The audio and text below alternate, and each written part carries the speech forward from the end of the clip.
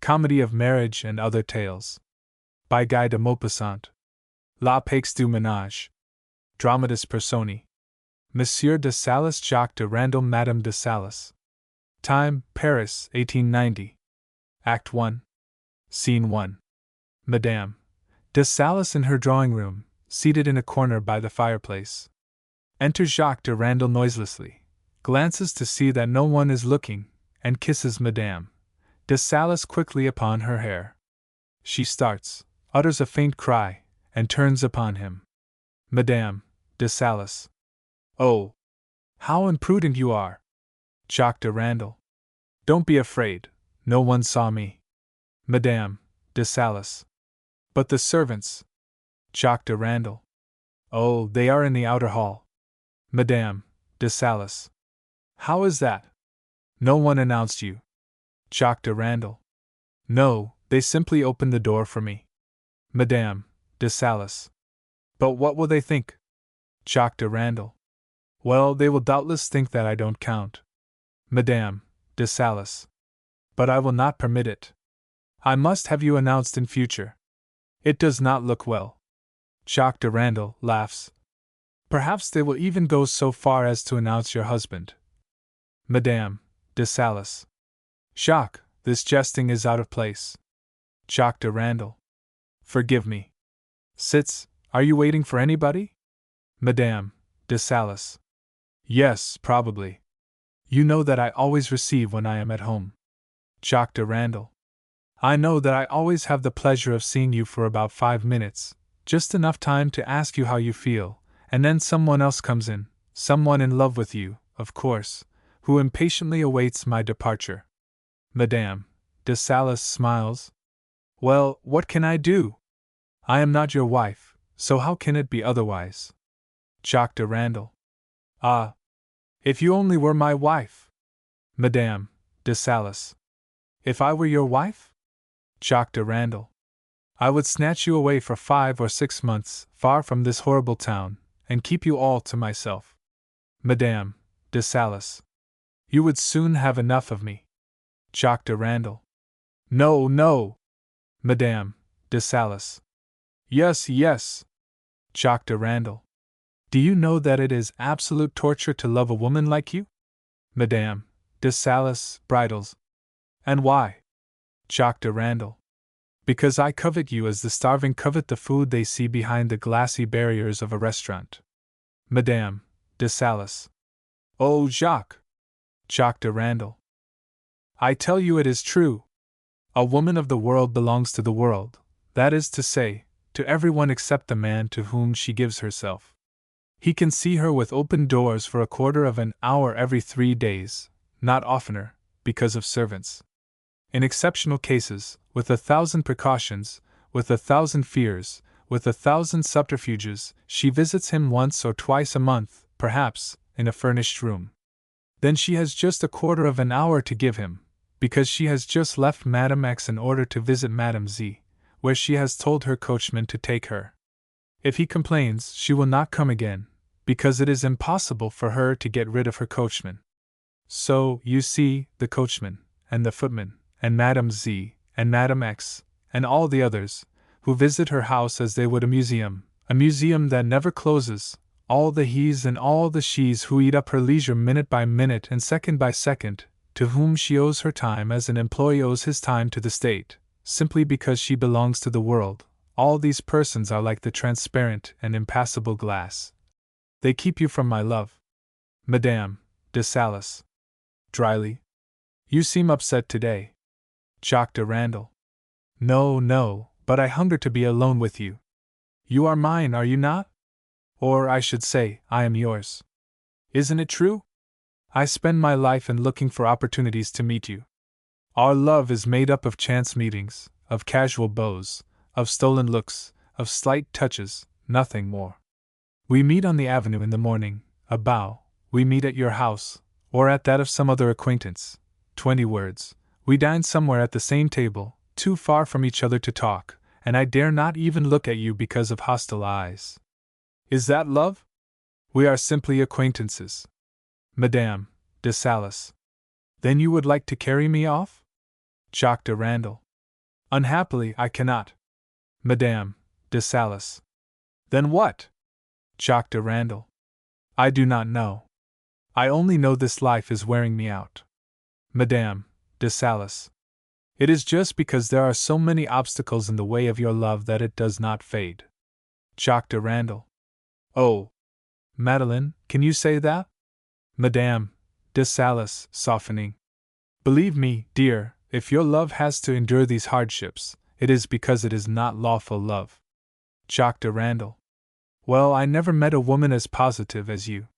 Then you think that if chance made me your husband, I should cease to love you? Madame de Salis. Not all at once, perhaps, but eventually. Jacques de Randal. What you say is revolting to me. Madame de Salis. Nevertheless, it is quite true. You know that when a confectioner hires a greedy saleswoman, he says to her, "Eat all the sweets you wish, my dear." She stuffs herself for 8 days, and then she is satisfied for the rest of her life. Jacques de Randal. Ah! Indeed! But why do you include me in that class? Madame de Salis. Really, I do not know, perhaps as a joke. Jacques de Randal. Please do not mock me. Madame de Salis. I say to myself, here is a man who is very much in love with me. So far as I am concerned, I am perfectly free morally, since for 2 years past I have altogether ceased to please my husband. Now, since this man loves me, why should I not love him? Jacques de Randal. You are philosophic, and cruel. Madame de Salis. On the contrary, I have not been cruel. Of what do you complain? Jacques de Randal. Stop! You anger me with this continual raillery. Ever since I began to love you, you have tortured me in this manner, and now I do not even know whether you have the slightest affection for me. Madame de Salis. Well, you must admit that I have always been good-natured. Jacques de Randal. Oh, you have played a queer little game. From the day I first met you I felt that you were coquetting with me, coquetting mysteriously, obscurely, coquetting as only you can without showing it to others. Little by little you conquered me with looks, with smiles, with pressures of the hand, without compromising yourself, without pledging yourself, without revealing yourself. You have been horribly upright and seductive. I have loved you with all my soul, yes, sincerely and loyally, and today I do not know what feeling you have in the depths of your heart, what thoughts you have hidden in your brain. In fact, I know nothing. I look at you, and I see a woman who seems to have chosen me, and seems also to have forgotten that she has chosen me. Does she love me, or is she tired of me? Has she simply made an experiment, taken a lover in order to see, to know, to taste, without desire, hunger, or thirst? There are days when I ask myself if among those who love you and who tell you so unceasingly there is not one whom you really love. Madame de Salis. Good heavens! Really, there are some things into which it is not necessary to inquire. Jacques de Randal. Oh, how hard you are! Your tone tells me that you do not love me.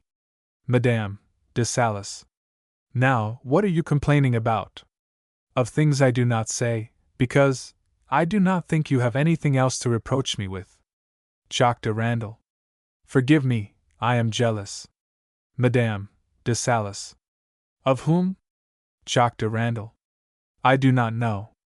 I am jealous of everything that I do not know about you. Madame de Salis.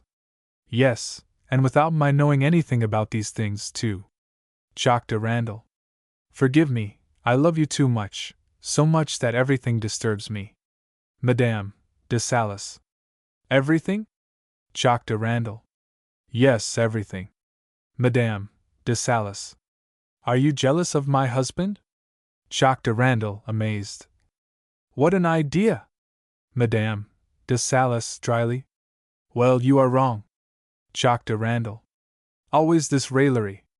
Madame de Salis, no, I want to speak to you seriously about him, and to ask your advice.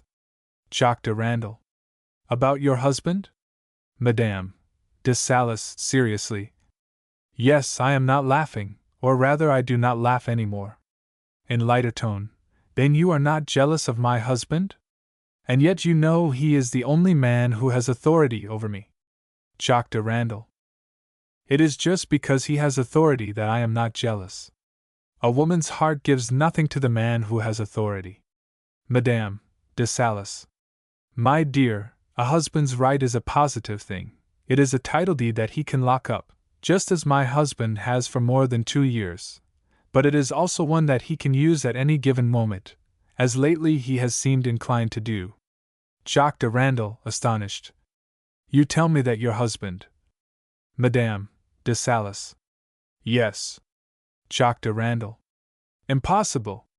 Madame de Salis bridles. And why impossible? Jacques de Randal.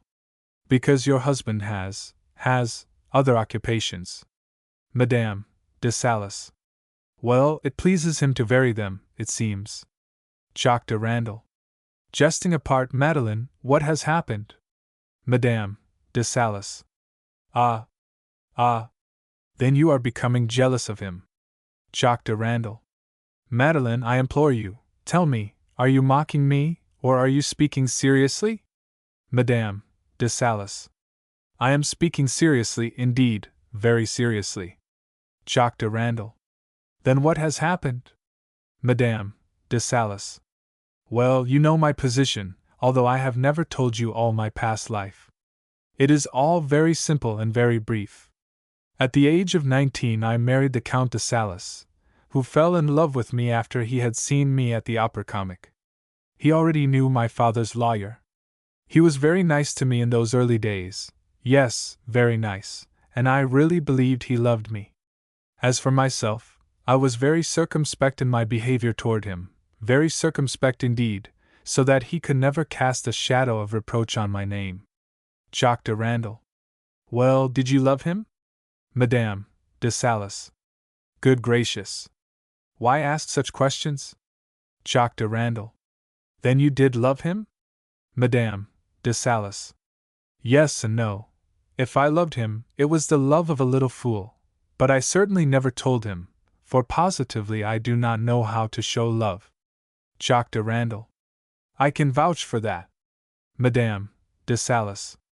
Well, it is possible that I cared for him sometimes, idiotically, like a timid, restless, trembling, awkward little girl, always in fear of that disturbing thing, the love of a man, that disturbing thing that is sometimes so sweet.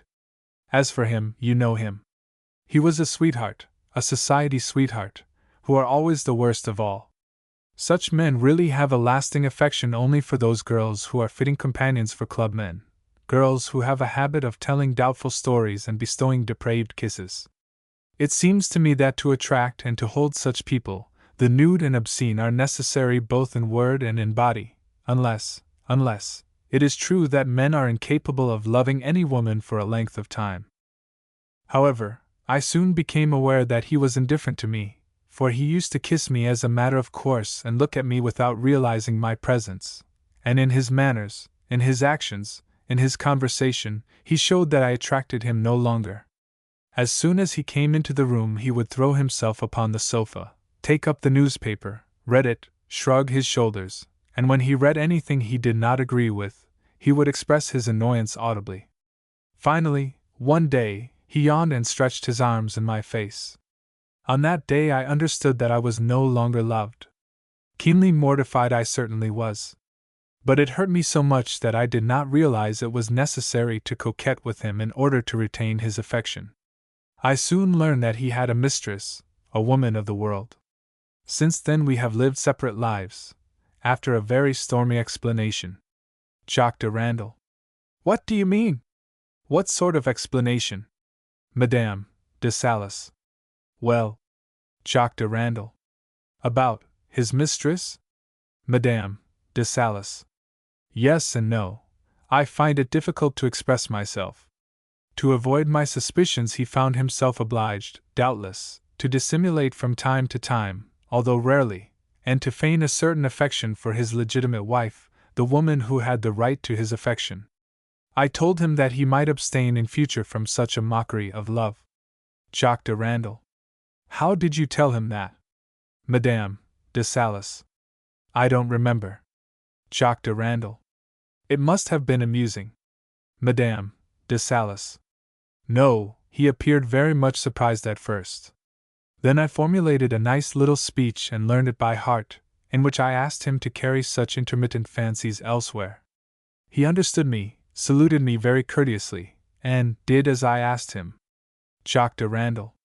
Did he never come back? Madame de Salis. Never until. Jacques de Randal interrupts. Has he never again tried to tell you of his love? Madame de Salis. No, never until. Jacques de Randal interrupts. Have you regretted it? Madame de Salis. That is of small importance. What is of importance, though, is that he has had innumerable mistresses whom he entertains, whom he supports, whom he takes out. It is this that has irritated and humiliated me, in fact, cut me to the quick. But then I took heart of grace, and too late, 2 years too late, I took a lover, you. Jacques de Randal kisses her hand. And I, Madeleine, I love you with my whole soul. Madame de Salis. Well, all this is not at all proper. Jacques de Randal. What do you mean by all this? Madame de Salis. Life in general, my husband, his mistresses, myself, and you. Jacques de Randal. Your words prove beyond a doubt that you do not love me. Madame de Salis. Why? Jacques de Randal. You dare to say of love that it is not proper? If you loved me, it might be divine, but a loving woman would abhor a phrase which should contain such an idea. What? True love not proper? Madame de Salis. Possibly. It all depends upon the point of view. For myself, I see too much. Jacques de Randal. What do you see? Madame de Salis. I see too well, too far, too clearly. Jacques de Randal. You do not love me? Madame de Salis. If I did not love you, a little, I should have had no excuse for giving myself to you. Jacques de Randal. A little, just sufficient to warrant that excuse. Madame de Salis. But I do not excuse myself, I accuse myself. Jacques de Randal.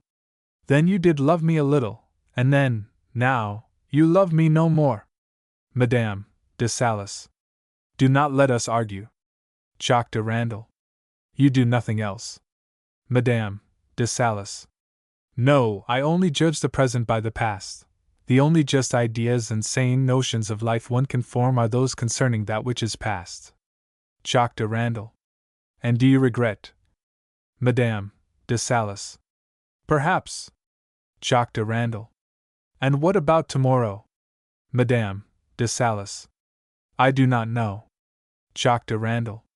Is it nothing to you to have one who is yours, body and soul? Madame de Salis shrugs her shoulders. Yes, mine today. Jacques de Randal, vehemently. And tomorrow? Madame de Salis shrugs her shoulders again. Yes, the tomorrow that follows tonight, but not the tomorrow of a year hence. Jacques de Randal, emphatically. You shall see. But how about your husband? Madame de Salis. Does he annoy you? Jacques de Randal, by heaven. Madame de Salis. Hush. Archly. My husband has fallen in love with me again. Jacques de Randal. Is it possible? Madame de Salis, indignantly. What do you mean by such an insolent question, and why should it not be possible? Jacques de Randal. A man falls in love with his wife before he marries her, but after marriage he never commits the same mistake. Madame de Salis. But perhaps he has never really been in love with me until now. Jacques de Randal. It is absolutely impossible that he could have lived with you, even in his curt, cavalier fashion, without loving you. Madame de Salis, indifferently. It is of little importance. He has either loved me in the past, or is now beginning to love me. Jacques de Randal. Truly, I do not understand you. Tell me all about it. Madame de Salis. But I have nothing to tell.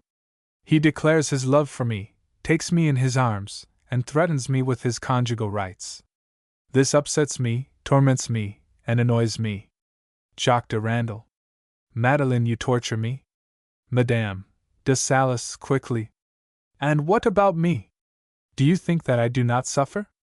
I know that I am not exactly a faithful woman since I received your addresses, but I have, and shall retain, a single heart.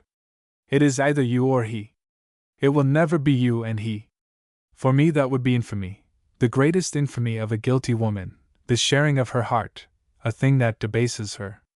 One may fall, perhaps, because there are ditches along the wayside and it is not always easy to follow the right path. But if one falls, that is no reason to throw oneself in the abyss. Jacques de Randal takes her in his arms and kisses her. I simply adore you. Madame de Salis melts. And I, too, love you dearly, Jacques, and that is the reason why I fear.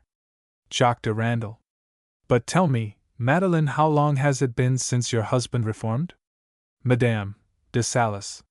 Possibly 15 days or 3 weeks. Jacques de Randal. Without relapse? Madame de Salis. Without relapse. Jacques de Randal. I will explain the mystery. The fact of the matter is this: your husband has simply become a widower. Madame de Salis. What do you say? Jacques de Randal. I mean that your husband is unattached just now, and seeks to spend his leisure time with his wife. Madame de Salis. But I tell you that he is in love with me. Jacques de Randal. Yes, yes, and no. He is in love with you, and also with another. Tell me, his temper is usually bad, isn't it? Madame de Salis. Execrable. Jacques de Randal. Well, then, here is a man in love with you who shows his wonderful return of tenderness by moods that are simply unsupportable, for they are unsupportable, aren't they? Madame de Salis. Absolutely. Jacques de Randal.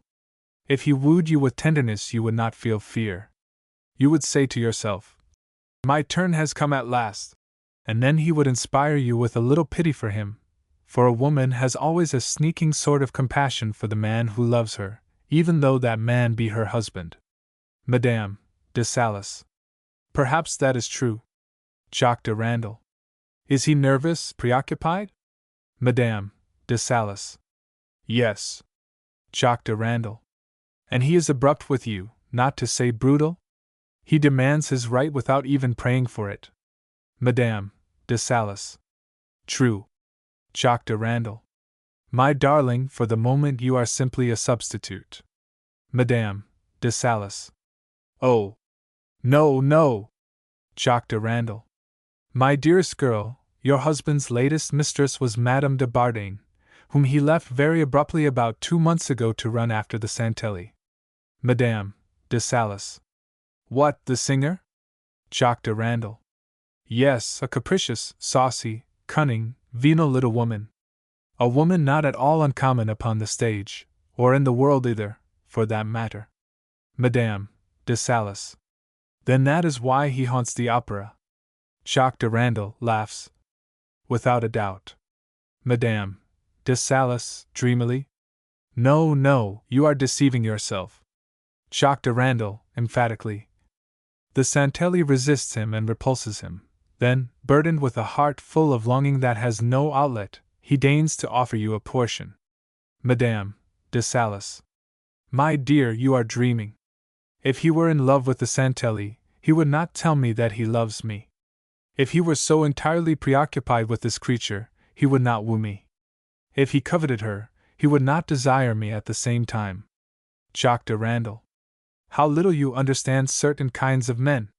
Men like your husband, once inoculated with the poison of love, which in them is nothing but brutal desire, men like him, I say, when a woman they desire escapes or resists them, become raging beasts.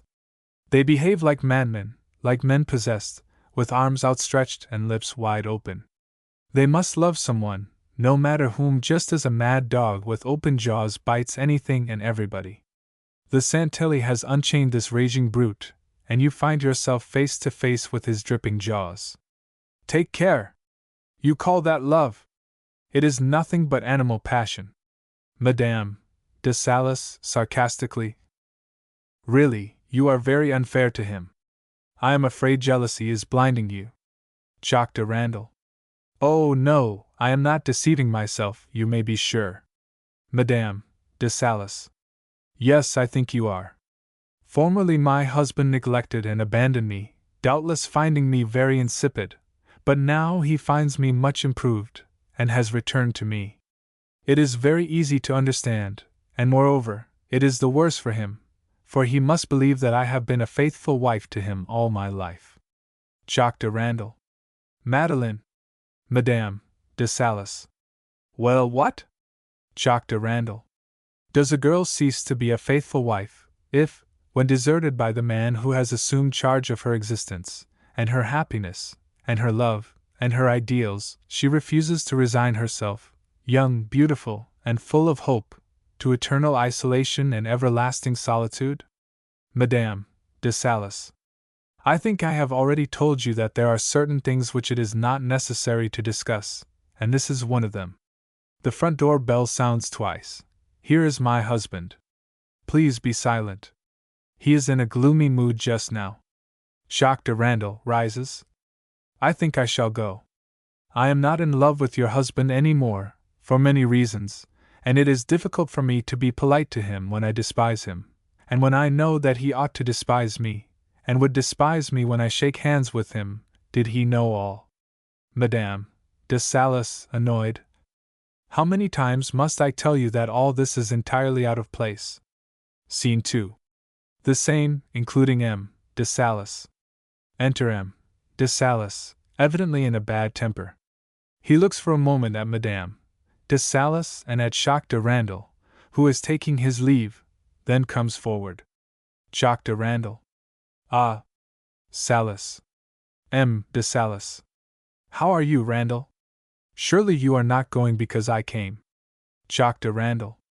No, but my time is up. I have an appointment at the club at midnight, and now it is 11:30. They shake hands. Have you come from the first performance of Mahomet? M. de Salis. Oh, of course. Jacques de Randal. People say that it should be a great success. M. de Salis. It doubtless will be. Jacques de Randal shakes hands again with de Salis and Madame de Salis. Well, till I see you again. M. de Salis. Till then, my dear fellow. Jacques de Randal. Madame, adieu. Madame de Salis. Adieu, Monsieur de Randal. Exit Randal. Scene 3. M. de Salis and Madame de Salis. M. de Salis sinks into an armchair. Was Randal here any length of time? Madame de Salis. No, possibly half an hour. M. de Salis, meditatively. Half an hour plus a whole hour makes an hour and a half, does it not? Time seems to fly when you are with him. Madame de Salis. What do you mean by an hour and a half? M. de Salis. Just what I say. When I saw the carriage waiting at the door, I asked the footman, who was within. He told me that it was M. Jacques de Randal. Has he been here long? I asked. He has been here since 10, said the footman. Admitting that the man might have been mistaken, we will say, in the matter of a quarter of an hour, that would make an hour and a quarter, at the least. Madame de Salis. Oh ho! What is this new attitude of yours? Have I not a right to receive whom I like now? M. de Salis. Oh, my dear, I deny you nothing, nothing, nothing. The only thing that astonishes me is that you do not know the difference between half an hour and a half. Madame de Salis. Are you looking for a scene? If you wish a quarrel, say so. I shall know how to answer you. You are simply in a bad temper. Go to bed and sleep, if you can. M. de Salis. I am not looking for a quarrel, either am I in bad humor. I only state that time flies with you when you pass it in the company of Jacques de Randal. Madame de Salis. Yes, it does go quickly, far more quickly than when I am with you. M. de Salis. He is a very charming fellow, and I know you like him, and moreover, he must like you very much, since he comes here every day. Madame de Salis. These insinuations are distasteful to me. Please speak plainly and say what you mean. Are you assuming the role of a jealous husband? De Salis. God forbid! I have too much confidence in you, and far too much esteem for you, to reproach you with anything, for I know that you have too much tact ever to give rise to calumny or scandal. Madame de Salis. Do not play with words. You think that Jacques de Randal comes too often to this house, to your house? De Salis. I do not find any fault with you for that. Madame de Salis. Thank you. You simply have not the right. However, since you adopt this attitude, let us settle this question once for all, for I loathe misunderstandings. It seems to me that you have an exceedingly short memory. Let me come to your aid. Be frank with me. Through some occurrence, the nature of which I do not know, your attitude is different today from that of the past 2 years. Cast your memory over the past, to the time when you began to neglect me in a manner that was plain to all. I became very uneasy. Then I knew, I was told, and I saw, that you were in love with Madame de Servières. I told you how hurt I was, how grieved I was. What did you reply? Just what every man replies when he no longer loves the woman who reproaches him. You shrugged your shoulders, smiled impatiently, told me I was mad, and then expounded to me, I must admit, in a most skillful manner, those grand principles of freedom in love that are adopted by every husband who deceives his wife and thinks she will not deceive him. You gave me to understand that marriage is not a bond, but simply an association of mutual interests, a social rather than a moral alliance, that it does not demand friendship or affection between married couples, provided there be no scandal. You did not absolutely confess the existence of your mistresses, but you pleaded extenuating circumstances. You were very sarcastic upon the subject of those poor, silly women who object to their husbands being gallant toward other women, since, according to you, such gallantry is one of the laws of the polished society to which you belong. You laughed at the foolish man who does not dare to pay compliments to a woman in the presence of his own wife, and ridiculed the gloomy look of a wife whose eyes follow her husband into every corner, imagining that because the poor man disappears into an adjoining room he is at the feet of a rival.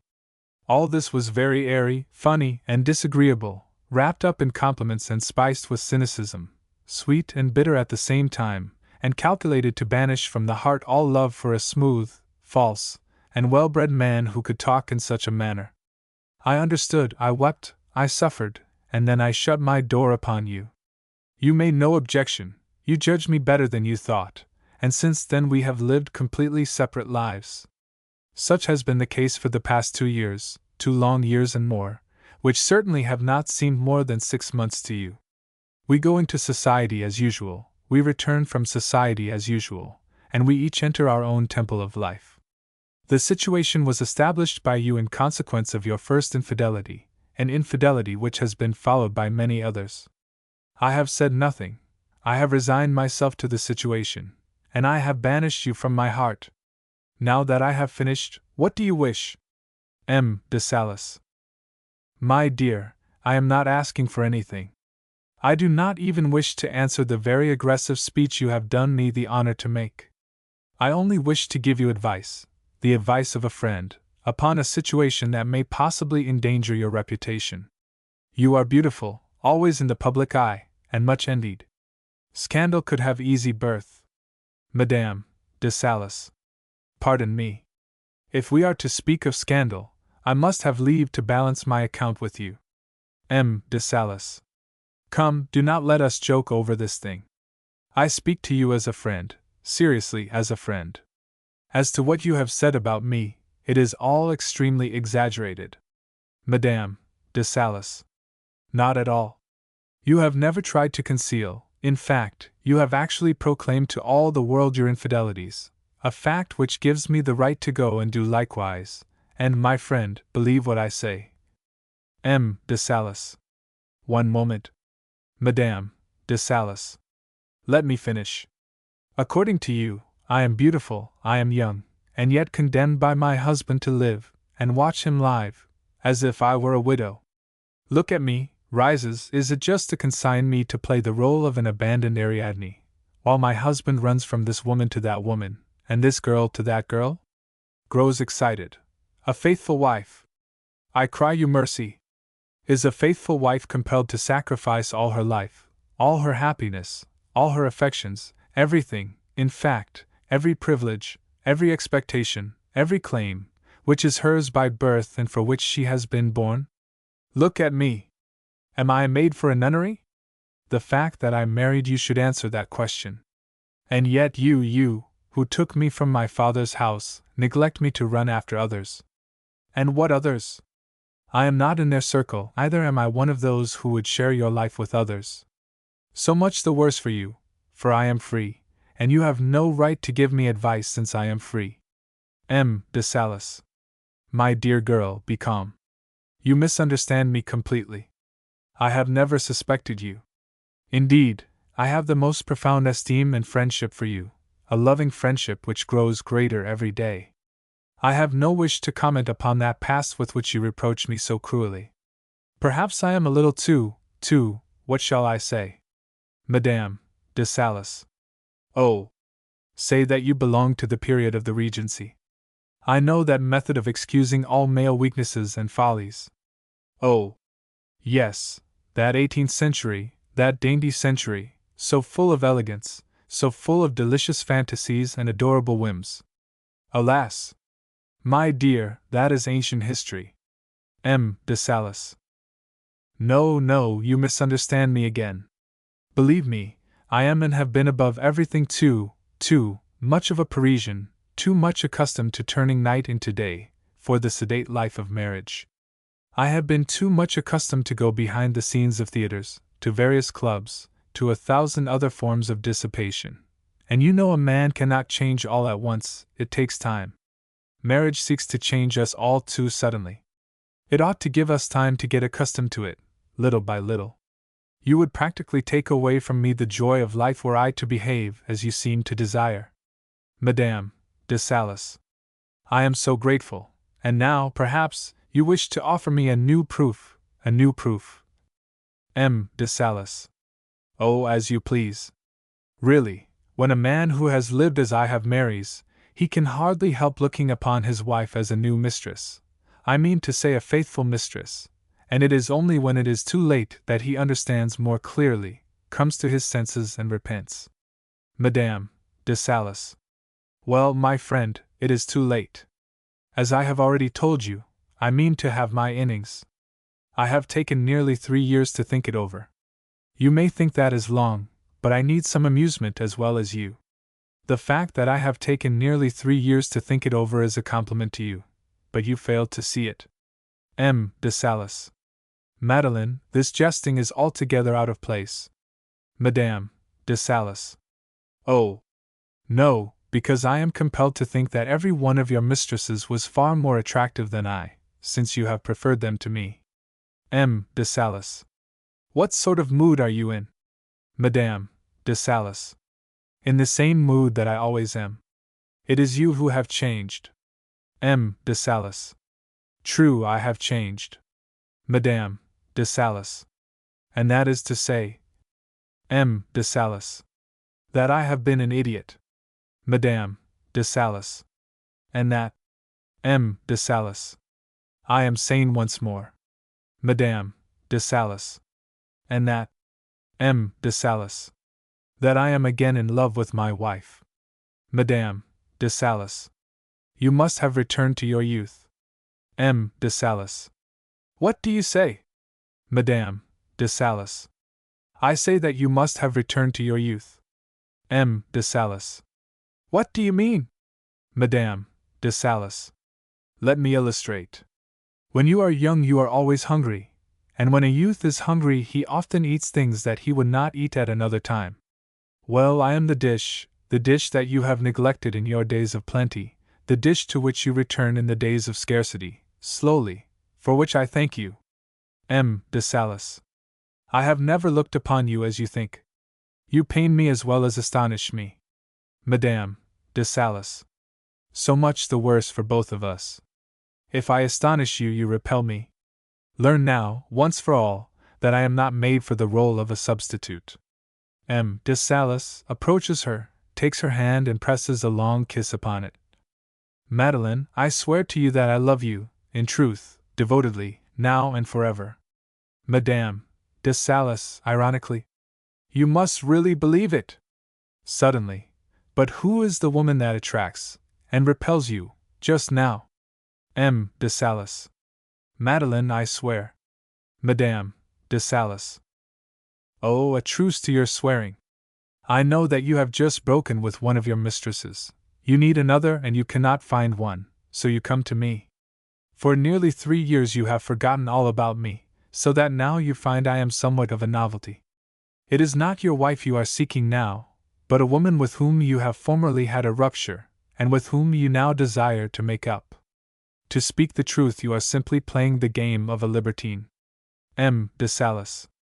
I do not ask you whether you be my wife or not my wife. You are the woman I love, the woman who possesses my heart. You are the woman of whom I dream, whose image follows me everywhere, whom I continually desire. It happens that you are my wife. So much the worse, or so much the better. What matters it? Madame de Salis. Truly, it is a distinguished part that you offer me. After Mademoiselle Zozo, after Mademoiselle Lily, Mademoiselle Tata, you have the audacity to offer to your wife, to Madame de Salis, the place left vacant, asking her to become her husband's mistress for a short space of time. M. de Salis. No, now and forever. Madame de Salis. Pardon me. You ask that I should re-become your wife forever? That is out of the question. I have already ceased to entertain the idea.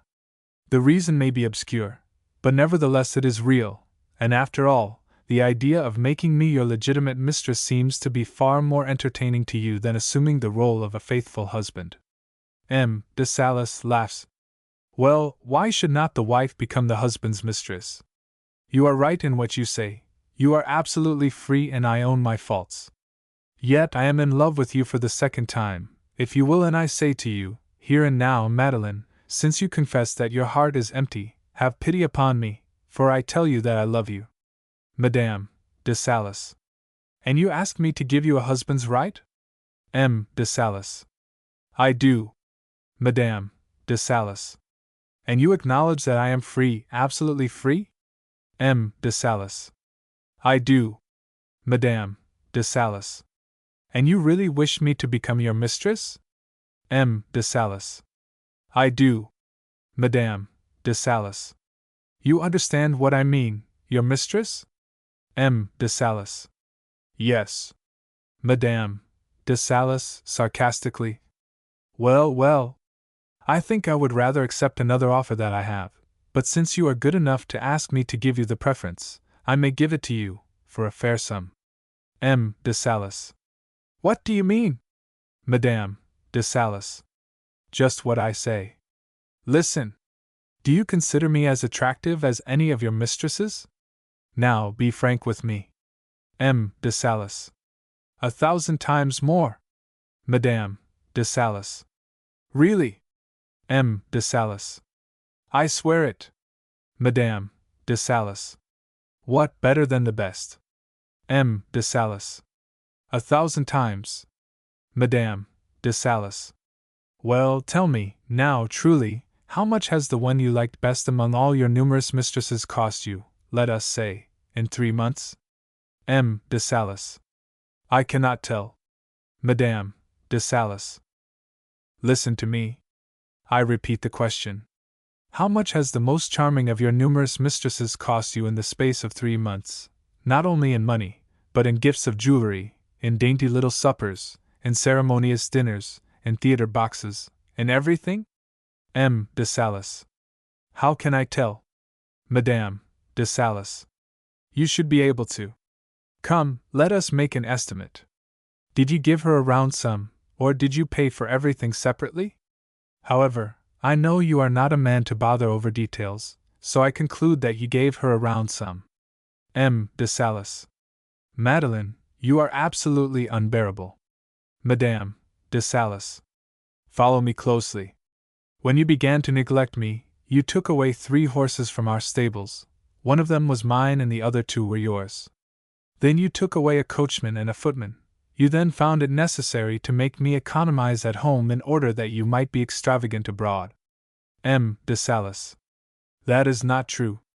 Madame de Salis. Oh. Yes, it is. I have every date. Do not deny it, for I shall confound you if you do. You also stopped giving me jewels, for, of course, you had other ears, other fingers, other wrists, and other necks to adorn. You also deprived me of one of my nights at the opera, and I do not know how many other things less important. And all this, according to my idea, should mean about 5,000 francs a month. Am I not right? M. de Salis. You may be, but you are mad. Madame de Salis. No, no, confess. Did the most expensive one of your mistresses cost you about 5,000 francs a month? M. de Salis. You are crazy. Madame de Salis. If you are going to answer me thus, I bid you good evening. She rises as if to retire, but M. de Salis interposes. M. de Salis.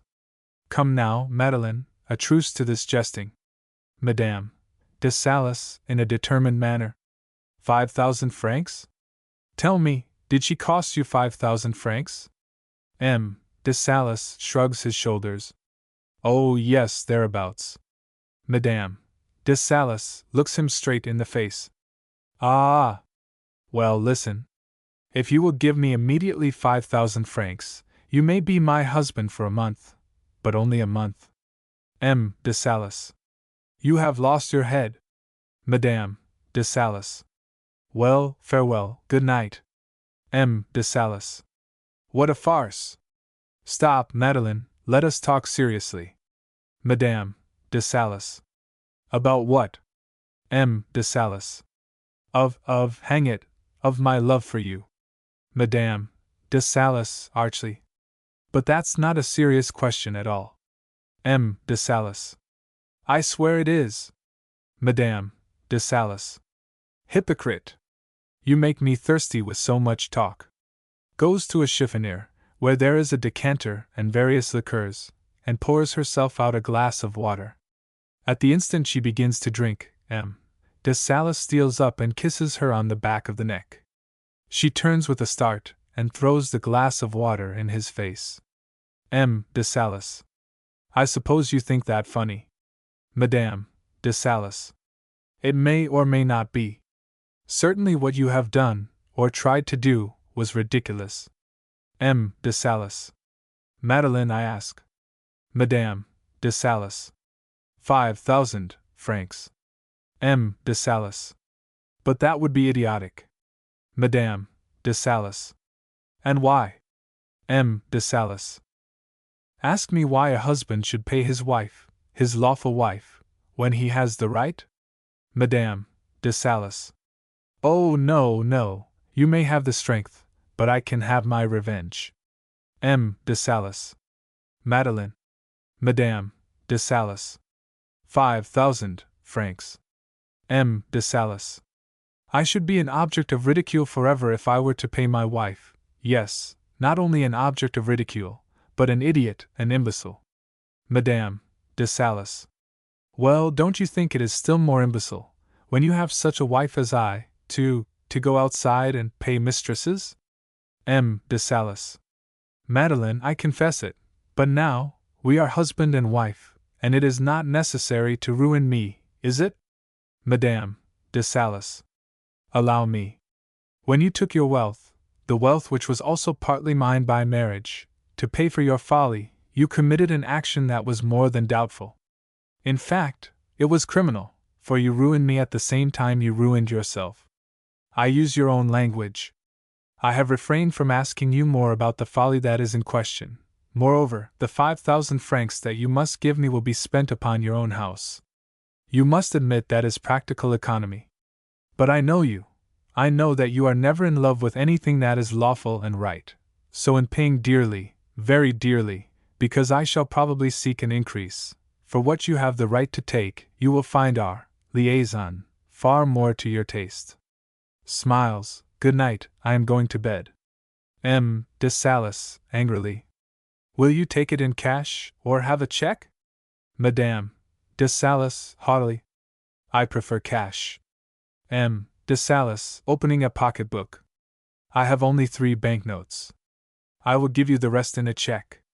Writes a check and hands it to Madame de Salis. Madame de Salis takes the check, looks at M.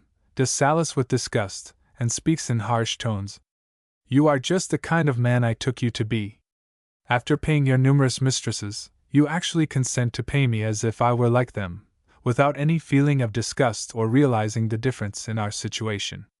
You have said that I asked too much, you have pleaded the fear of ridicule, but you could not understand that you were consenting to buy me, your wife. You wished to possess me for a little, as a sort of variation to your usual list, although your heart must have told you that it was degrading to me to be placed on such a plane. You did not recoil from such an idea, but pursued it, just as you pursue them, and the more eagerly, because I was more expensive. But you have deceived yourself, not me. Not thus will you ever regain possession of your wife. Adieu, monsieur. Throws the money in his face, and makes a haughty exit. Act 2. Scene 1. Madame de Salis alone in her drawing room, as in Act I. She is writing, she stops and looks at the clock. A servant announces Monsieur Jacques de Randal. Jacques de Randal, after kissing Madame de Salis's hand. I trust you are well, madame. Madame de Salis. Oh, yes, thank you. Exit servant. Jacques de Randal. What is it all about? Your letter has completely upset me. I thought some accident had occurred, and I came immediately. Madame de Salis looks at him steadfastly. My dear Jacques, we must decide upon some course of action immediately. The important hour has come. Jacques de Randal, surprised. What do you mean? Madame de Salis. For 2 days I have undergone all the anguish that a woman's heart can endure. Jacques de Randal, still more surprised. What has happened? Madame de Salis.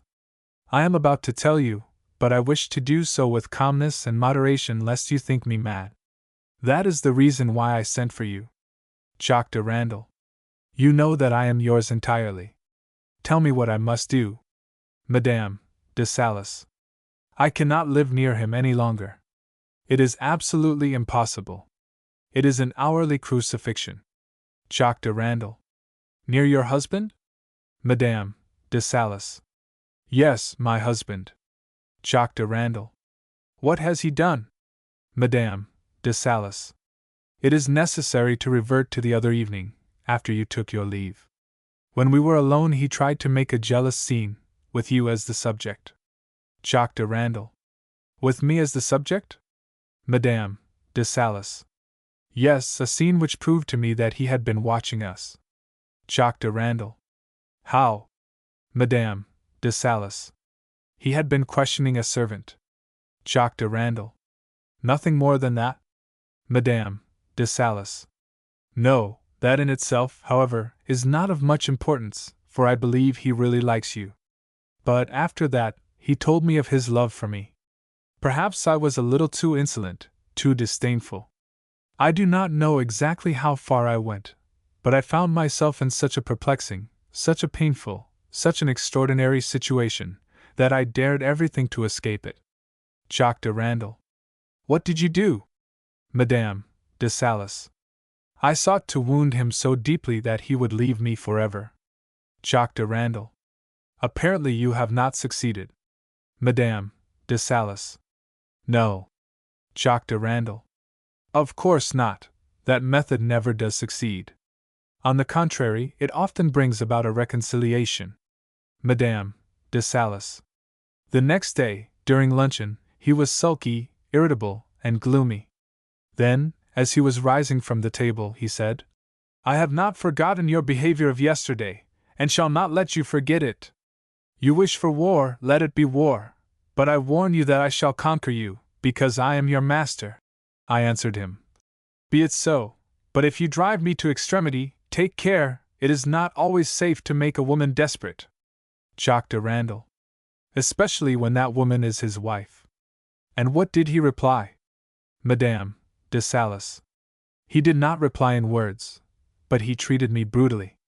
Jacques de Randal. Did he strike you? Madame de Salis. Yes and no. He jostled me, he squeezed me, he suffocated me. I have bruises all along my arms, but he did not strike me. Jacques de Randal. Then what did he do? Madame de Salis. He hugged and embraced me, trying to overcome my resistance. Jacques de Randal. Is that all? Madame de Salis. What do you mean by saying, is that all? Don't you think that is enough? Jacques de Randal. You do not understand me. I only wished to know whether he struck you. Madame de Salis. Oh no, I am not afraid of that from him, but luckily I was able to ring the bell. Jacques de Randal. You rang the bell? Madame de Salis. Yes. Jacques de Randal. What a thing to do! Smiles. And when the servant came, did you ask him to show your husband out? Madame de Salis pouts. You seem to find this very funny. Jacques de Randal. Oh no, my dear madam, it is all exceedingly painful to me, but I cannot help realizing the grotesqueness of the situation. Pardon me, and what then? Madame de Salis. I ordered my carriage. And then, as soon as Joseph had gone out, my husband said, with that arrogant air which you know so well in him, Today or tomorrow, it matters not which. Jacques de Randal. And Madame de Salis. And that is almost all. Jacques de Randal. Almost? Madame de Salis.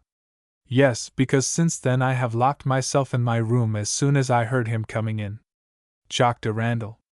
Haven't you seen him since? Madame de Salis. Oh yes, several times, but only for a few minutes each time. Jacques de Randal. What has he said to you? Madame de Salis. Little or nothing. He either sneers or insolently asks whether I am less savage today. Last night at the table he brought out a little book, which he read during dinner. As I did not wish to appear embarrassed or anxious, and desired to maintain my dignity, I said, Your manners toward me are certainly exceedingly courteous. He smiled and replied, What did you say? It is strange that, for reading, you should choose the time that we are together. I said. He answered, Great heavens! It is all your fault, since you do not care to be amiable. Besides, this little book is very interesting. It is the Civil Code. Perhaps you would like to become acquainted with some clauses in it. They would certainly interest you. Then he read me the law concerning marriage, the duties of a wife and the rights of a husband. Then he looked me full in the face, and asked me whether I understood. I answered in the same tone that I understood too much, especially did I understand the kind of man I had married. Then I went out, and I have not seen him since. Jacques de Randal. Haven't you seen him today? Madame de Salis. No, he lunched alone. As for myself, I have thought over the situation, and have decided not to meet him tête-à-tête any more. Jacques de Randal. But are you quite sure that at bottom his attitude is not induced by anger, by wounded vanity, by disappointment, and perhaps by a little bravado? Possibly he will behave himself better in future. Tonight he is at the opera. The Santelli has scored a great success in Mahomet, and I think she has invited him to supper after the performance. Now, if the supper is very much to his taste, he will probably be in good humor when he comes home. Madame de Salis. Oh, how provoking you are! Can't you understand that I am in the power of this man, that I belong to him even more than his valet or his dog, because he has those abominable legal rights over me? The code, your barbarous code, puts me entirely in his power without any possible defense on my part. Save actually killing me, he can do everything. Can't you understand that? Can't you realize the horror of my situation? Imagine, save actual murder, he can do anything to me, and he has the strength, not only physical but legal, to obtain anything from me. And I have not a single avenue of escape from a man whom I despise and hate. And that is the law made by you men. He took me, married me, deserted me. On my part, I have an absolutely moral right to leave him. And yet, despite this righteous hatred, this overpowering disgust, this loathing which creeps through me in the presence of the man who has scorned me, deceived me, and who has fluttered, right under my eyes, from girl to girl, this man, I say, has the right to demand from me a shameful and infamous concession. I have no right to hide myself. I have no right even to a key to my own door. Everything belongs to him, the key, the door, and even the woman who hates him. It is monstrous. Can you imagine such a horrible situation? That a woman should not be mistress of herself, should not even have the sacred right of preserving her person from a loathsome stain? And all this is the consequence of the infamous law which you men have made. Jacques de Randal, appealingly. My darling! I fully understand what you must be suffering, but how can I help it? No magistrate can protect you, no statute can preserve you. Madame de Salis. I know it. But when you have neither mother nor father to protect you, when the law is against you, and when you shrink from complicity in those degrading transactions to which many women yield themselves, there is always one means of escape. Jacques de Randal. And that? Madame de Salis. Flight. Jacques de Randal.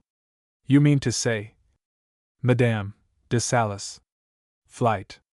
Jacques de Randal. Alone? Madame de Salis. No, with you. Jacques de Randal. With me? Are you dreaming? Madame de Salis. No, so much the better. The scandal of it will prevent him from taking me back. I have gained courage now.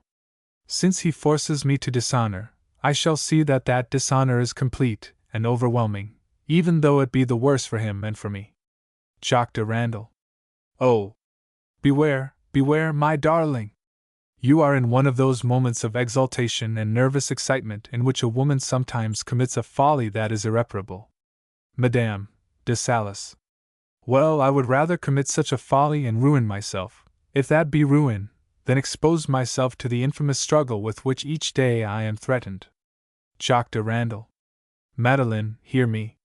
You are in a terrible situation, but for God's sake do not throw yourself into one that is irretrievable. Be calm, I implore you. Madame de Salis. Well, what do you advise? Jacques de Randal. I do not know, we shall see. But I cannot advise you to venture on a scandal which will put you outside the pale of society. Madame de Salis. Well, yes, there is another law, an unwritten law which permits one to have lovers, even though it be shameful, because, sarcastically, it does not outrage society. Jacques de Randal. That is not the question. The thing is to avoid taking up a wrong position in your quarrel with your husband. Have you decided to leave him? Madame de Salis. Yes. Jacques de Randal. Finally and forever? Madame de Salis. Yes. Jacques de Randal. Do you mean for all time? Madame de Salis. For all time.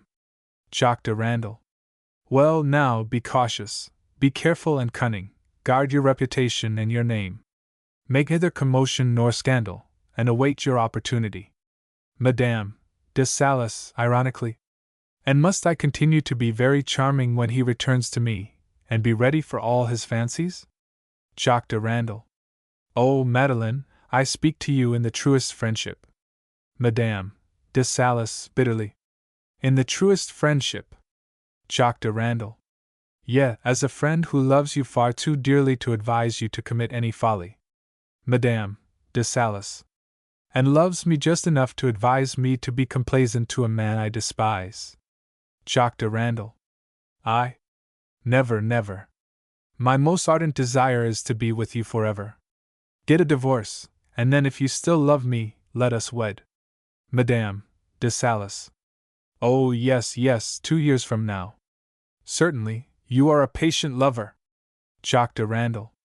But supposing I were to carry you off, he would take you back tomorrow, would shut you up in his house, and would never get a divorce lest you should become my wife. Madame de Salis. Well, do you mean to say I could fly nowhere but to your house, that I could not hide myself in such fashion that he would never find me? Jacques de Randal. Yes, you could hide yourself, but it would be necessary for you to live abroad under another name, or buried in the country till death. That is the curse of our love. In 3 months you would hate me. I never will let you commit such a folly. Madame de Salis. I thought you loved me enough to fly with me, but it seems that I am mistaken. Adieu! Jacques de Randal. Madeleine, listen to me for God's. Madame de Salis. Jacques, take me, or leave me, answer. Jacques de Randal. Madeleine, I implore you. Madame de Salis. Never. Adieu! Rises and goes to the door. Jacques de Randal. Once more I implore you, Madeleine, listen to me. Madame de Salis. Oh, no, no, adieu! De Randal takes her by the arms. She frees herself angrily. Unhand me! Let me go, or I shall call for help. Jacques de Randal. Call if you will, but listen to me. I would not that you should ever be able to reproach me for the madness that you meditate. God forbid that you should hate me, but bound to me by this flight that you propose, you would carry with you forever a keen and unavailing regret that I allowed you to do it. Madame de Salis. Let me go! I despise you. Let me go! Jacques de Randal. Well, if you wish to fly, why, let us fly. Madame de Salis. Oh, no, not now. I know you now. It is too late. Let me go. Jacques de Randal. I have done exactly what I ought to have done. I have said exactly what I ought to have said. Consequently, I am no longer responsible for you, and you have no right to reproach me with the consequences. So let us fly. Madame de Salis. Oh, no, it is too late, and I do not care to accept sacrifices. Jacques de Randal. There is no more any question of sacrifice. To fly with you is my most ardent desire. Madame de Salis, astonished. You are mad. Jacques de Randal. Well, suppose I am mad. That is only natural, since I love you. Madame de Salis. What do you mean? Jacques de Randal. I mean what I say. I love you. I have nothing else to say. Let us fly. Madame de Salis. Ah, you were altogether too cautious just now to become so brave all at once. Jacques de Randal. Will you ever understand me? Listen to me.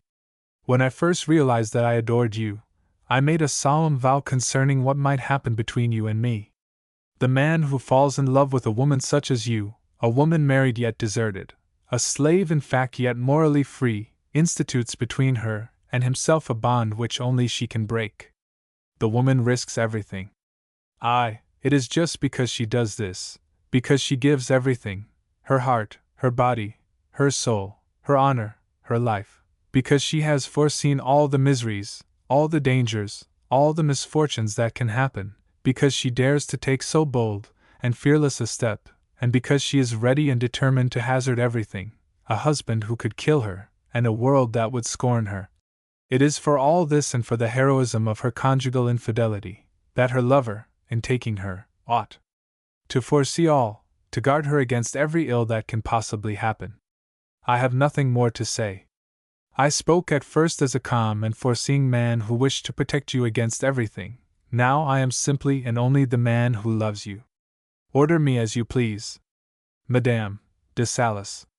That is all very prettily said, but is it true? Jacques de Randal. I swear it. Madame de Salis. You wish to fly with me?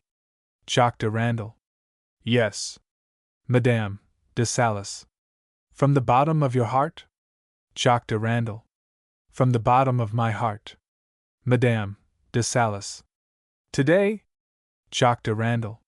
Yes, and whenever you please. Madame de Salis. It is now 7:15. My husband will be coming in directly, for we dine at 8. I shall be free at 9:30 or 10 o'clock. Jacques de Randal. Where shall I wait for you? Madame de Salis. At the end of the street in a coupe. The bell rings.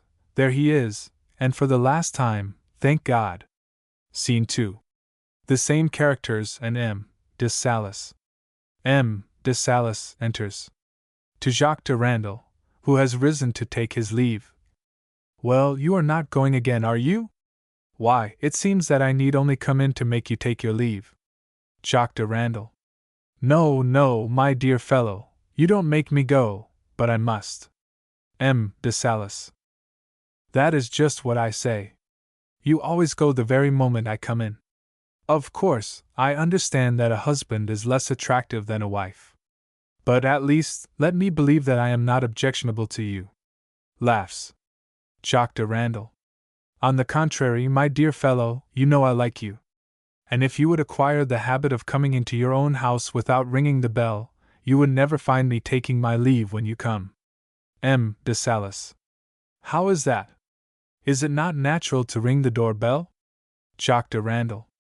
Oh, yes, but a ring of the bell always makes me feel that I must go, and surely, coming into your own house, you can dispense with that habit. M. de Salis. I don't understand you. Jacques de Randal. Why, it is very simple. When I visit people whom I like, such as Madame de Salis and yourself, I do not expect to meet the Paris that flutters from house to house in the evening, gossiping and scandalizing. I have had my experience of gossip and tittle-tattle. It needs only one of these talkative dames or men to take away all the pleasure there is for me in visiting the lady on whom I happen to have called. Sometimes when I am anchored perforce upon my seat, I feel lost. I do not know how to get away. I have to take part in the whirlpool of foolish chatter. I know all the set questions and answers better than I do the catechism itself, and it bores me to have to remain until the very end and hear the very last opinion of some fool upon the comedy, or the book, or the divorce, or the marriage, or the death that is being discussed. Now, do you understand why I always get up and go at the sound of a bell? M. de Salis laughs. What you say is very true. Drawing rooms now are not habitable from 4 o'clock to 7, and our wives have no right to complain if we leave them to go to the club. Madame de Salis sarcastically. Nevertheless, I do not see my way to receiving ballet girls, or chorus girls, or actresses, or so-called painters, poets, musicians, and others, in order to keep you near me. M. de Salis. I do not ask so much as that. All I desire is a few witty fellows, some charming women, and by no means a crowd. Madame de Salis. You talk nonsense. You cannot pick and choose. Jacques de Randal. No, truly, you cannot sift and strain the flow of idiocy that you meet in the drawing-rooms of today. M. de Salis. Why? Madame de Salis. Simply because it is as it is, today. M. de Salis. What a pity! How I should love the intimacy of a small and carefully selected circle of men and women. Madame de Salis. You. M. de Salis. Yes, why not? Madame de Salis laughs. Ha ha ha! What a charming little intimate circle you would bring to me! Ha ha ha! The fascinating men, and the fashionable women that you would invite. My dear sir, it is I who would leave the house then. M. de Salis. My dear girl, I only asked for 3 or 4 women like yourself. Madame de Salis. Pray repeat that. M. de Salis. 3 or 4 such women as you. Madame de Salis. If you need 4, I can understand how you found your house lonesome. M. de Salis. You understand very well what I wish to say, and it is not necessary for me to explain myself. And you know that you need only be alone to please me better than I could possibly be pleased elsewhere. Madame de Salis. Really, I do not recognize you. I am afraid you must be ill, very ill. You are not going to die, are you? M. de Salis. Oh, chaff me as much as you like, you won't worry me. Madame de Salis. And is this mood of yours going to last? M. de Salis. Forever. Madame de Salis. Men often change. M. de Salis turns to Jacques de Randal. My dear Randal, will you give us the pleasure of your company at dinner tonight? You may help me to turn aside the epigrams that my wife seems to have barbed and ready for me. Jacques de Randal. 1,000 thanks, my dear Salis. You are very, very good, but unfortunately, I am not free. M. de Salis. But, my dear fellow, send your excuses. Jacques de Randal. I cannot. M. de Salis. Are you dining in town? Jacques de Randal. Yes, well, not altogether. I have an appointment at 9 o'clock. M. de Salis. Is it very important? Jacques de Randal. Very important. M. de Salis. With a lady? Jacques de Randal. My dear fellow, what a question! M. de Salis. Oh, I am discreet. But that need not prevent you from dining with us. Jacques de Randal. Thank you, my dear fellow, I cannot. M. de Salis. You know you can go away when you wish. Jacques de Randal. But I am not in evening dress. M. de Salis. I can easily send for your things. Jacques de Randal. No, truly, thank you, I cannot. M. de Salis to Madame de Salis. My dear girl, won't you keep Randal? Madame de Salis. Why ask me? You know that I have no influence over him. M. de Salis. You are charming enough to influence the world this evening, so why can't you make him stay? Madame de Salis. Good gracious! I cannot make my friends stay in order to please you, and keep them in your house against their wish. Bring your friends. M. de Salis. Well, I shall remain at home this evening in any case, and we shall then be tête-à-tête. Madame de Salis. Really? M. de Salis. Yes. Madame de Salis. You will be at home all the evening? M. de Salis. All the evening. Madame de Salis, sarcastically. Good gracious! How you surprise me, and how you honor me! M. de Salis. No, it is a pleasure to be with you. Madame de Salis. What a charming mood you are in tonight! M. de Salis. Now ask Randal to remain. Madame de Salis. My dear sir, Monsieur de Randal will do as he pleases. He knows that I am always glad to see him. Rises, and after reflecting for a second, will you dine with us, Monsieur de Randal? You know you can go directly after dinner. Jacques de Randal. With the greatest pleasure, madam. Madame de Salis. Excuse my absence for a minute. It is 8 o'clock, and I must give some new directions for dinner. Exit Madame de Salis. Scene 3. M. de Salis and M. Jacques de Randal. M. de Salis. My dear fellow, you will do me the greatest service if you will pass the whole evening here. Jacques de Randal. But I have told you that I cannot. M. de Salis. Is it altogether, absolutely, impossible? Jacques de Randal. Absolutely. M. de Salis. I most earnestly ask you to remain. Jacques de Randal. And why? M. de Salis. For the best of reasons, because I want to make peace with my wife. Jacques de Randal. Peace? Is there a rupture between you? M. de Salis. Not a very great one, but you know what you have seen this evening. Jacques de Randal. Is it your fault or hers? M. de Salis. Oh, mine, I suppose. Jacques de Randal. The devil! M. de Salis. I have had annoyances outside, serious annoyances, and they have made me bad-tempered, so much so that I have been unpleasant and aggressive in my behavior toward her. Jacques de Randal. But I don't see how a third party can contribute toward peace between you. M. de Salis. My dear fellow, you will enable me to make her understand in an indirect manner, while avoiding all indelicate and wounding explanations, that my ideas concerning life have altogether changed. Jacques de Randal. Then you wish to be reconciled to her altogether? M. de Salis. Oh, no, no, no, on the contrary. Jacques de Randal. Pardon me, I do not understand you. M. de Salis. Listen, I wish to establish and maintain a status quo of a pacific neutrality, a sort of platonic peace. Laughs. But I am going into details that cannot interest you. Jacques de Randal. Pardon me again. From the moment that you ask me to play a part in this very interesting affair, I must know exactly what part one am to play. M. De Salis. Why, just a conciliatory role. Jock de Randal.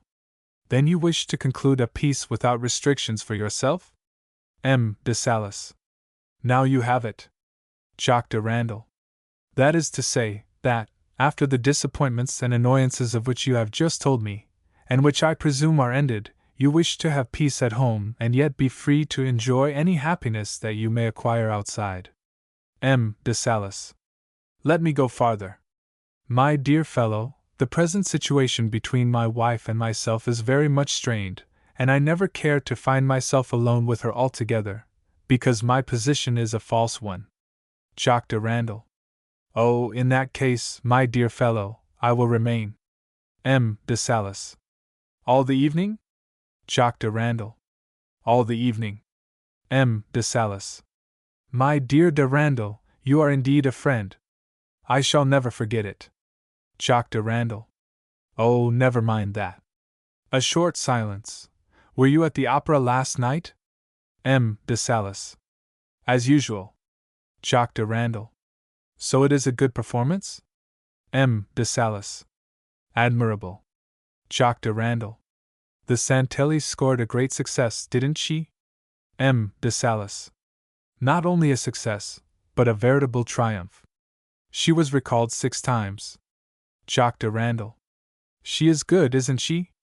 M. De Salis. More than admirable. She never sang better.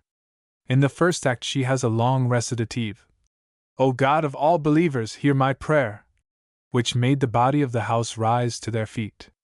And in the third act, after that phrase, Bright heaven of beauty, I never saw such enthusiasm. Jock de Randal. She was pleased? M. De Salis. Pleased? She was enchanted. Jock de Randal. You know her well, don't you?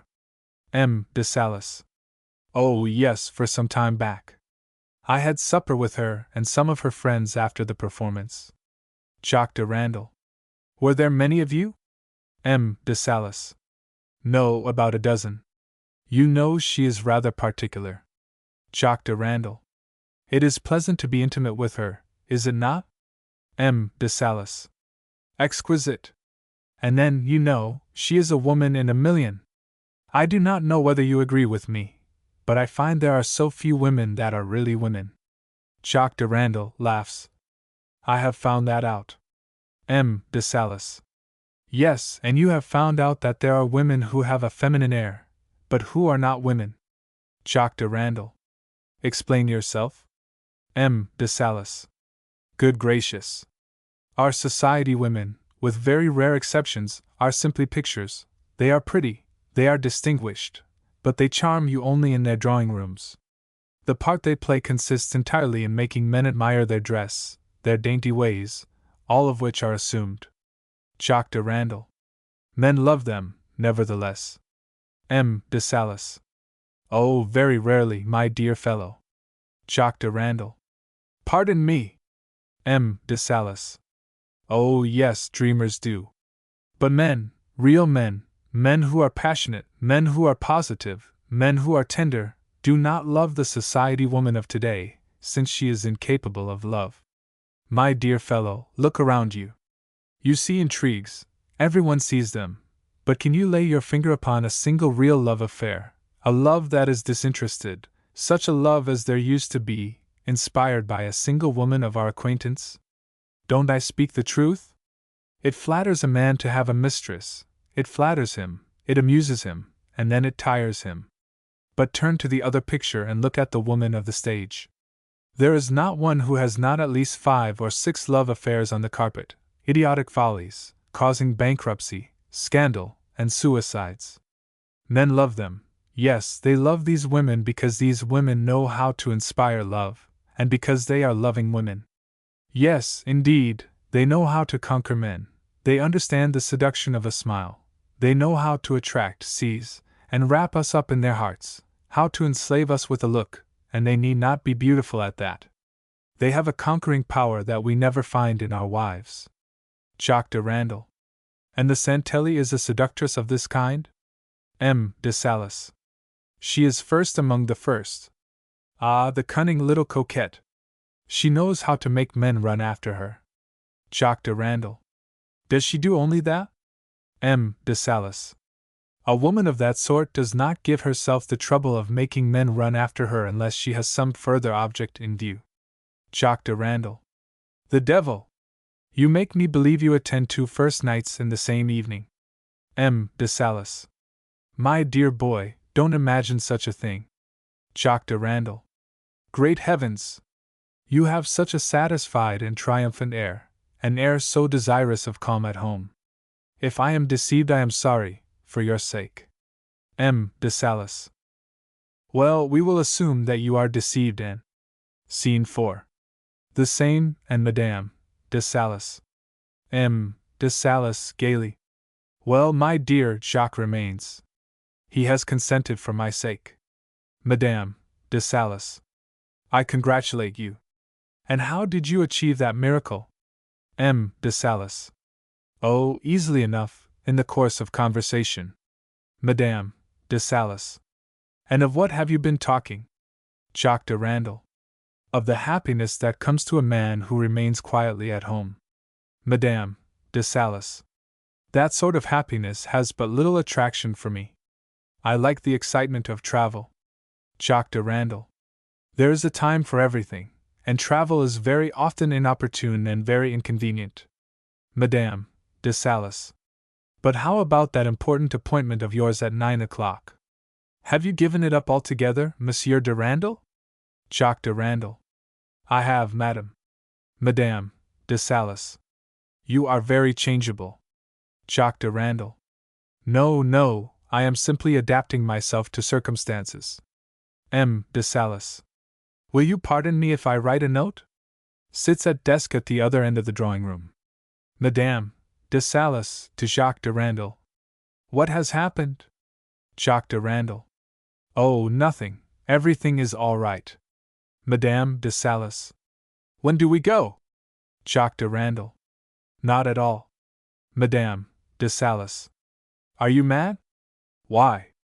Jacques de Randal. Please don't ask me now about it. Madame de Salis. I am sure that he is laying a trap for us. Jacques de Randal. Not at all. He is very quiet, very contented, and has absolutely no suspicion. Madame de Salis. Then what does it all mean? Jacques de Randal. Now be calm. He is happy, I tell you. Madame de Salis. That is not true. Jacques de Randal. I tell you it is. He has made me the confidant of all his happiness. Madame de Salis. It is just a trick. He wishes to watch us. Jacques de Randal. Oh, no, he is confiding and conciliatory. The only fear he has is of you. Madame de Salis. Of me? Jacques de Randal. Yes, in the same way that you are, all the time, afraid of him. Madame de Salis. Great heavens! You have lost your head. You are talking at random. Jacques de Randal. Listen, I am sure that he intends to go out this evening. Madame de Salis. Well, in that case, let us go out too. Jacques de Randal. No, no, I tell you there is nothing more for us to fear. Madame de Salis. What nonsense! You will end by maddening me with your blindness. M. de Salis, from the other end of the drawing-room. My dear, I have some good news for you. I have been able to get another night at the opera for you every week. Madame de Salis. Really, it is very good of you to afford me the opportunity of applauding Madame Santelli so often. M. de Salis, from the same place. Well, she is very clever. Jacques de Randal.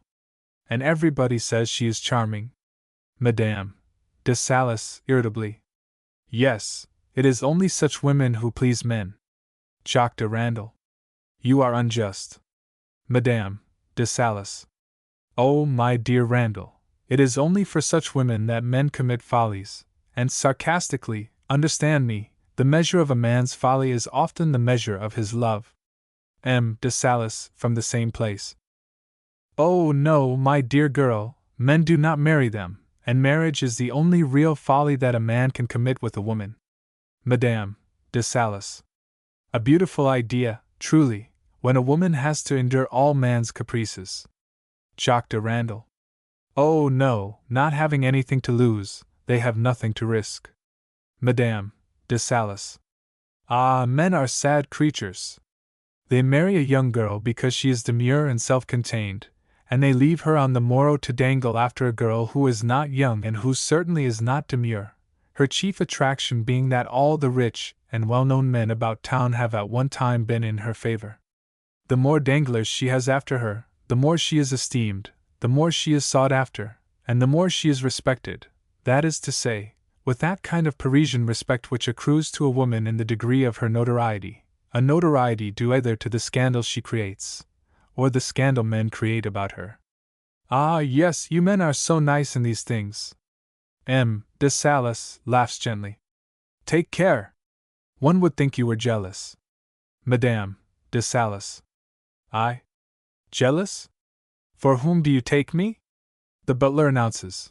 Madame is served. Hands a letter to M. de Salis. Madame de Salis to Jacques de Randal. Your arm, M. Jacques de Randal. Jacques de Randal, in a low tone. How I love you!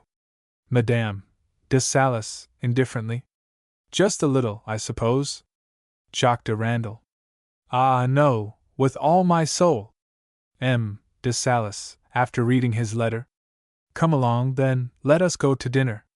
I have to go out this evening. Curtain. Musette. Or. A critical situation. A comedy in 3 acts. Dramatis personae. Jean Martinel. Nephew of M. Martinel, a painter, not yet 30 years of age, but already well known and the recipient of various honors. Léon de Petitper. Brother to Gilbert's Martinel, a young lawyer about 30 years of age. M. Martinel. An old gunmaker of Havre, aged 55. M. de Petitper. An old magistrate, officer of the Legion of Honor, aged 60. Dr. Pellerin. A fashionable physician of about 35. Madame de Ronchard. Sister to M. de Petitper, about 55 years of age. Henriette Levesque. Nicknamed Musette, a little model, formerly Jean Martinel's mistress. 22 years of age. Madame Flash. A midwife. Formerly a ballet dancer at the opera. About 35 years of age. Gilbert Martinel. Daughter of M.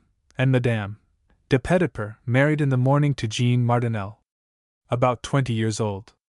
Lise Babin. A nurse, about 26. Servants. Time, Paris of today. The first and third acts take place in M. de Petitper's drawing room. The second act takes place in Musette's bedchamber. Act 1. Scene 1. A richly yet classically furnished drawing room in M. de Petitper's house. A table, C. Sofas, R. Chairs and armchairs, L. Wide doors, C. Opening upon a terrace or gallery. Doors R. and L. of C. Lighted lamps. Enter from R. M. de Petitper, Monsieur Martinel, Madame de Ronchard, Léon de Petitper, Jean and Gilbert. Gilbert is in her bridal attire, but without wreath and veil. Madame de Ronchard, after bowing to M. Martinel, whose arm she relinquishes, seats herself R. Gilbert. Gilbert leaves Jean's arm. What is it, Auntie? Madame de Ronchard. The coffee, my dear child. Gilbert goes to the table. I will give you some, Auntie. Madame de Ronchard. Don't soil your gown. Léon comes up. No, not today shall my sister serve coffee. The day of her marriage. No, indeed, I will take care of that. To Madame de Ronchard. You know that I am a lawyer, my dear aunt, and therefore can do everything. Madame de Ronchard. Oh, I know your abilities, Léon, and I appreciate them. Léon smiles, and gives his aunt a cup of coffee. You are too good. Madame de Ronchard, taking cup dryly. For what they are worth. Léon, aside, turns to the table. There she goes again, another little slap at me. That is never wanting. Offers a cup to Martinel. You will take a small cup, won't you, M.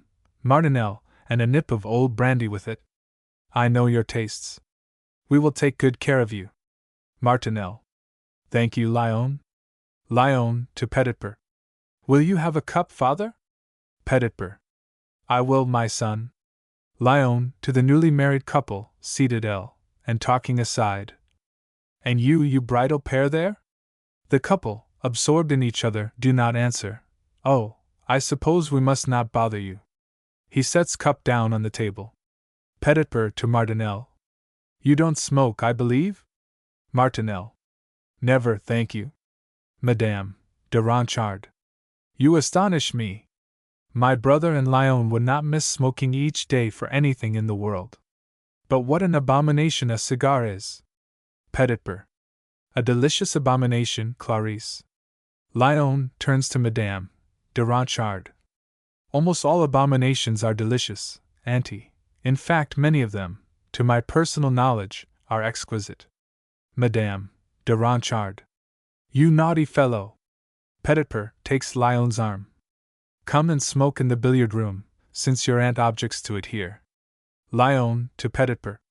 The day when she will love anything except her spaniels. Petitper. Hold your tongue and come along. Exit C. Martinel to Madame de Ronchard. This is the sort of marriage that I like, a marriage that, in this Paris of yours, you don't have very often. After the wedding breakfast, which takes place directly after you come from the church, all the guests go home, even the maids of honor and the ushers. The married couple remain at home and dine with their parents or relatives. In the evening they play billiards or cards, just as on an ordinary night. The newly married couple entertain each other. Gilbert and Jean rise, and hand in hand slowly retire. Then, before midnight, good night. Madame de Ronchard aside. Which is altogether very bourgeois. Martinel sits upon the sofa beside Madame de Ronchard. As to newly married couples, instead of going on that absurd and traditional thing you call a honeymoon, it is far better for them to go at once to the apartment or house prepared for them. I dare say you will think my plan lacking in fashion and display, but I cannot help that. For myself, I must say that I like absence of all ostentation. Madame de Ronchard. Your plan is not according to the customs of polite society, monsieur. Martinel. Polite society, indeed. Why, there are 36 different kinds of polite society. For instance, take Havre. Madame de Ronchard interrupts. I know only ours. Corrects herself, that is, I mean to say, mine, which is the correct one. Martinel. Oh, naturally, naturally. Nevertheless, simple as it may be, this marriage is an acknowledged fact, and I hope that you have taken into your good books my dear nephew, who, until now. Madame de Ronchard. I can hardly help doing so since he is my brother's son-in-law, and my niece's husband. Martinel. Well, that is not the only thing, is it? I am very happy that the affair is over, although my life has been spent in the midst of difficulties. Madame de Ronchard. What? Your life? Martinel. I mean commercial difficulties, not matrimonial. Madame de Ronchard. What commercial difficulties can you have, you, a Croesus who has just given 500,000 francs in dowry to his nephew? With a sigh. 500,000 francs. Just what my late husband squandered. Martinel. Oh. Yes, I know that, Madame de Ronchard. Madame de Ronchard sighs again. I was ruined and deserted after just 1 year of married life, monsieur, 1 year. I just had time to realize how happy I could be, for the scoundrel, the wretch, knew how to make me love him. Martinel. Then he was a scoundrel? Madame de Ronchard. Oh. Monsieur, he was a man of fashion. Martinel. Well, that did not prevent him from. Madame de Ronchard. Oh, don't let us talk any more about my misfortunes. It would be too long and too sad, and everybody else is so happy here just now. Martinel. And I am happier than anybody else, I assure you. My nephew is such a good fellow. I love him as I would a son. Now, as for myself, I made my fortune in trade. Madame de Ranchard aside. That is very evident. Martinel resumes. In the seagoing trade. But my nephew will gain fame for our name by his renown as an artist. The only difference between us is that he makes his fortune with his brushes, and I have made mine with ships. Art today, madam, may be as important as trade, but it is less profitable. Take my nephew. Although he has made a very early success, it is I who have enabled him to. When my poor brother died, his wife following him almost immediately, I found myself, while quite a young man, left alone with this baby. Well, I made him learn everything that I could. He studied chemistry, music, and literature, but he had a leaning toward art more than to the other things. I assure you that I encouraged him in it, and you see how he has succeeded. He is only just 30, is well known, and has just been decorated. Madame de Ranchard dryly. 30 years old, and only just decorated, that is slow for an artist. Martinel. Pshaw! He will make up for lost time. Rises, but I am afraid I am getting boastful. You must pardon me, I am a plain man, and just now a little exhilarated by dining. It is all Petitpierre's fault. His Burgundy is excellent. It is a wine that you may say is a friend to wisdom. And we are accustomed to drink a good deal at Havre. Takes up his glass of brandy and finishes it. Madame de Ranchard aside. Surely that is enough about Havre. Martinel turns to Madame de Ranchard. Well, there is a treaty between us, a treaty which will last, which no foolishness can break, such as that which has failed to break this marriage. Madame de Ranchard rises and crosses L. Foolishness. You speak very lightly about it. But now that the marriage is a thing accomplished, it is all right. I had destined my niece for another sphere than a painter's world. However, when you can't get a thrush, eat a blackbird, as the proverb says. Martinel. But a white blackbird, madam, for your niece is a pearl. Let me tell you, the happiness of these children will be the happiness of my declining years. Madame de Ranchard. I wish that it may be, monsieur, without daring to hope for it. Martinel. Never mind. There are two things on which I am an expert, the merits of women and of wine.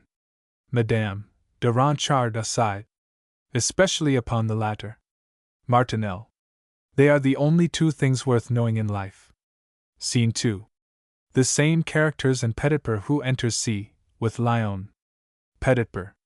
Now that this red-letter day has gone by as any other day goes, will you play a game of billiards with me, Monsieur Martinel? Martinel. Most certainly, I am very fond of billiards. Lyon comes down stage. You are like my father. It seems to me that when anyone begins to like billiards at all, they become infatuated with the game, and you two people are two of a kind. Martinel.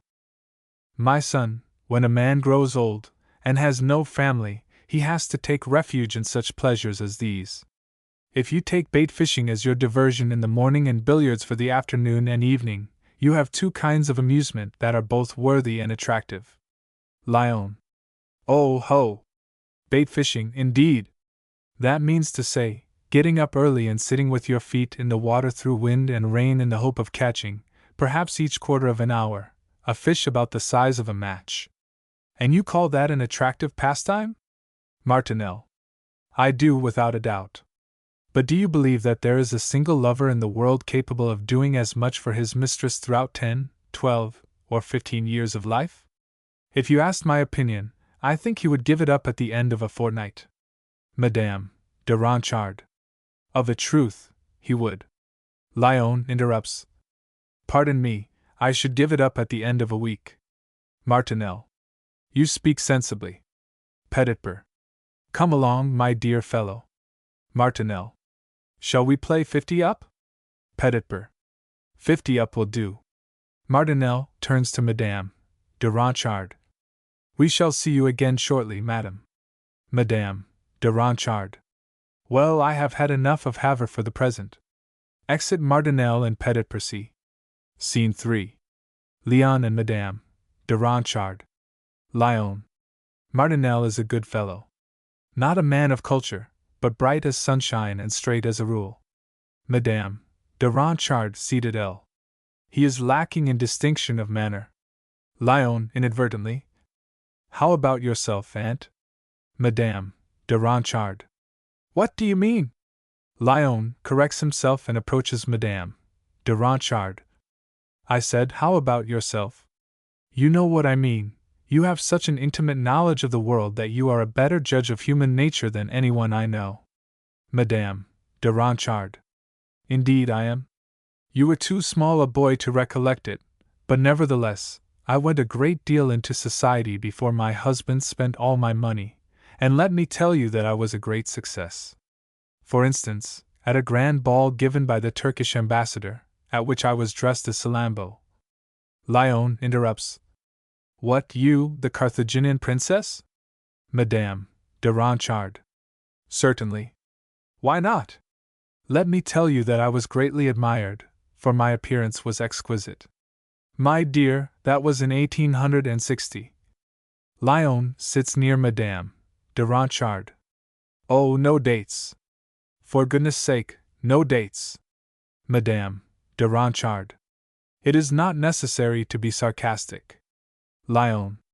What? I sarcastic? God forbid.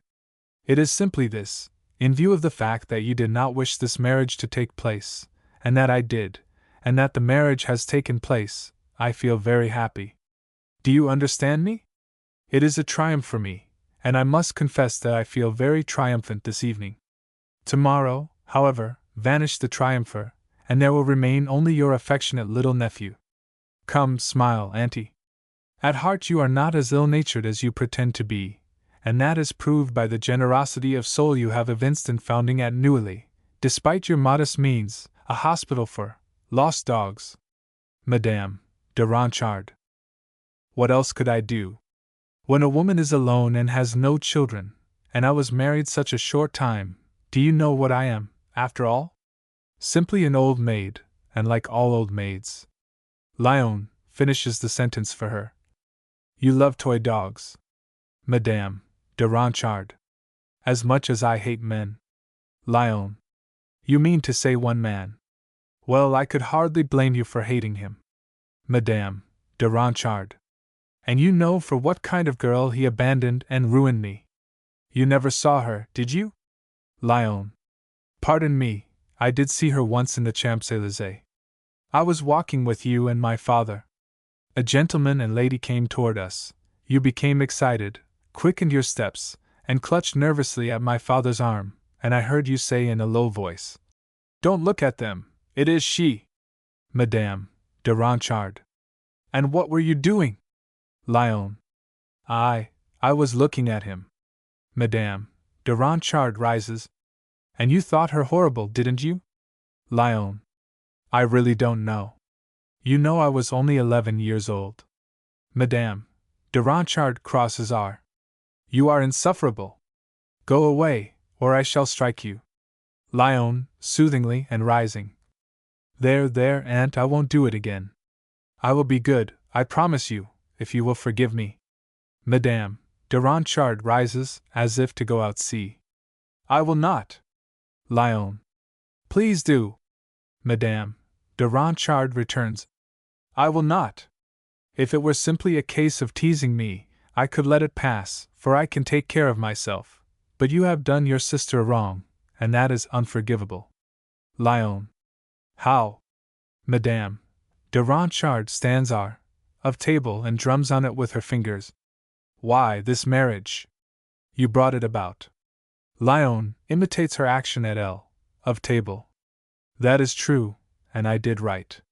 Moreover, I shall never be tired asserting that what I did was right. Madame de Ronchard still tapping on the table.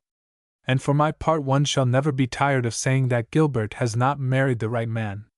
Lyon still tapping. Well, what kind of man do you think Gilbert ought to have married? Madame de Ronchard. A man of position, a public official, or an eminent physician, or an engineer. Lyon. Do you mean a theatrical engineer? Madame de Ronchard. There are other kinds of engineers. Then, above all, she should not have married a handsome man. Lyon. Do you reproach Jean for his good looks? If you do, my dear aunt, there are a good many men in the world who must plead guilty. Suppose, even, that a man has no need of good looks, it does not follow that he ought to be ugly.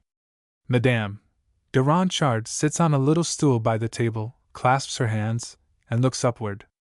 My husband was handsome, nay, superb, a veritable guardsman, and I know how much it cost me. Lyon. It might have cost you a great deal more if he had been ugly. Madame de Ronchard rises to go away. Besides, Jean is not only good-looking, but he is good.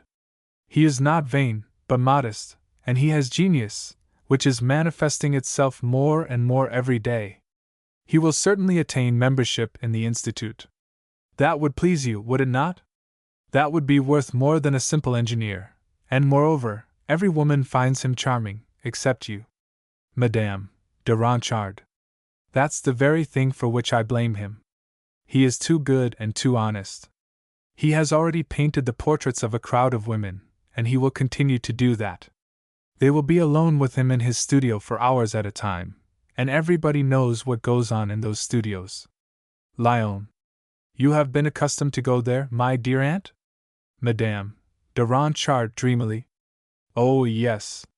Corrects herself. I mean to say, once I went to Horace Vernet's studio. Lyon. The painter of battle scenes.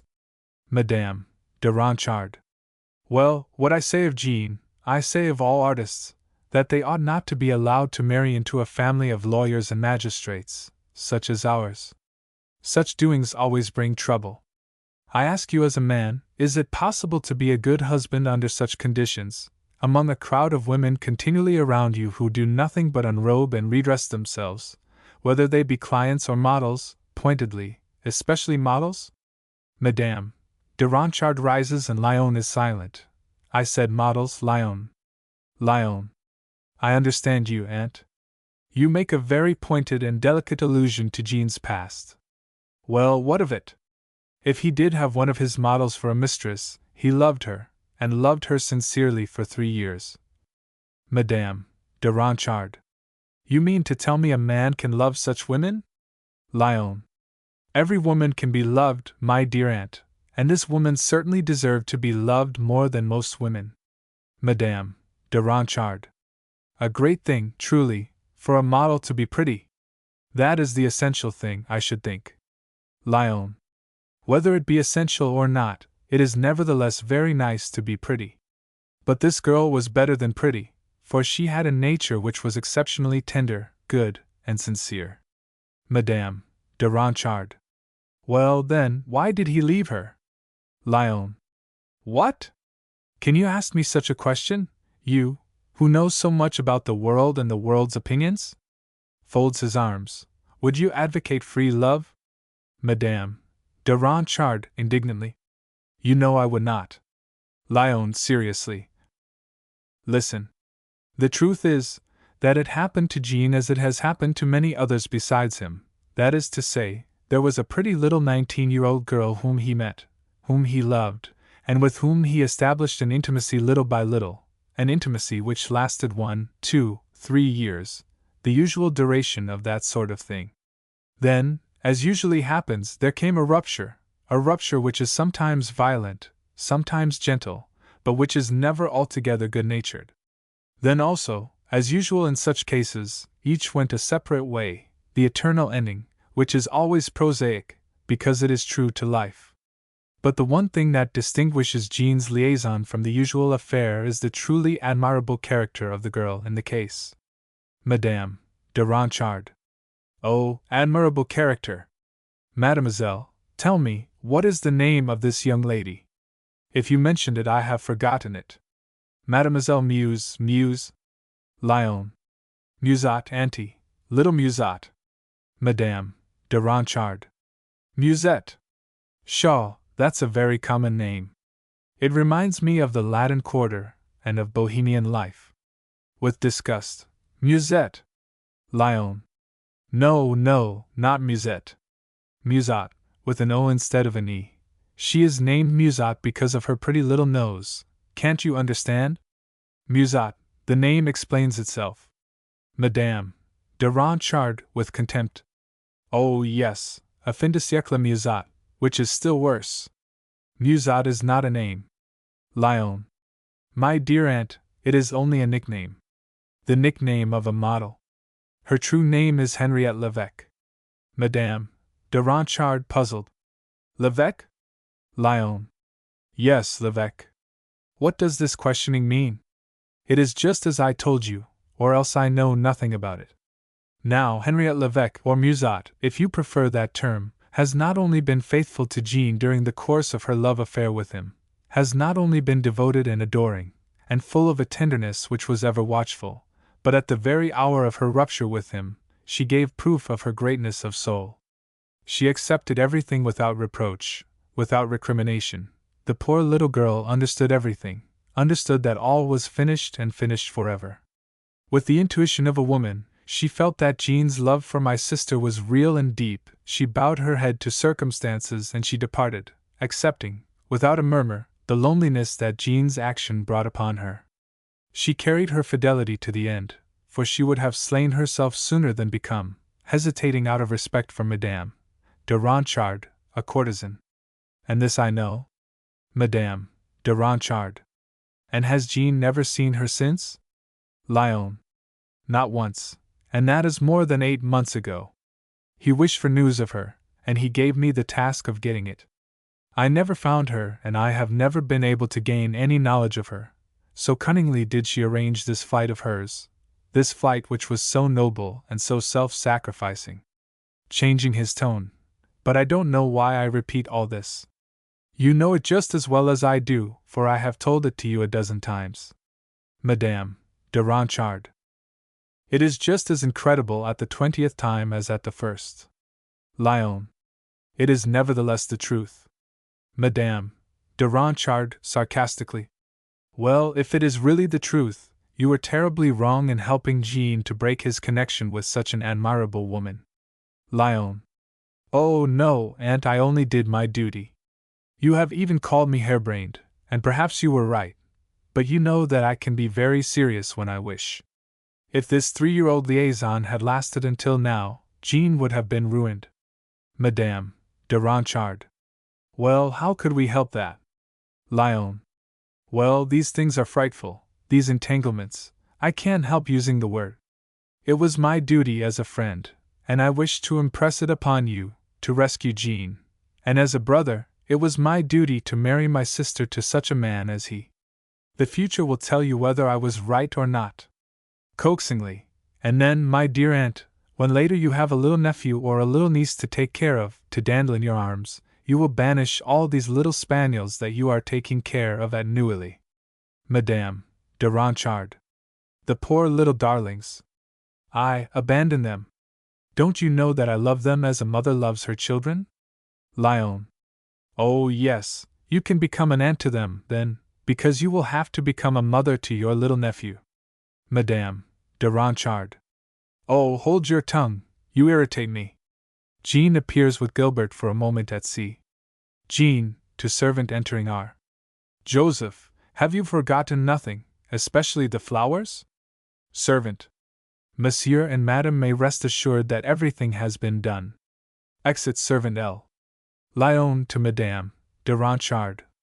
Look at them, aren't they a bonny couple? Scene 4. The same with Jean and Gilbert. Jean approaches Madame de Ronchard and speaks to her. Do you know of whom we were talking just now? We were talking of you. Lyon aside. Ahem. Jean.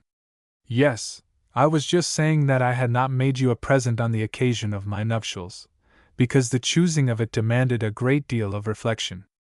Madame de Ronchard dryly. But Gilbert made me a very pretty one for you both, monsieur. Jean. But that is not enough. I have been looking for something which I thought would be particularly acceptable to you, and do you know what I found? It is a very small thing, but I ask you, madam, to be so good as to accept this little pocket-book, which holds some banknotes, for the benefit of your dear little deserted pets. You can add to your home for these little pets some additional kennels on the sole condition that you will allow me from time to come and pet your little pensioners, and on the additional condition that you will not pick out the most vicious among them to greet me. Madame de Ronchard, greatly impressed. With all my heart I thank you. How good of you to think of my poor little orphans. Lyon whispers to Jean. You diplomat, you. Jean. There is nothing extraordinary about it, madam. I am very fond of dumb animals. They are really the foster brothers of man, sacrifice for them, slaves to them, and in many cases their food. They are the true martyrs of the world. Madame de Ronchard. What you say is very true, monsieur, and I have often thought of it in that way. For instance, take those poor horses, scourged and beaten by coachmen in the streets. Lyon, with sarcastic emphasis. And the pheasants, auntie, and the partridges and the blackcock falling on all sides under a hail of lead, flying panic-stricken before the horrible massacre of the guns. Madame de Ronchard. Oh, don't talk like that, it makes me shudder, it is horrible. Jean turns to Gilbert. Horrible, indeed. Lyon, after a pause, in light tone. Perhaps so, but they are good eating. Madame de Ronchard. You are pitiless. Lyon, aside to his aunt. Pitiless, perhaps, toward animals, but not pitiless, like you, toward people. Madame de Ronchard, in the same tone. What do you mean by that? Lyon, in the same tone, pointing to Jean and Gilbert, who are seated on a sofa. Do you think that your presence here can be acceptable to those two lovers? Takes her arm. My father has certainly finished smoking. Come into the billiard room for a little while. Madame de Ronchard. And what are you going to do? Lyon. I am going down into my study on the ground floor, and I shall come up here after a little while. Madame de Ronchard, sarcastically.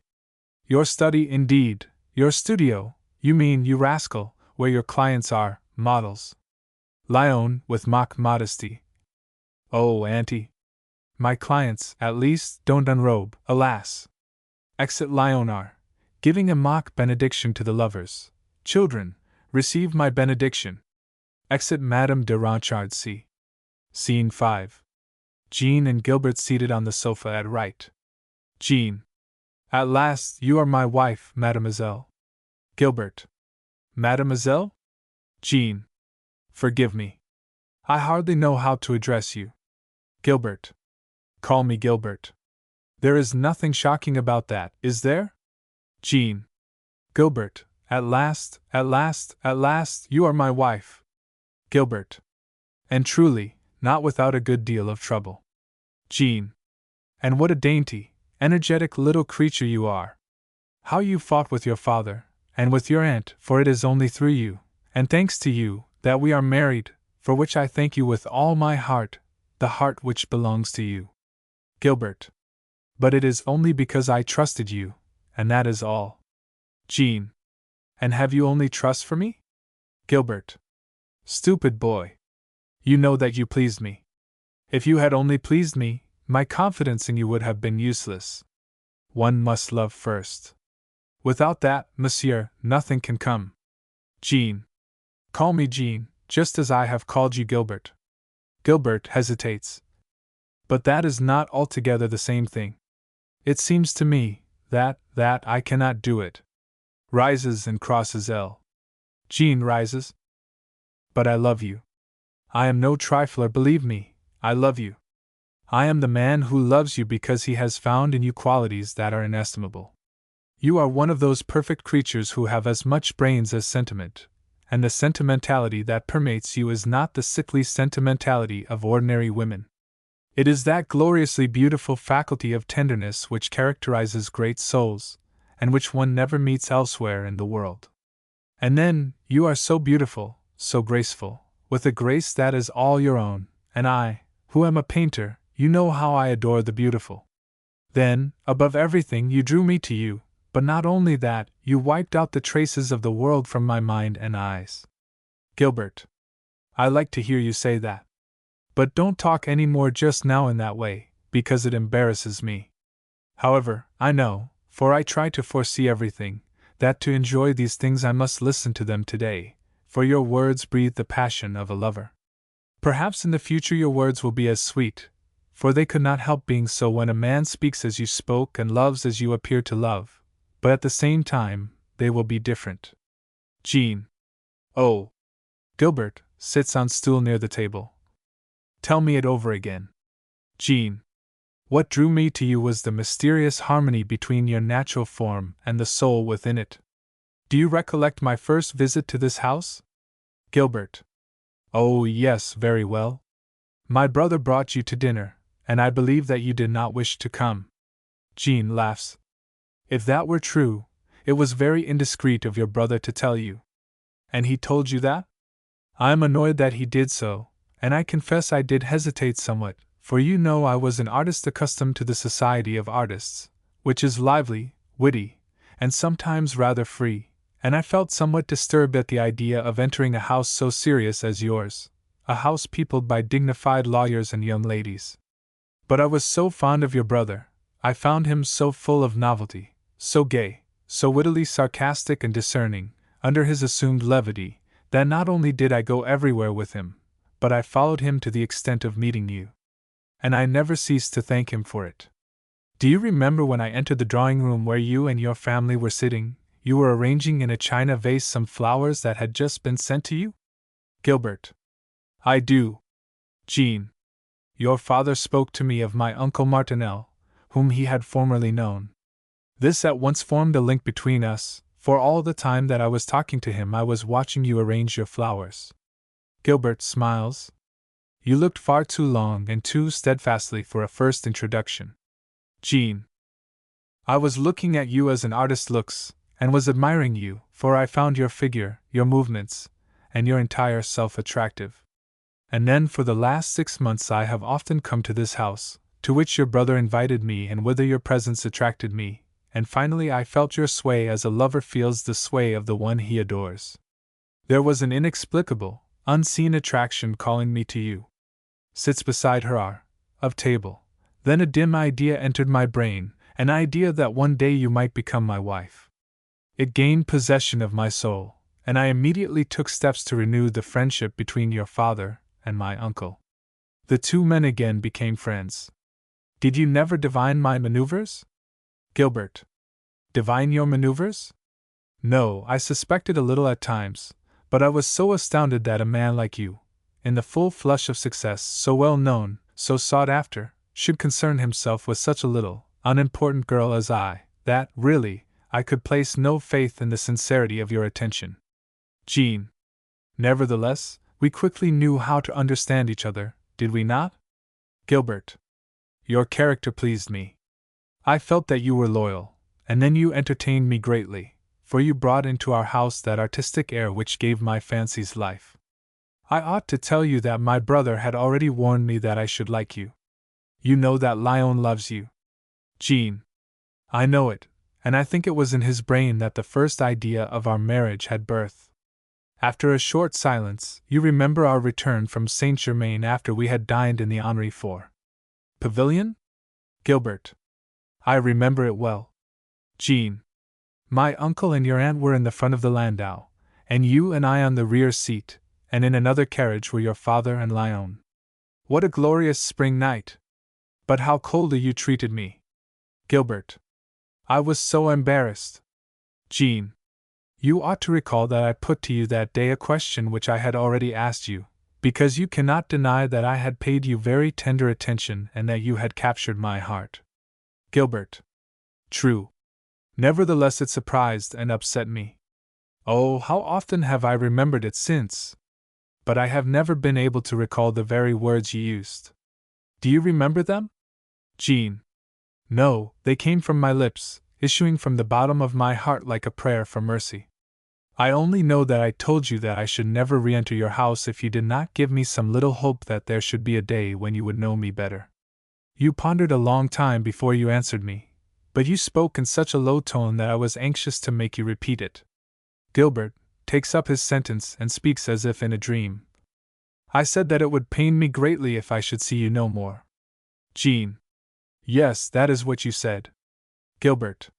You have forgotten nothing. Jean. Could anyone forget that? With deep emotion, do you know what I think? As we look at each other and examine our hearts, our souls, our mutual understanding, our love, I verily believe that we have set out on the true road to happiness. Kisses her. For a moment they are silent. Gilbert rises. But I must leave you. Goes toward door L. I must prepare for our journey. Meanwhile, go and find my father. Jean follows her. Yes, but tell me before you go that you love me. Gilbert. Yes, I love you. Jean kisses her forehead. My only one. Exit Gilbert L. A second after. Enter M. Martinel C. With a very agitated air, and a letter in his hand.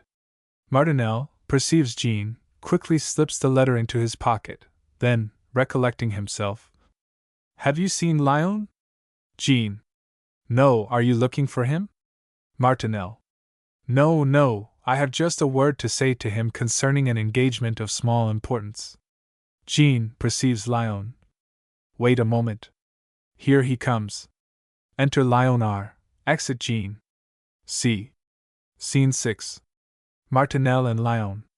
Martinel goes quickly up to Lyon. I must have 5 minutes with you. Something terrible has happened. Never in the course of my life have I been placed in so awkward and so embarrassing a situation. Lyon. Quick! What is it? Martinel. I had just finished my game at billiards when a servant brought me a letter addressed to M. Martinel, without any Christian name by which to identify it, but with these words on the letter. Exceedingly urgent. I thought it was addressed to me, so I tore open the envelope, and I read words intended for Jean, words which have well nigh taken away my reason. I came to find you in order to ask advice, for this is a thing which must be decided upon the moment. Lyon. Tell me, what is it? Martinel. I am responsible for my own actions, M. Lyon, and I would ask advice of no one if the matter concerned myself only, but unfortunately it concerns Jean. Therefore, I hesitate. The matter is so grave, and then the secret is not mine. I came upon it accidentally. Lyon. Tell me quickly, and do not doubt my faith. Martinel. I do not doubt your faith. Here is the letter. It is from Dr. Pellerin, who is Jean's physician, who is his friend, our friend, a good fellow, a free liver, and a physician to many women of the world, and one who would not write such things unless necessity compelled him. Hands the letter to Lyon, who holds it close to his eyes. Lyon reads, My dear friend, I am more than annoyed at having to communicate with you upon this evening, above every other evening, upon such a subject as this. But I am sure that if I did otherwise you would never forgive me. Your former mistress, Henriette Levesque, is dying and would bid you farewell. Throws a glance at Martinel, who signs to him to continue. She will not live through the night. She dies after bringing into the world, some 15 days ago, a child who on her deathbed she swears is yours. So long as she was in no danger, she determined to leave you in ignorance of this child's existence. But today, doomed to death, she calls to you. I know how you have loved her in the past.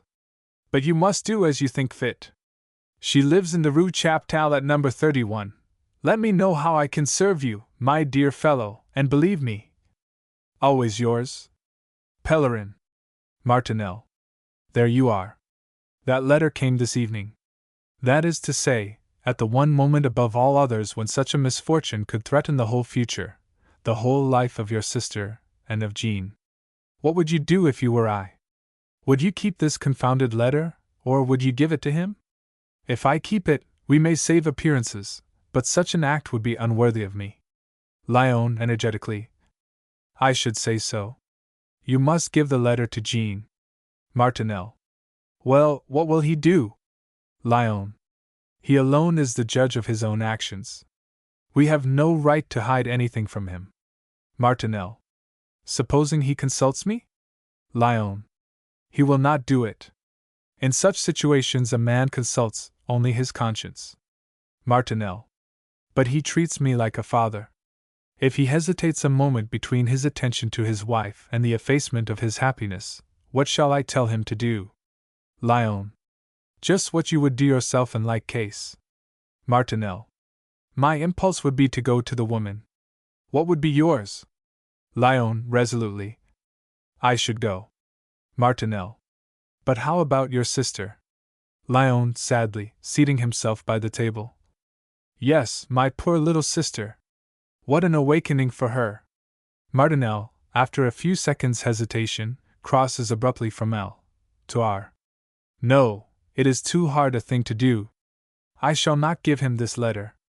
I shall be blamed perhaps, but so much the worse. In any case, I save him. Lyon. You cannot do such a thing, sir. We both know my sister, poor little girl, and I am sure that if this marriage is annulled, she will die. Rises. When a man has for 3 years enjoyed the love of such a woman as the one who sends for him, he cannot refuse to see her on her deathbed whatever may happen. Martinel. What will Gilbert do?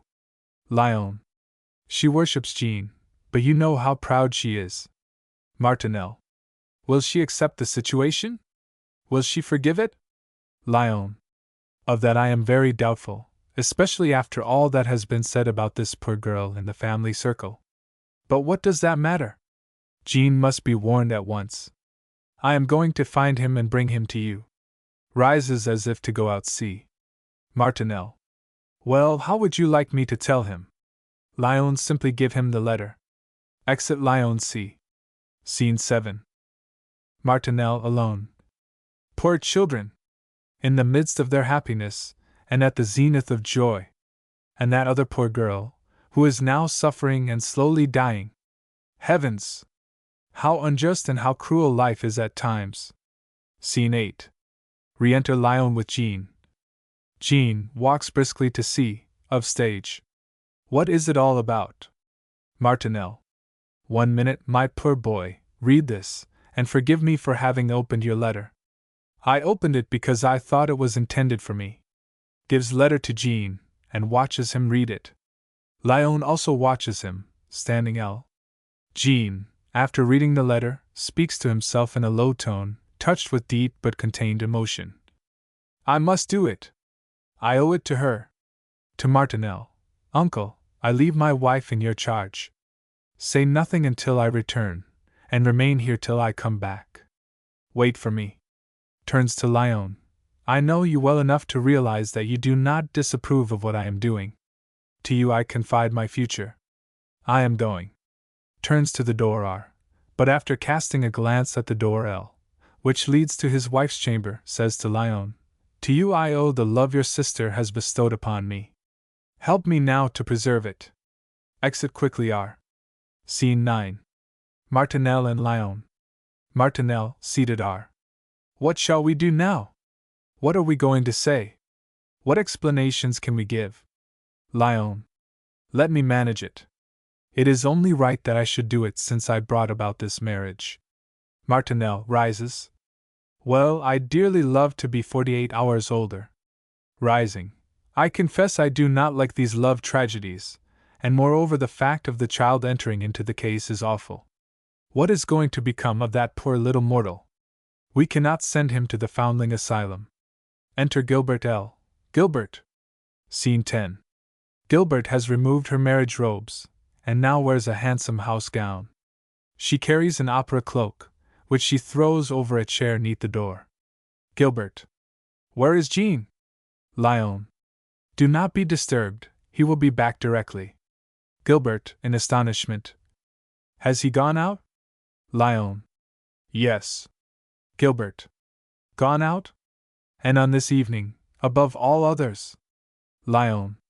A sudden and grave circumstance compelled him to go out for an hour. Gilbert, excitedly. What is going on? What is it that you are hiding from me?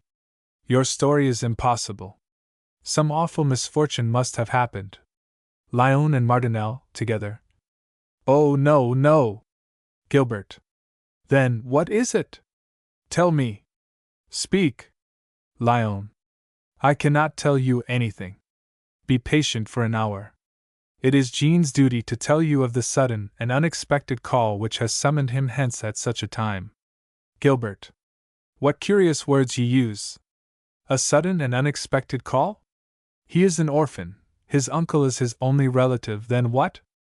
Who? Why? Oh God, how you frighten me! Lyon. There are duties of many kinds, my dear. Friendship, pity, sympathy can impose many of them. But I must not say any more. Be patient for an hour, I implore you. Gilbert to Martineau. And you, uncle? Speak. I implore you. What is he doing? Where has he gone? I feel the shadow of a terrible misfortune hovering over us. Speak, I entreat. Martineau, with tears in his eyes. But I cannot tell you any more, my dear child. I cannot. Like your brother, I promised to say nothing, and I would have done just as Jean has done. Wait for an hour, I beseech you, just an hour. Gilbert. And you, too, are upset. It must be a catastrophe. Martineau. No, no. The fact that you are so distressed agitates me, because you know I love you with my whole heart. Embraces her. Gilbert to Lyon. You have spoken of friendship, of pity, and of sympathy, but if it were any of these reasons you could tell me so. Meanwhile, as I look at you two, I feel that here is some unspoken reason, some mystery which appalls me. Lyon, resolutely. My dear little sister, won't you trust in me? Gilbert. Yes, you ought to know all. Lyon. Will you trust me absolutely? Gilbert. Absolutely. Lyon. I swear to you, on my faith as a gentleman, that I would have done just as Jean has done, that his absolute fidelity to you, his fidelity, which perhaps is even exaggerated by love for you, is the only reason which had led him to forget at this very moment the very thing that he has gone to learn anew.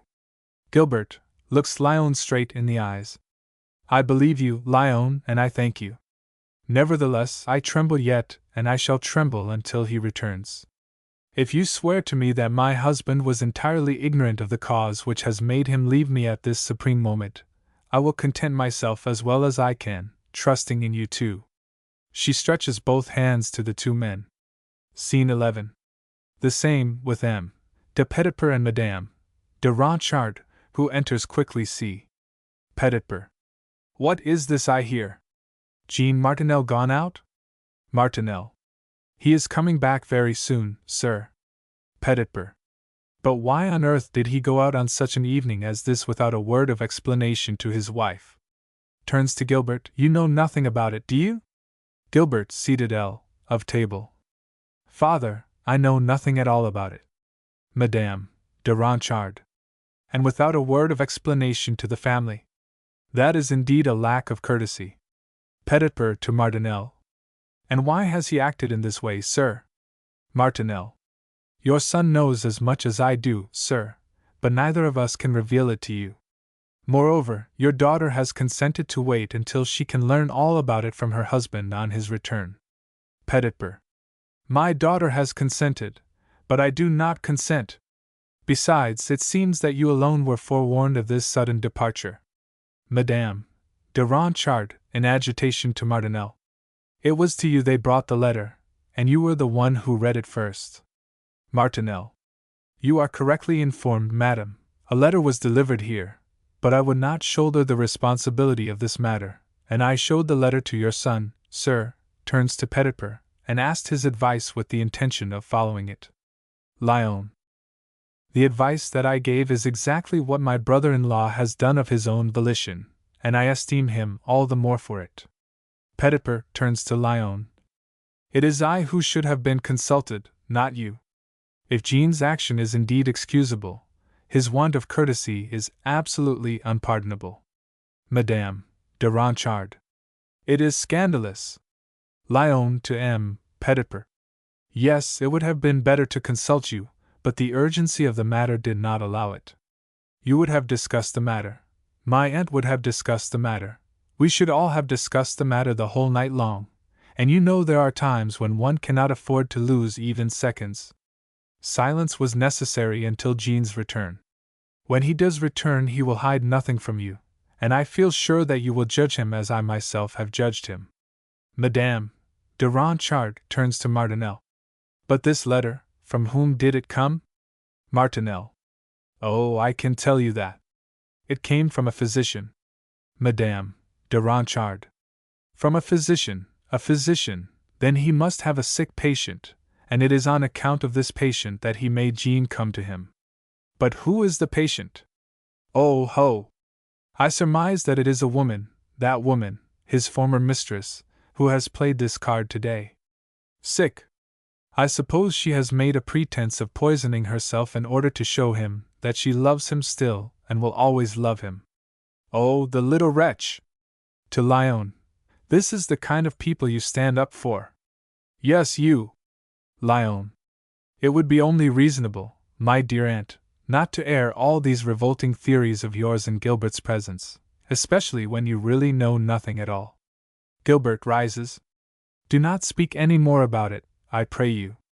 Everything that I have heard just now distresses me beyond measure. I will wait for my husband. I do not wish to know anything except from his lips, as I have absolute confidence in him. If misfortune has threatened us, I will not hear such things talked of. Exit L, accompanied by Petitper. Short silence. Madame de Ranchard turns to Lyon. Well, Lyon, do you always win? You see what charming fellows these husbands are, every one of them. Act 2. Scene 1. Musat's bedroom, neatly furnished, but without luxury. Disordered bed stands L. A screen stands L. I.e., almost hiding Musat, who lies stretched at length upon a steamer chair.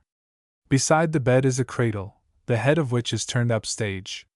On the mantelpiece and on small tables at R and L are vials of medicine, cups, chafing dish, etc. Table stands are. I. Musat is sleeping. La Babin and Madame Flash stand C, looking at her. La Babin in low tones. How she sleeps!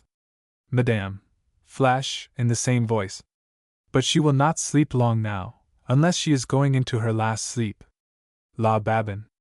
Oh, there is no chance of that. That is enough to give one the horrors. Fancy losing one's life for a child. Madame Flash. But how can you prevent it? Death is as necessary as birth, or the world would become too small for us all. La Babin sits of table. All people ought to die in the same way and at the same age, every one of us, then one would know what to expect. Madame Flash pours out some tea. What simple ideas you have, Madame Babin! Personally, I would rather not know the hour of my death. I would sooner finish my life while sleeping in the middle of the night, during slumber, without suffering, by a sudden failure of the heart. La Babin. Look at the sick woman. How silly of her to wish to rest upon that steamer chair as she has done. The doctor told her plainly that such an effort would probably finish her. Madame Flash sits L of table. Oh, I understand her motive. When a girl like her has a lover, she commits every kind of folly, and more especially, nurse, when they are at all coquettish. But you country people do not know anything about such things. They are coquettish through and through. That is the reason she wished to look her prettiest. She was afraid of being thought ugly, don't you understand? So I had to put on her peignoir, and tidy her up, and arrange her hair just as I have done. La Babin. Oh, these Parisians! It is necessary that they should have a hairdresser even to the last gasp. A short silence. But will this gentleman of hers come? Madame Flash. I do not think so. Men are not over fond of obeying the calls of their former mistresses at such times, and then, this lover of hers was married today, poor fellow. La Babin. Well, that is a joke. Madame Flash. I should say so. La Babin. Certainly, then, he won't come. In such a case, would you go to see a man? Madame Flash. Oh, if I loved him very much, I should go. La Babin. Even if you were marrying another the same day? Madame Flash. Just the same. For such a combination of circumstances would pierce my heart, would penetrate me with a strong emotion, and oh, I am so fond of such emotions. La Babin. Well, so far as I am concerned, I certainly would not go. I should be too much afraid of the shock. Madame Flash. But Dr. Pellerin asserts that the man will come. La Babin. Do you know this physician well? Madame. Flash. Who, Dr. Pellerin? La Babin. Yes, he has the air of a charming man of the world. Madame. Flash. Oh, yes, he is all that, but he is also a good physician. Then he is such good company, and has such a smooth tongue. And you know he is not physician to the opera for nothing. La Babin. That little puppy of a. Madame. Flash. A puppy! You don't very often find puppies among men of his caliber, and then, oh, how he used to love the girls. Oh. Although, for the matter of that, there are many physicians who are like him. It was at the opera that I first met him. La Babin. At the opera? Madame. Flash. Yes, at the opera. You know, I was a dancer there for 8 years. Yes, indeed, even I, just as you see me, a dancer at the opera. La Babin. You, Madame Flash. Madame. Flash. Yes, my mother was a midwife, and taught me the business at the same time that she taught me dancing, because she always said it was well to have 2 strings to your bow. Dancing, you see, is all very well, provided you are not too ambitious of appearing on first nights, but unhappily, that was the case with me. I was as slender as a thread when I was 20, and very agile, but I grew fat and scant of breath, and became rather heavy in my steps, so when my mother died, as I had my diploma as a midwife, I took her apartment and her business, and I added the title of midwife to the opera, for all their business comes to me. They like me very much there. When I was dancing, they used to call me Mademoiselle Flashy the Premier. La Babin. Then you have been married since then? Madame. Flash. No, but a woman in my profession should always assume the title of Madame for the sake of its dignity. You know, it gives confidence. But how about you, nurse? From what place do you come? You know, you have only just come here, and nobody consulted me about engaging you. La Babin. I am from Yvetot. Madame. Flash. Is this your first engagement as a nurse? La Babin. No, my third. I have had 2 daughters and a little boy. Madame. Flash. And your husband, is he a farmer or a gardener? La Babin simply. I am not married.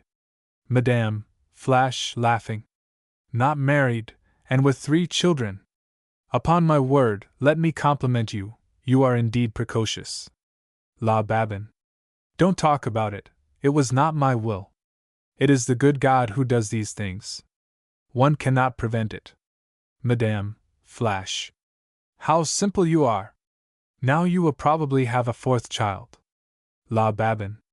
That's very possible. Madame. Flash. Well, what does your lover do? What is his business? Or perhaps you have more than one? La Babin, with indignation.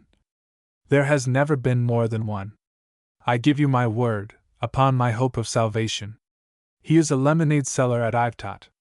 Madame. Flash. Is he a handsome fellow? La Babin. I believe you, indeed. He is handsome.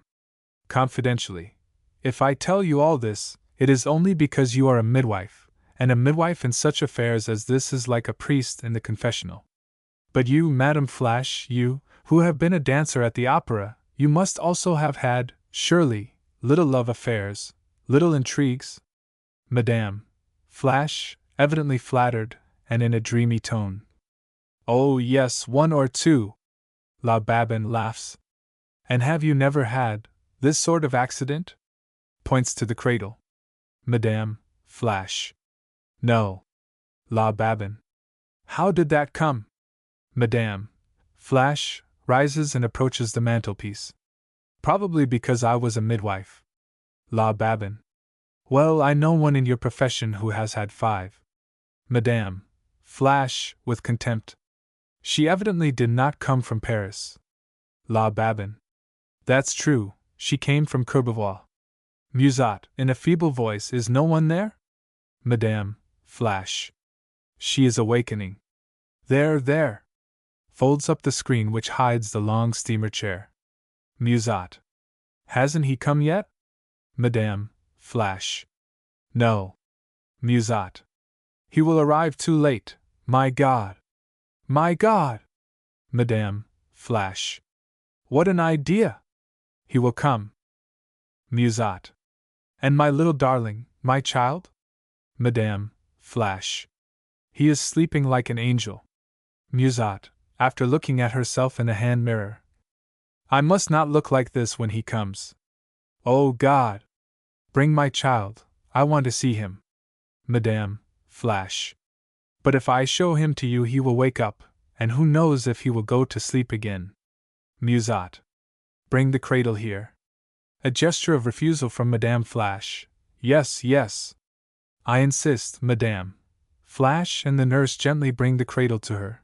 Nearer, nearer, so that I can see him well, the darling. My child, my child. And I am going to leave him. Soon I shall disappear into the unknown. Oh! God, what agony! Madame. Flash. Now don't go worrying yourself like that. You are not as ill as you think. I have seen lots worse than you. Come, come! You are going to recover. Take away the cradle, nurse. They put the cradle again in its place, then to the nurse. That will do, that will do. Watch me. You know very well that it is only I who can quiet it. Sits near the cradle, and sings a lullaby while rocking it. La Babin stands near the end of the mantelpiece, drinks the sugared water, and sips loaf sugar into her pocket, aside. I must not forget the main thing. I have just seen in the kitchen the remains of a leg of mutton, to which I should like to go and say a few words. I am breaking in two with hunger just now. Madame. Flash sings softly. Musat, from the long chair, after moaning several times. Has he gone to sleep again? Madame. Flash goes toward Musat. Yes, mademoiselle, just as if he were a little Jesus. Do you wish to know what I think about him, this young man lying here? You will lead him to the altar for his marriage. He is a jewel, like yourself, my dear. Musat. Do you really think him pretty? Madame. Flash. On the honor of a midwife, I have seldom brought into the world one so pretty. It is a pleasure to know that one has brought to the light such a little Cupid as he is. Musat. And to think that in a few hours, perhaps, I shall see him no more, look at him no more, love him no more. Madame. Flash. Oh, no, no! You are talking unreasonably. Musat. Ah, I know it too well. I heard you talking with the nurse. I know that the end is very near, this night, perhaps. Would the doctor have written to Jean to come and see me on this evening, the evening of his marriage, if I were not at the point of death? The bell rings. Musat utters a cry. Ah, there he is! It is he! Quick! Quick! Oh God, how I suffer! Exit Madame. Flash see. Musat gazes after her. Enter Dr. Pellerin, in evening clothes. Scene 2. Musat, despairingly. Ah! It is not he! Pellerin approaches Musat. Has he not come yet? Musat. He will not come. Dr. Pellerin. He will. I am certain of it, I know it. Musat. No! Dr. Pellerin. I swear it. Turns toward Madame. Flash. Hasn't he answered the note yet? Madame. Flash. No, doctor. Dr. Pellerin. Well, he will come. How is my patient? Madame. Flash. She has rested a little. Musat, in an agitated voice. All is over. I feel that I shall not rest any more until he comes, or until I depart without having seen him. Dr. Pellerin. He will come if you will go to sleep immediately, and sleep until tomorrow morning. Musat. You would not have written to him to come this evening if I had been able to wait until tomorrow morning. The bell rings. If that is not he, I am lost, lost. Madame. Flash runs to open the door. Musat listens intently, and hears from below a man's voice, then murmurs despairingly, It is not he! Madame. Flash re-enters with a vial in her hand. It is the medicine from the chemist. Musat, agitated. Oh God! How horrible! He is not coming. What have I done? Doctor, show me my child. I will see him once more. Dr. Pellerin. But he sleeps, my little Musat. Musat. Well, he has plenty of time in the future for sleep. Dr. Pellerin. Come, calm yourself. Musat. If Jean does not come, who will take care of my child? For it is Jean's child, I swear to you. Do you believe me? Oh, how I loved him! Dr. Pellerin. Yes, my dear little child, we believe you. But please be calm. Musat, with increasing agitation. Tell me, when you went away just now, where did you go? Dr. Pellerin. To see a patient. Musat. That is not true. You went to see Jean, and he would not come with you, or he would be here now. Dr. Pellerin. On my word of honor, no. Musat. Yes, I feel it. You have seen him, and you do not dare to tell me for fear it would kill me. Dr. Pellerin. Ah, the fever is coming back again. This must not go on. I don't wish you to be delirious when he comes. Turns to Madame. Flash. We must give her a hypodermic injection. Give me the morphia. Madame. Flash brings the needle and morphia from the mantelpiece and gives it to Dr. Pellerin. Musat uncovers her own arm. But for this relief, I do not know how I should have borne up during the last few days. Dr. Pellerin administers the hypodermic. Dr. Pellerin. Now you must go to sleep. I forbid you to speak. I won't answer you, and I tell you of a certainty that in a quarter of an hour Jean will be here. Musat stretches herself out obediently upon the couch and goes to sleep. La Babin silently replaces the screen which hides Musat. How she sleeps! What a benediction that drug is! But I don't want any of it. It scares me, it is a devil's potion. Sits near the cradle and reads a newspaper. Madame. Flash, in a low voice to Dr. Pellerin. Oh, the poor girl, what misery! Dr. Pellerin, in the same tone. Yes, she is a brave girl. It is some time since I first met her with Jean Martinel, who gave her 3 years of complete happiness. She has a pure and simple soul. Madame. Flash. Well, will this Monsieur Martinel come? Dr. Pellerin. I think so. He is a man of feeling, but it is a difficult thing for him to leave his wife and his people on such a day as this. Madame. Flash. It certainly is a most extraordinary case. A veritable fiasco. Dr. Pellerin. It is, indeed. Madame. Flash changes her tone. Where have you been just now? You did not put on evening dress and a white cravat to go and see a patient? Dr. Pellerin. I went to see the first part of the Montargis ballet danced. Madame. Flash, interested, and leaning upon the edge of the table. And was it good? Tell me. Dr. Pellerin sits L. of table. It was very well danced. Madame. Flash. The new directors do things in style, don't they? Dr. Pellerin. Jean Merali and Gabrielle Poivrier are first class. Madame. Flash. Poivrier, the little Poivrier, is it possible? As to Merali, I am not so much astonished. Although she is distinctly ugly, she has her good points. And how about Maury? Dr. Pellerin. Oh, a marvel, an absolute marvel, who dances as no one else can. A human bird with limbs for wings. It was absolute perfection. Madame. Flash. Are you in love with her? Dr. Pellerin. Oh, no, merely an admirer. You know how I worship the dance. Madame. Flash. And the danseuse also, at times. Lowering her eyes. Come, have you forgotten? Dr. Pellerin. One can never forget artists of your worth, my dear. Madame. Flash. You are simply teasing me. Dr. Pellerin. I only do you justice. You know that formerly, when I was a young doctor, I had for you a very ardent passion which lasted 6 weeks. Tell me, don't you regret the time of the grand fete? Madame. Flash. A little. But reason comes when one is young no longer, and I have nothing to complain of. My business is very prosperous. Dr. Pellerin. You are making money then? They tell me that you are giving dainty little dinners. Madame, flash. I believe you, and I have a particularly good chef. Won't you give me the pleasure of entertaining you at dinner one of these days, my dear doctor? Dr. Pellerin. Very willingly, my dear. Madame, flash. Shall I have any other physicians, or do you prefer to come alone? Dr. Pellerin. Alone, if you please. I am not fond of a third party. The bell rings. Musat awakens. Ah, someone rang, run and see. Exit Madame, flash. A short silence. A voice without. Madame Henriette Levesque?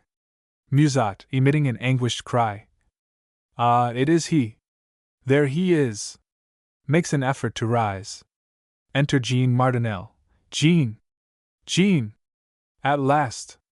Springs up and stretches her arms to him. Scene 3. The same, with Jean Martinel. Jean comes rapidly forward, kneels near the long steamer chair, and kisses Musat's hands. My poor little Musat! They begin to weep and dry their eyes. Then they remain silent and motionless. At last Jean rises and holds up his hand to Dr. Pellerin. Pellerin. Did I do well? Jean. You did indeed, and I thank you. Pellerin introduces them. Madame Flash, the midwife, the nurse, indicates the cradle with a grave gesture and air. Jean approaches the cradle and lifts the little curtain, takes up the child and kisses it on the mouth, then lays it down again. He is a splendid boy. Dr. Pellerin. A very pretty child. Madame Flash. A superb morsel, one of my prettiest. Jean in a low voice. And Musat, how is she? Musat, who has heard him. I am almost lost. I know surely that all is over. To Jean, take that little chair, dear, and seat yourself near me, and let us talk as long as I am able to speak. I have so many things to say to you, for we shall never be together any more. I am so glad to see you again that nothing else now seems of any importance. Jean, approaching her, don't agitate yourself. Don't get excited. Musat. How can I help being agitated at seeing you again? Jean sits on the low chair, takes Musat's hand. My poor Musat, I cannot tell you what a shock it was to me when I learned just now that you were so ill. Musat. And on this day of all days. It must have shocked you greatly. Jean. What? Do you know of it then? Musat. Yes, since I felt so ill, I kept myself informed about you every day, in order that I might not pass away without having seen you and spoken to you again, for I have so much to say to you. At a sign from Jean, Madame Flash, Pellerin, and La Babin Exeter. Scene 4. Musat and Jean. Musat. Then you received the letter? Jean. Yes. Musat. And you came immediately? Jean. Certainly. Musat. Thanks, Sa. Thanks. I hesitated a long time before warning you, hesitated even this morning, but I heard the midwife talking with the nurse and learned that tomorrow perhaps it might be too late, so I sent Dr. Pellerin to call you immediately. Jean. Why didn't you call me sooner? Musat. I never thought that my illness would become so serious. I did not wish to trouble your life. Jean points to the cradle. But that child. How is it that I was not told of this sooner? Musat. You would never have known it, if his birth had not killed me. I would have spared you this pain, this cloud upon your life. When you left me, you gave me enough to live upon. Everything was over between us, and besides, at any other moment than this, would you believe me if I said to you, this is your child? Jean. Yes, I have never doubted you. Musat. You are as good as ever, my Jean. No, no, I am not lying to you. He is yours, that little one there. I swear it to you on my deathbed, I swear it to you before God. Jean. I have already told you that I believed you. I have always believed you. Musat. Listen, this is all that has happened. As soon as you left me, I became very ill. I suffered so much that I thought I was going to die. The doctor ordered a change of air. You remember, it was in the spring. I went to St. Malo, to that old relative, of whom I have often talked to you. Jean. Yes, yes. Musat. It was in St. Malo, after some days, that I realized that you had left me a pledge of your affection. My first desire was to tell you everything, for I knew that you were an honest man, that you would have recognized this child, perhaps even have given up your marriage, but I would not have had you do that. All was over, was it not, and it was better that it should be so.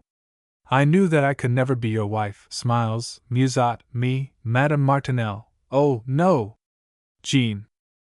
My poor dear girl.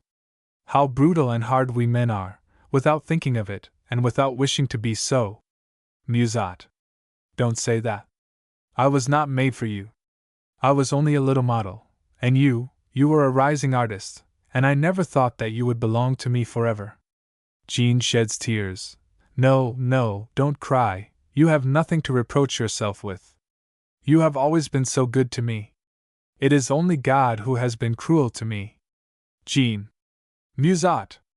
Musat. Let me go on. I remained at St. Malo without revealing my condition.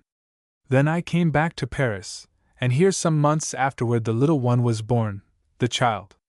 When I fully understood what had happened to me, I experienced at first such fear, yes, such fear. Then I remembered that he was bone of your bone, and flesh of your flesh, that you had given him life, and that he was a pledge from you. But one is so stupid when one knows nothing. One's ideas change just as one's moods change, and I became contented all at once, contented with the thought that I would bring him up, that he would grow to be a man, that he would call me mother. Weeps, now, he will never call me mother. He will never put his little arms around my neck, because I am going to leave him, because I am going away, I don't know where, but there, where everybody goes. Oh God! My God! Jean. Calm yourself, my little Musat. Would you be able to speak as you do speak if you were as ill as you think you are? Musat. You do not see that the fever is burning within me, that I am losing my head, and don't know longer what I say. Jean. No, no, please calm yourself. Musat. Pet me, Jean, and you will calm me. Jean kisses her hair, then resumes. There, don't speak any more for a minute or two. Let us remain quietly here near each other. Musat. But I must speak to you. I have so many things to say to you yet, and do not know how to say them. My head is beyond my control. Oh my God! How shall I do it? Raises herself, looks around her and sees the cradle. Ah yes, I know. I recollect, it is he, my child. Tell me, Jean, what will you do with him? You know that I am an orphan, and when I am gone he will be here all alone, alone in the world. Poor little thing! Listen, Jean, my head is quite clear now. I shall understand very well what you answer me now, and the peace of my closing moments depends upon it. I have no one to leave the little one to but you. Jean. I promise you that I will take him, look after him, and bring him up. Musat. As a father? Jean. As a father. Musat. You have already seen him? Jean. Yes. Musat. Go and look at him again. Jean goes over to the cradle. Jean. He is pretty, isn't he? Musat. Everybody says so. Look at him, the poor little darling, who has enjoyed only a few days of life as yet. He belongs to us. You are his father, I am his mother, but soon he will have a mother no more. In anguish, promise me that he shall always have a father. Jean goes over to her. I promise it, my darling. Musat. A true father, who will always love him well. Jean, I promise it. Musat. You will be good, very good, to him? Jean. I swear it to you. Musat. And then there is something else, but I dare not. Jean. Tell it to me. Musat. Since I came back to Paris, I have sought to see you without being seen by you, and I have seen you 3 times. Each time you were with her, with your sweetheart, your wife, and with a gentleman, her father, I think. Oh, how I looked at her! I asked myself, Will she love him as I have loved him? Will she make him happy? Is she good? Tell me, do you really believe she is very good? Jean. Yes, darling, I believe it. Musat. You are very certain of it?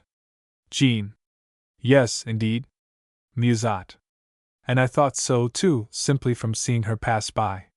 She is so pretty. I have been a little jealous, and I wept on coming back. But what are you going to do now as between her and your son? Jean. I shall do my duty. Musat. Your duty? Does that mean by her or by him? Jean. By him. Musat. Listen, Jean, when I am no more, ask your wife from me, from the mouth of a dead woman, to adopt him, this dear little morsel of humanity, to love him as I would have loved him, to be a mother to him in my stead. If she is tender and kind, she will consent. Tell her how you saw me suffer, that my last prayer, my last supplication on earth was offered up for her. Will you do this? Jean. I promise you that I will. Musat. Ah! How good you are! Now I fear nothing. My poor little darling is safe, and I am happy and calm. Ah, how calm I am! You didn't know, did you, that I called him Jean after you? That does not displease you, does it? Jean weeps. No, no. Musat. You weep, so you still love me a little, Jean? Ah, how I thank you for this! But if I only could live, it must be possible. I feel so much better since you came here, and since you have promised me all that I have asked you. Give me your hand. At this moment I can recall all our life together, and I am content, almost gay. In fact, I can laugh. See, I can laugh, though I don't know why. Laughs. Jean. Oh, calm yourself for my sake, dear little Musat. Musat. If you could only understand how recollections throng upon me. Do you remember that I posed for your mendianti? For your violet seller? For your guilty woman? Which won for you your first medal? And do you remember the breakfast at Ledoyen's on varnishing day?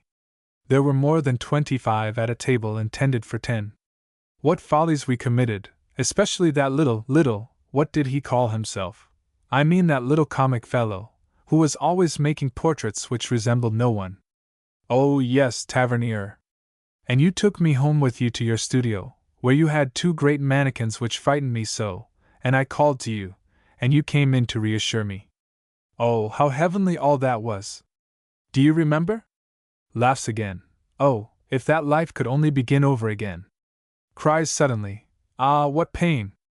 To Jean, who is going for the doctor. No, stay, stay. Silence. A sudden change comes over her face. See, Jean, what glorious weather!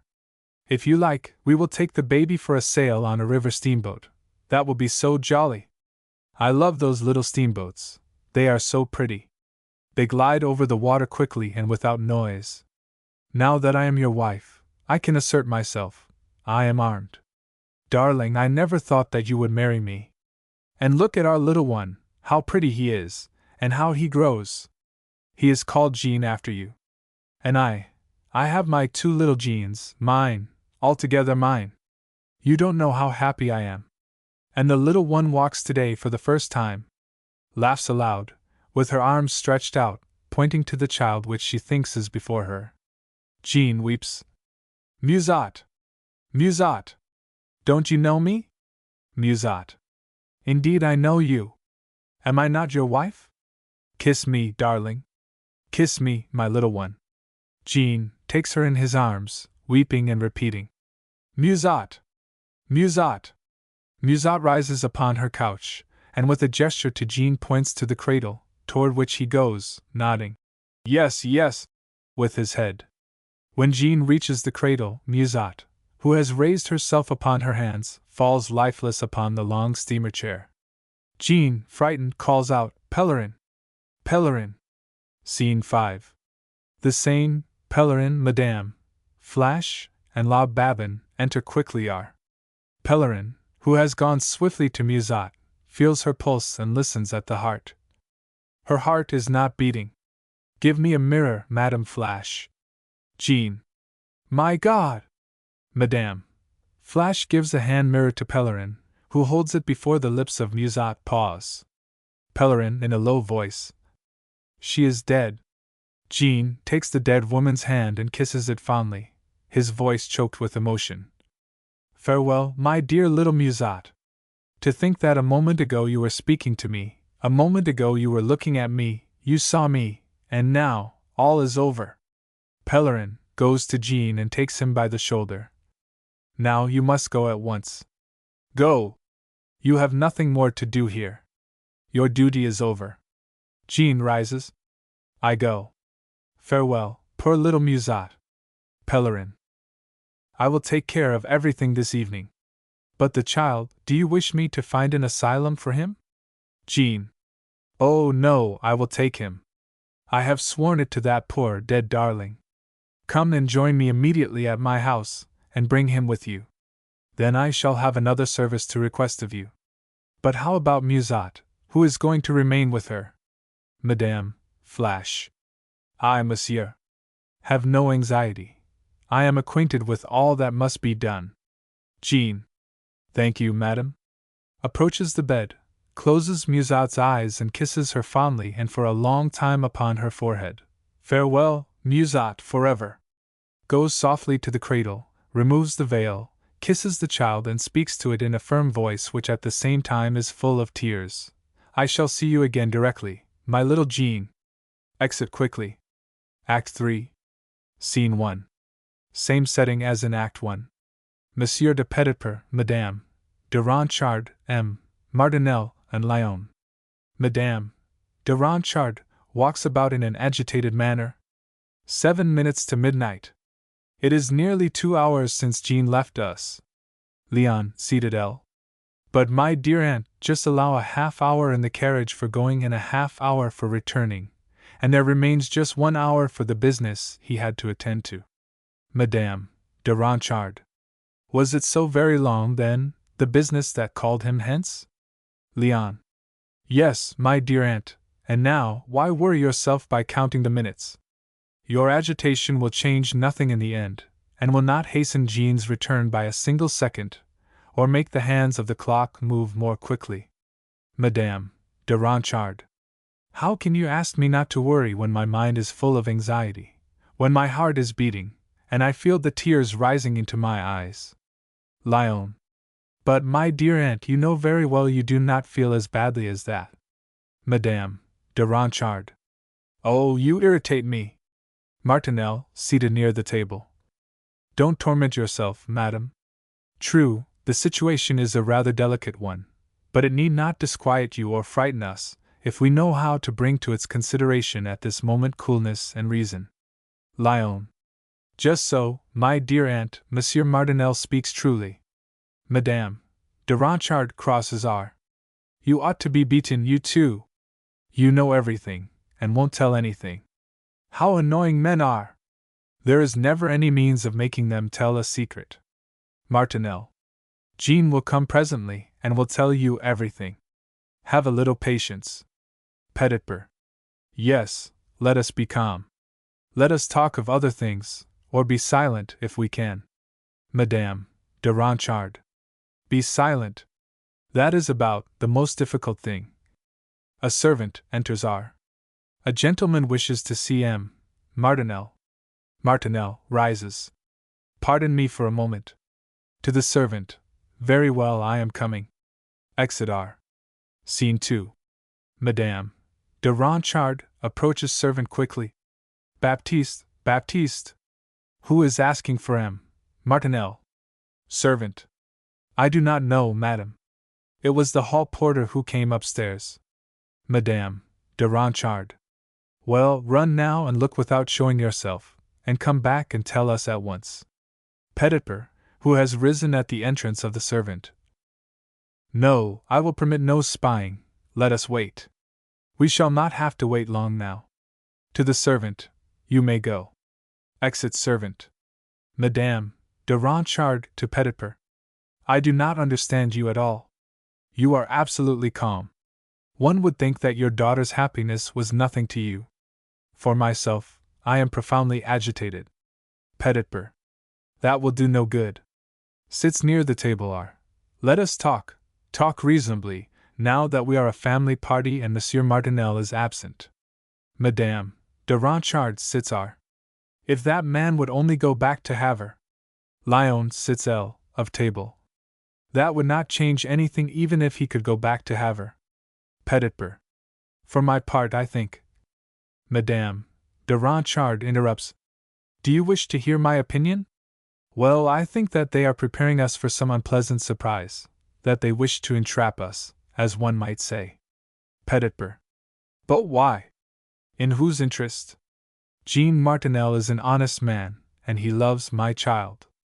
Lyon, whose judgment I admire, although he is my son. Leon. Thank you, father. Petitper. Lyon bears Jean as much affection as esteem. As to the uncle, Madame de Ranchard, don't talk about them, I pray. It is this woman who is seeking to entrap us. She has played some little comedy, and she chooses today above all others for its denouement. It is her stage climax, her masterpiece of treachery. Lyon. As in the ambigu. Madame de Ranchard. Do not laugh. I know these women. I have suffered enough at their hands. Petitper. Oh, my poor Clarice, if you really understood them, you would have held your husband better than you did. Madame de Ranchard rises. What do you mean by understanding them?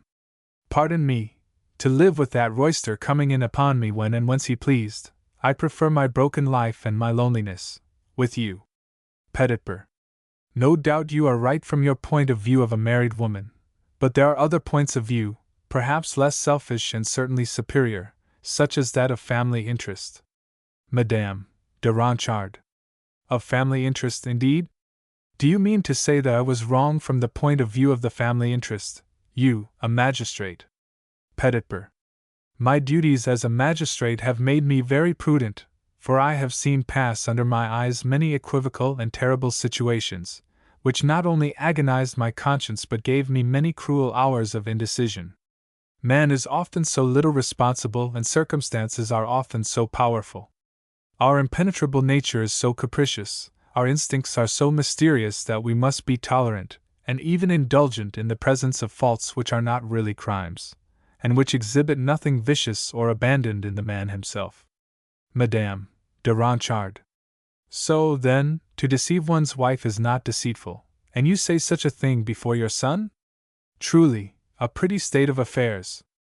Crosses L. Lyon. Oh, I have my opinion also about that, my dear aunt. Petitper rises. It is not almost a crime, it is one. But it is looked upon today as so common a thing that one scarcely punishes it at all. It is punished by divorce, which is a house of refuge for most men. The law prefers to separate them with decency, timidly, rather than drag them apart as in former times. Madame de Ranchard. Your learned theories are revolting, and I wish. Lyon rises. Ah, here is Monsieur Martinel. Scene 3. The same, and Monsieur Martinel. Martinel, with great emotion. I come to fulfill an exceedingly difficult task. Jean, who has gone to his own house, before daring to present himself here, has sent Dr. Pellerin to me. I am commissioned by him to make you acquainted with the sad position in which Jean finds himself, in which we all find ourselves. Madame de Ranchard. Ah-ha! Now, I am going to learn something. Martinel. By a letter which you will read presently, we have learned this evening, in this house, of a new misfortune. A woman of whose existence you are all aware was at the point of death. Madame de Ranchard. Did I not predict that she would do just this thing? Lyon. Let M. Martinel speak, my dear aunt. Madame de Ranchard. And now that this woman has seen him, how does she feel, his dying patient? Better, without a doubt? Martinel, quietly. She died, madame, died before his eyes. Madame de Ranchard. Died this evening. Impossible. Martinel. Nevertheless, it is so, madame. Lyon, aside. Poor little Musat. Martinel. There is a serious thing to be considered here. This woman left a child, and that child's father is Jean. Madame de Ronchard, stupefied. A child. Martinel, to Petiper. Read the physician's letter, monsieur. Hands Petiper the letter, and Petiper reads it. Madame de Ronchard. He had a child and he has never confessed it, has never said anything about it, has hidden it from us. What infamy! Martinel. He would have told you in due time. Madame de Ronchard. He would have told. That is altogether too strong, you are mocking us. Lyon. But, my dear aunt, let my father answer. I shall go and find Gilbert. She will be dying of anxiety. We have no right to hide the truth from her any longer. I am going to acquaint her with it. Madame de Ronchard, accompanying him to the door. You have a pleasant task, but you will not succeed in arranging matters. Lyon, at door L. In any case, I shall not embroil them with each other as you would. Exit L. Scene 4. Petiper, Martinel, and Madame de Ronchard. Petiper, who has finished reading the letter. Then, Martinel, you say that your nephew was ignorant of the situation of this woman. Martinel. Upon my honor. Madame de Ronchard. It is incredible. Martinel. I will answer you in a word. If my nephew had known of this situation, would he have done what he has this evening? Petiper. Explain yourself more clearly. Martinel. It is very simple. If he had known sooner of the danger this woman was in, do you think that he would have waited until the last moment, and have chosen this very evening, this supreme moment, to say goodbye to this poor, dying woman, and to reveal to you the existence of his illegitimate son? No, men hide these unfortunate children when and how they please. You know that as well as I, monsieur. To run the risk of throwing us all into such a state of emotion and threatening his own future, as he has done, it would seem that Jean must be a madman, and he is by no means that. Had he known sooner of this situation, do you think that he would not have confided in me, and that I would have been so stupid, yes, as not to avert this disaster? Why, I tell you it is as clear as day. Madame de Ronchard, agitated, walks to and fro rapidly. Clear as the day, clear as the day. Martinel. Yes, indeed. If we had not received this piece of news as a bomb which destroys the power of reflection, if we could have taken time to reason the thing out, to make plans, we could have hidden everything from you, and the devil would have been in it before you would have known anything. Our fault has been that of being too sincere and too loyal. Yet I do not regret it. It is always better to act openly in life. Madame de Ronchard. Permit me, monsieur. Petiper. Silence, Clarice. To Martinel. Be it so, monsieur. There is no question of your honor or of your loyalty, which have been absolutely patent in this unfortunate affair. I willingly admit that your nephew knew nothing of the situation, but how about the child? What is there to prove that it is Jean's? Martinel. Jean alone can prove or disprove that. He believes it, and you know that it is not to his interest to believe it. There is nothing very joyful about such a complication, a poor, little foundling thrusting himself upon one like a thunderbolt, without warning, and upon the very evening of one's marriage. But Jean believes that the child is his, and I, and all of us, must we not accept it as he has accepted it, as the child's father has accepted it? Come, now. A short silence. You ask me to prove to you that this child belongs to Jean? Madame de Ronchard and Petiper together. Yes. Martinel. Then first prove to me that it is not Jean's child. Madame de Ronchard. You ask an impossibility. Martinel. And so do you. The principal judge in the matter, look you, is my nephew himself. We others can do nothing but accept his decision. Madame de Ronchard. But meanwhile. Petiper. Silence, Clarice. Monsieur Martinel is right. Madame de Ronchard ironically. Say that again. Martinel. There can be no better reason, madame. To Petiper. I was quite sure that you would understand me, monsieur, for you are a man of sense. Madame de Ronchard. And what am I, then? Martinel. You are a woman of the world, Madame de Ronchard. And it is exactly as a woman of the world that I protest, monsieur. You have a very pretty way of putting things, but nonetheless this is a fact. Jean Martinel brings to his bride, as a nuptial present, on the day of his marriage, an illegitimate child. Well, I ask you, woman of the world or not, can she accept such a thing? Petitper. My sister is in the right this time, Monsieur Martinel. Madame de Ronchard. And by no means too soon. Petitper. It is evident that a situation exists patent and undeniable, which places us in an awkward dilemma. We have wedded our daughter to a man supposedly free from all ties and all complications in life, and then comes what you know has come. The consequences should be endured by him, not by us. We have been wounded and deceived in our confidence, and the consent that we have given to this marriage we should certainly have refused, had we known the actual circumstances. Madame de Ronchard. We should have refused? I should say so, not only once, but twice. Besides, this child, if Jean brings it into the house, will certainly be a cause of trouble among us all. Consider, Gilbert will probably become a mother in her turn, and then what jealousies, what rivalries, what hatred, perhaps, will arise between this intruder and her own children. This child will be a veritable apple of discord. Martinel. Oh, no, no! He will not be a burden to anyone. Thanks to Jean's liberality, this child's mother will have left him enough to live comfortably, and later, when he has become a man, he will travel, no doubt. He will do as I have done, as 9/10 of the human race do. Petitper. Well, until then, who will take care of it? Martinel. I, if it is agreeable. I am a free man, retired from business, and it will give me something to do, something to distract me.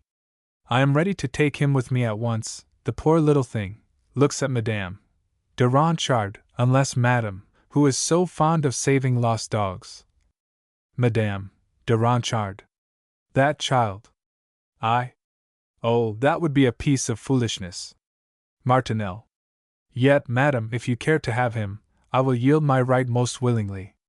Madame de Ronchard. But monsieur, I never said. Martinel. Not as yet, true, but perhaps you will say it before very long, for I am beginning to understand you. You are an assumed man-hater and nothing else. You have been unhappy in your married life and that has embittered you, just as milk may turn upon its surface. But at the bottom of the churn there is butter of fine quality. Madame de Ronchard frowns. What a comparison! Milk, butter, pshaw! How vulgar! Petitper. But Clarice. Martinel. Here is your daughter. Scene 5. The Seine, and Gilbert and Leon who enter L. Petitper approaches Gilbert. Before seeing your husband again, if you decide to see him, it is necessary that we should decide exactly what you are going to say to him. Gilbert, greatly moved, sits L. of table. I knew it was some great misfortune. Martinel sits beside her. Yes, my child, but there are two kinds of misfortune, those that come from the faults of men, and those that spring purely from the hazards of fate, that is to say, destiny. In the first case, the man is guilty, in the second case, he is a victim. Do you understand me? Gilbert. Yes, monsieur. Martinel. A misfortune of which some one person is the victim can also wound another person very cruelly. But will not the heart of this second wounded and altogether innocent person bestow a pardon upon the involuntary author of her disaster? Gilbert, in a sad voice. That depends upon the suffering which she undergoes. Martinel, meanwhile, you knew that before Jean loved you, before he conceived the idea of marrying you, he had an intrigue. You accepted the fact as one which had nothing exceptional about it. Gilbert. I did accept it. Martinel. And now your brother may tell you the rest. Gilbert. Yes, monsieur. Martinel. What shall I say to Jean? Gilbert. I am too much agitated to tell you yet. This woman, of whom I did not think at all, whose very existence was a matter of indifference to me, her death has frightened me. It seems that she has come between Jean and me, and will always remain there. Everything that I have heard of her prophesies this estrangement.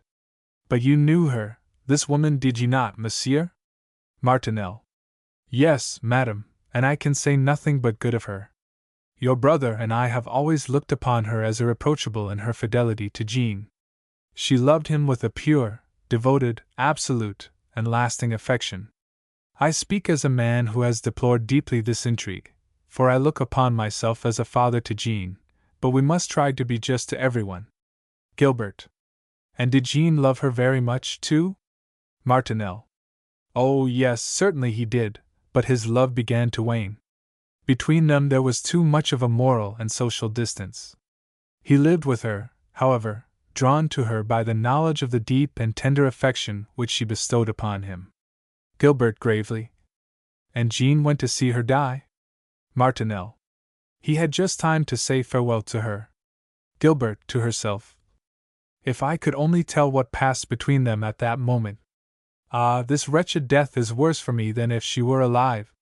Madame de Ronchard rises and goes upstage. I really do not understand you, my dear. The woman has died, so much the better for you. May God deliver you from all such! Gilbert. No, my dear aunt, the feeling I have just now is so painful that I would sooner know her to be far away than to know her dead. Petitper comes down. Yes, I admit that is the sentiment of a woman moved by a horrible catastrophe, but there is one grave complication in the matter, that of the child. Whatever may be done with it, he will none the less be the son of my son-in-law and a menace to us all. Madame de Ronchard. And a subject for ridicule. See what the world will say of us in a little while. Lyon. Leave the world to itself, my dear aunt, and let us occupy ourselves with our own business. Goes to Gilbert. Now, Gilbert, is it the idea of the child that moves you so deeply? Gilbert. Oh, no, the poor little darling. Petitper. Such is the foolishness of women who know nothing of life. Lyon. Well, father, why, if we have so many different views, according as we are spectators or actors in the course of events, why is there so much difference between the life of the imagination and the actual life, between that which one ought to do, that which you would that others should do, and that which you do yourself? Yes, what has happened is very painful, but the surprise of the event, its coincidence with the nuptial day, makes it still more painful. We magnify everything in our emotion when it is ourselves that misfortune touches. Suppose, for a moment, that you had read this in your daily newspaper. Madame de Ronchard seated of table, indignantly. In my daily newspaper. Lyon. Or in a romance. What emotion we should feel, what tears we should shed! How your sympathy would quickly go out to the poor little child whose birth was attained at the cost of his mother's life! How Jean would go up in your esteem, how frank, how loyal, how stanch in his fealty you would consider him, while, on the other hand, if he had deserted the dying woman, and had spirited away the little one into some distant village, you would not have had enough scorn for him, or enough insults for him. You would look upon him as a being without heart, and without fear, and you, my dear aunt, thinking of the innumerable little bad dogs who owe you their lives, you would cry out with forcible gestures, "What a miserable scoundrel!" Martinel, seated That's perfectly true. Madame de Ronchard. Dogs are worth more than men. Lyon. Little children are not men, my dear aunt. They have not had time to become bad. Petitper. All that is very ingenious, Leon, and your special pleading is magnificent. Madame de Ronchard. Yes, if you would only plead like that at the Palais. Petitper. But this has nothing to do with a romance or with imaginary personages. We have married Gilbert to a young man in the ordinary conditions of life. Madame de Ronchard. Without enthusiasm. Petitper. Without enthusiasm, it is true, but nevertheless they are married, just the same. Now, on the evening of his nuptials, he brings us a present. I must say I do not care for a present which balls. Lyon. What does that prove, unless it is that your son-in-law is a brave man? What he has just done, risked his happiness in order to accomplish his duty, does it not say better than anything else could, How capable of devotion he is! Martineau. Clear as the day. Madame de Ranchard aside. And this man from Havre admires him. Petitper. Then you maintain that Gilbert, on the day of her entry upon married life, should become the adopted mother of the son of her husband's mistress? Lyon. Exactly, just as I maintain all that is honorable and disinterested. And you would think as I do if the thing did not concern your daughter. Petitper. No, it is an inexcusable situation. Lyon. Well, then, what do you propose to do? Petitper. Well, nothing less than a divorce. The scandal of this night is sufficient. Madame de Ranchard rises. Gilbert divorced. You don't dream of that, do you? Have all our friends closing their doors on her, the greater part of her relatives lost to her. Divorced. Come, come! In spite of your new law, that has not yet come into our custom, and shall not come in so soon. Religion forbids it, the world accepts it only under protest, and when you have against you both religion and the world. Petitper. But statistics prove. Madame de Ranchard. Pshaw! Statistics. You can make them say what you wish. No, no divorce for Gilbert. In a soft, low voice, simply a legal separation, that is admissible, at least, and it is good form. Let them separate. I am separated, all fashionable people separate, and everything goes all right, but as to divorce. Lyon seriously.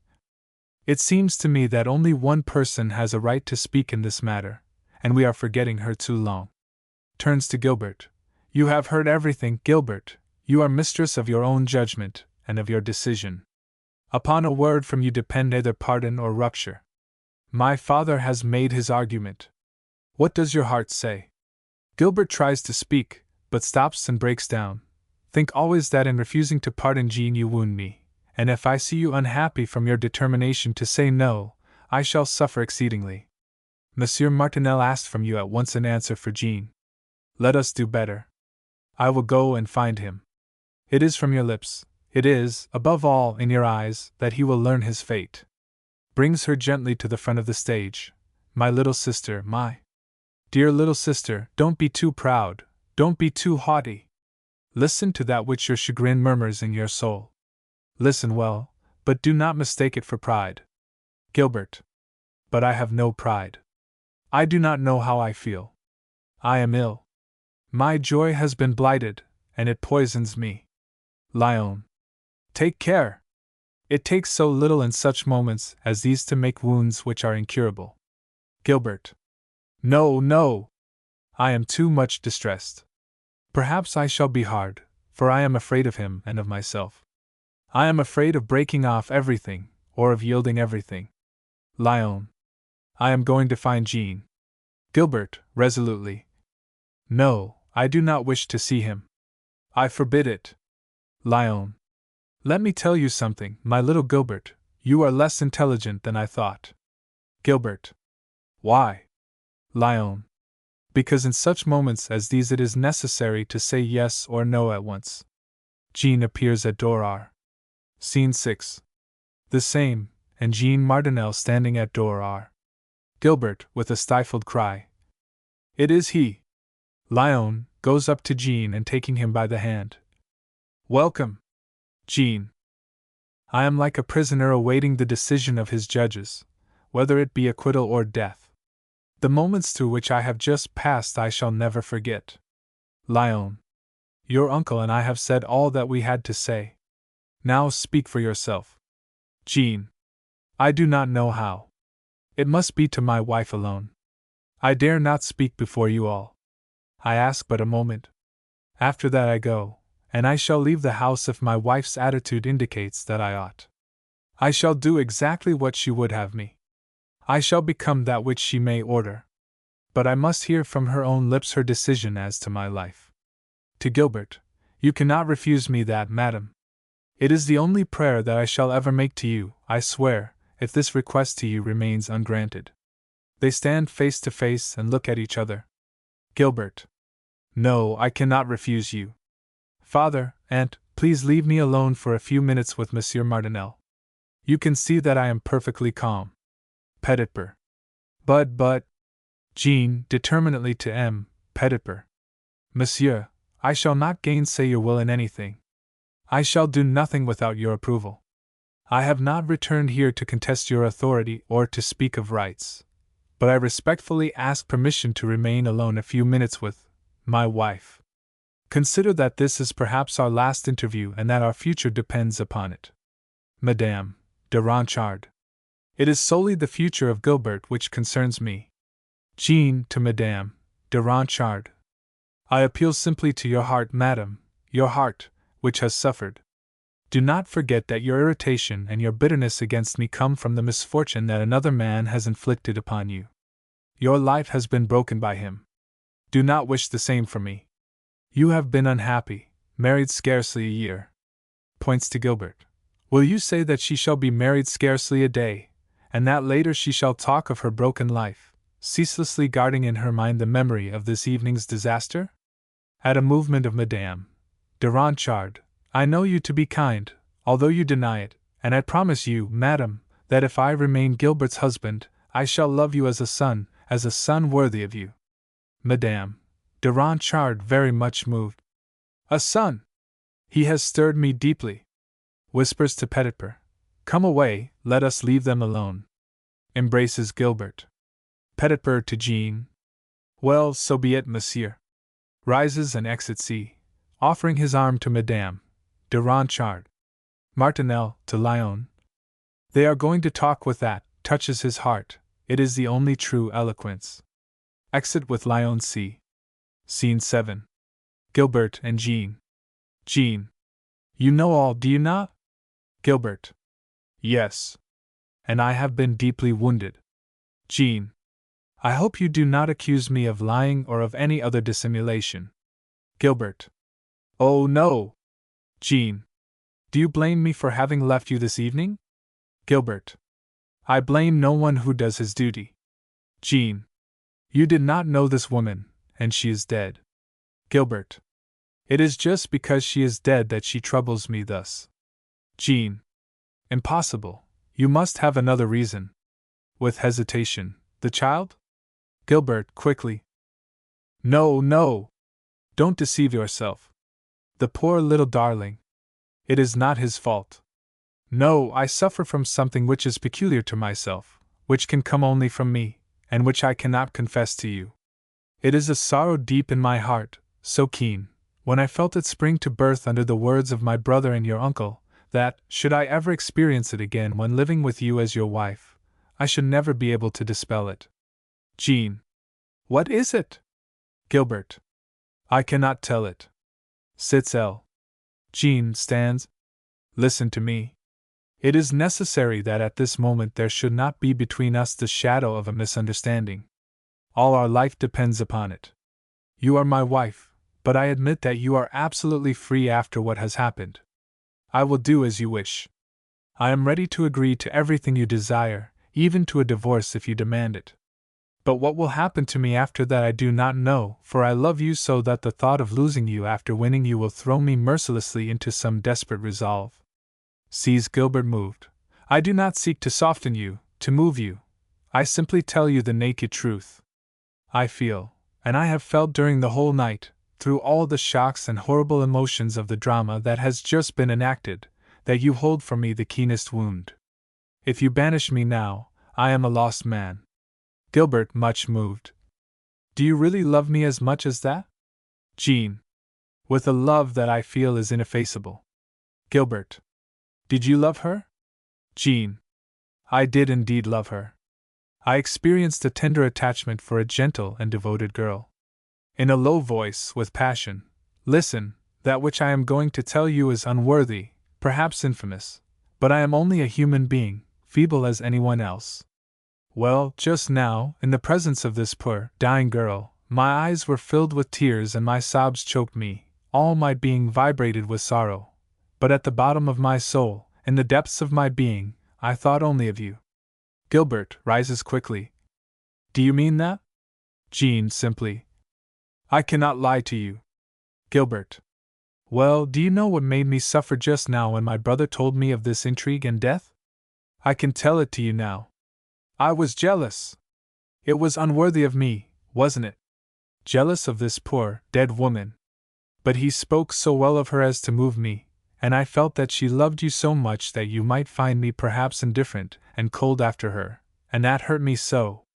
I had so much fear of experiencing that I thought of renouncing you. Jean. And now, Gilbert. Gilbert. Gilbert extends her hands. I am here, Jean. Take me. Jean. Ah, how grateful I am. Kisses her hands. Then immediately after, with emotion, but here another anguish seizes me. I have promised this poor woman to take and cherish this child in my own home. Gilbert makes a movement. That is not all. Do you know what her last thought, her last prayer was? She entreated me to commend the child to you. Gilbert. To me. Jean. To you, Gilbert.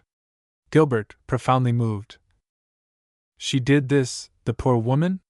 Did she believe that I would take? Jean. She hoped it, and in that hope her death was made easier. Gilbert, in exalted mood, crosses R.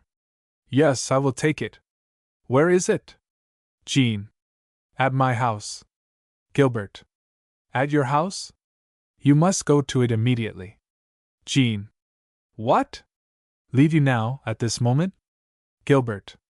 We will go together, since I was to have accompanied you to your house this evening. Jean, joyously. Oh, Gilbert! But your father will not let us go. Gilbert. Well, do you know what we must do, since my packing is finished, and my maid awaits me at your house? You must carry me off. Jean. Carry you off? Gilbert. Give me my cloak and let us go. All can be explained tomorrow. Shows the cloak that she had left upon the chair in the first act. My cloak, please. Jean picks up the cloak quickly and throws it over her shoulders. You are the most adorable creature. Gilbert takes his arm and they go toward door R. Scene 8. Enter Madame de Ronchard M., Petitper M., Martinel, and Lyon C. Madame de Ronchard. Well, what are they doing? Are they going away now? Petitper. Why, what does it mean? Gilbert. Yes, father, I am going away. I am going with my husband, but I shall be here tomorrow to ask pardon for this hurried flight, and to explain to you the reason for it. Petitper. Were you going without saying goodbye to us, without embracing us? Gilbert. Yes, in order to avoid more discussions. Lyon. She is right. Let them go. Gilbert throws herself upon Petitper's neck. Till tomorrow, father, till tomorrow, my dear aunt. Good night, all. I have had enough of emotion and fatigue.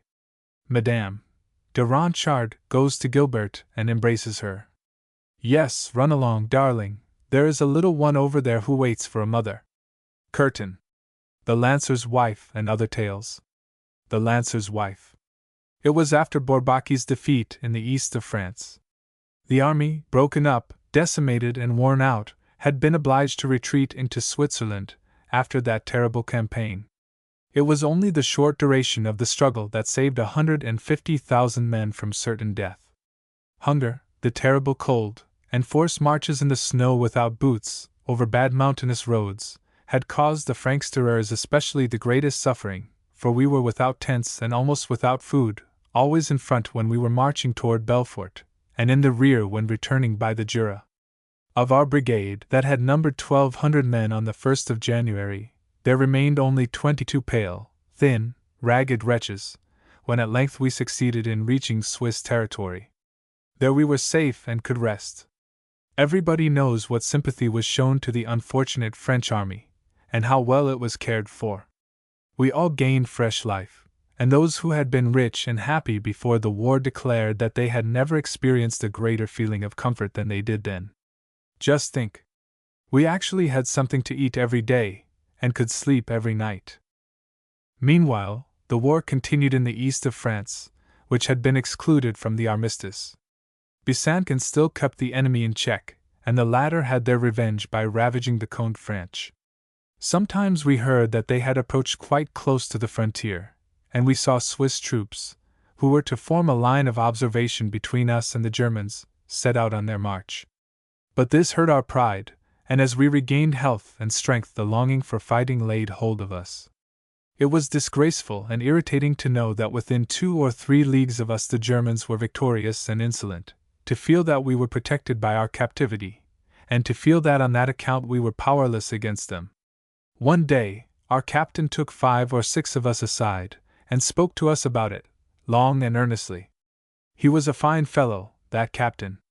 He had been a sub-lieutenant in the Zouaves, was tall and thin and as hard as steel, and during the whole campaign had given a great deal of trouble to the Germans. He fretted in inactivity, and could not accustom himself to the idea of being a prisoner, and of doing nothing. "Confound it," he said to us. "Does it not pain you to know that there are a lot of Uhlans within 2 hours of us?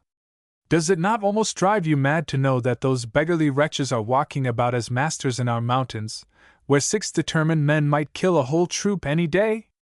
I cannot endure it any longer, and I must go there." "But how can you manage it, Captain?"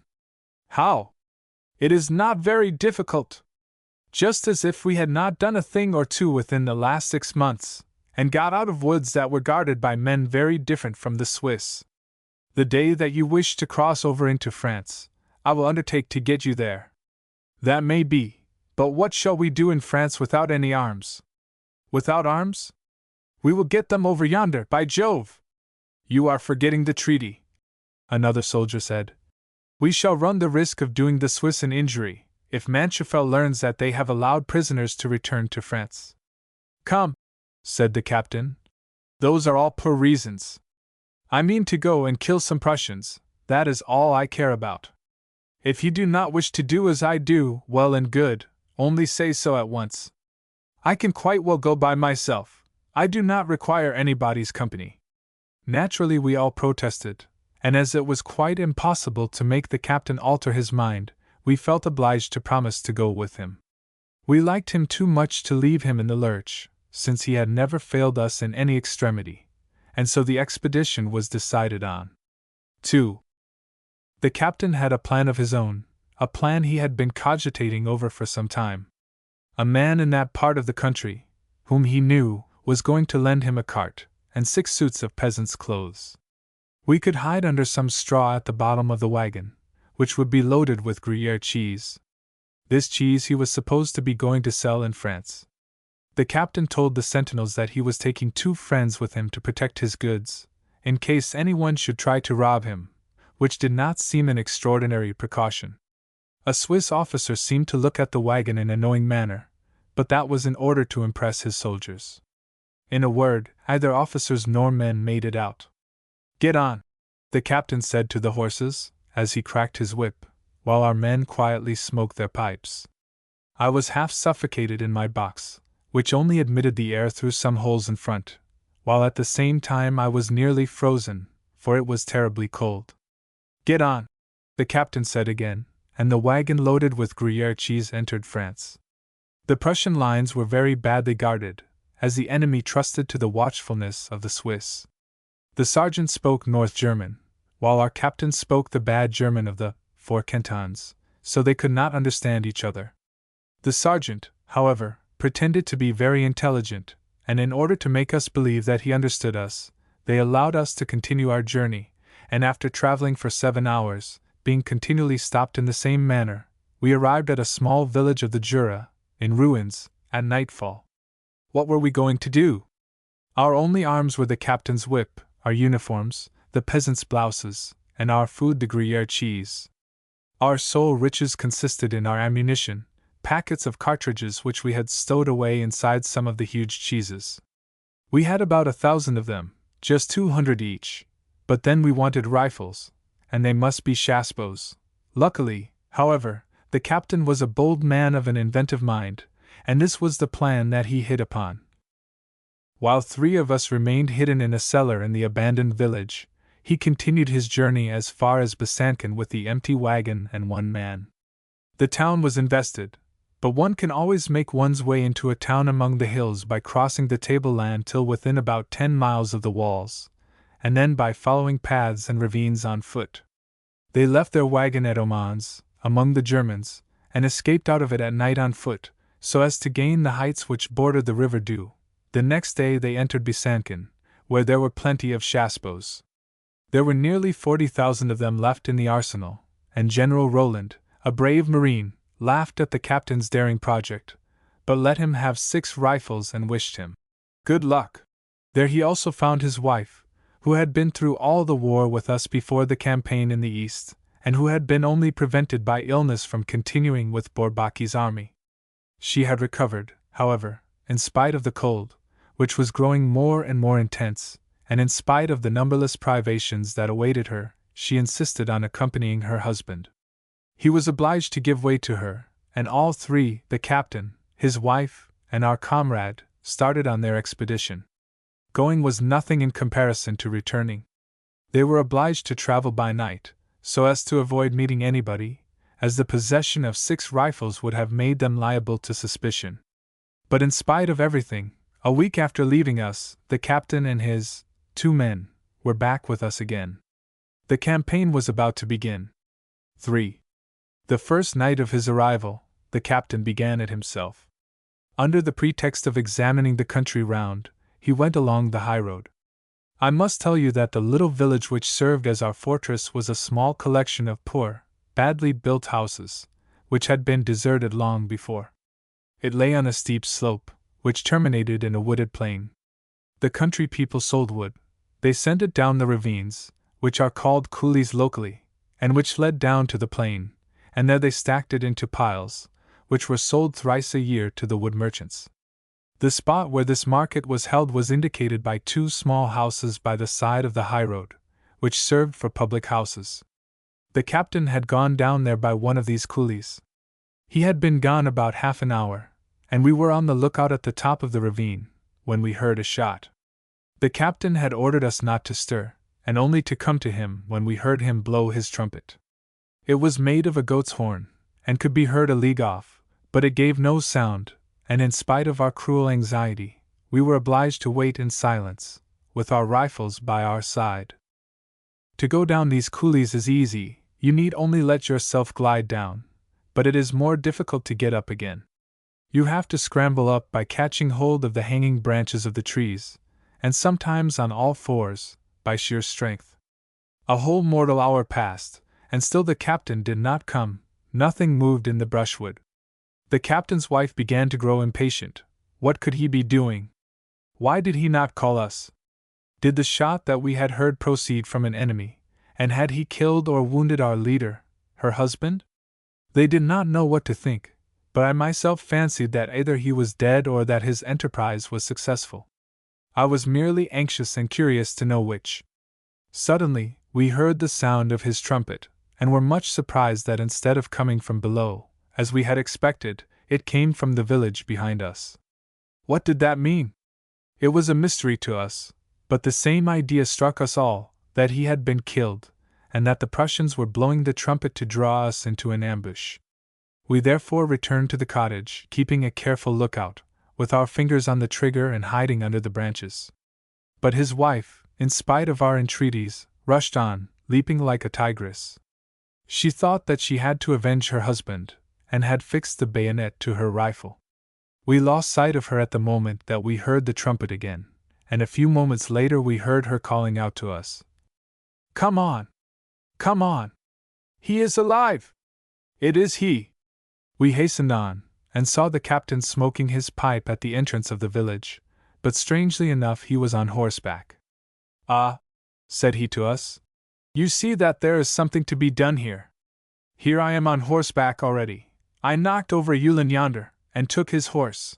I suppose they were guarding the wood, but it was by drinking and swilling in clover. One of them, the sentry at the door, had not time to see me before I gave him a sugarplum in his stomach, and then, before the others could come out, I jumped onto the horse and was off like a shot.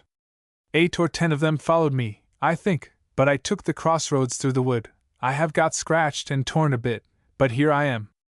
And now, my good fellows, attention and take care! Those brigands will not rest until they have caught us, and we must receive them with rifle bullets. Come along, let us take up our posts." We set out. One of us took up his position a good way from the village of the crossroads. I was posted at the entrance of the main street, where the road from the level country enters the village, while the two others, with the captain and his wife, took up positions in the middle of the village, near the church, whose towers served for an observatory and citadel. We had not been in our places long before we heard a shot followed by another, then two, then three. The first was evidently a shaspo. One recognized it by the sharp report, which sounds like the crack of a whip, while the other three came from the lancers' carbines. The captain was furious. He had given orders to the outposts to let the enemy pass, and merely to follow them at a distance if they marched toward the village, and to join me when they had gone well between the houses. Then they were to appear suddenly, take the patrol between two fires, and not allow a single man to escape, for posted as we were, the 6 of us could have hemmed in 10 Prussians, if needful. "That confounded Pivlot has roused them," the captain said, "and they will not venture to come on blindfold any longer. And then I am quite sure that he has managed to get wounded himself somehow or other, for we hear nothing of him. It serves him right. Why did he not obey orders?" And then, after a moment, he grumbled in his beard, "After all, I am sorry for the poor fellow. He is so brave and shoots so well." The captain was right in his conjectures. We waited until evening, without seeing the Uhlans.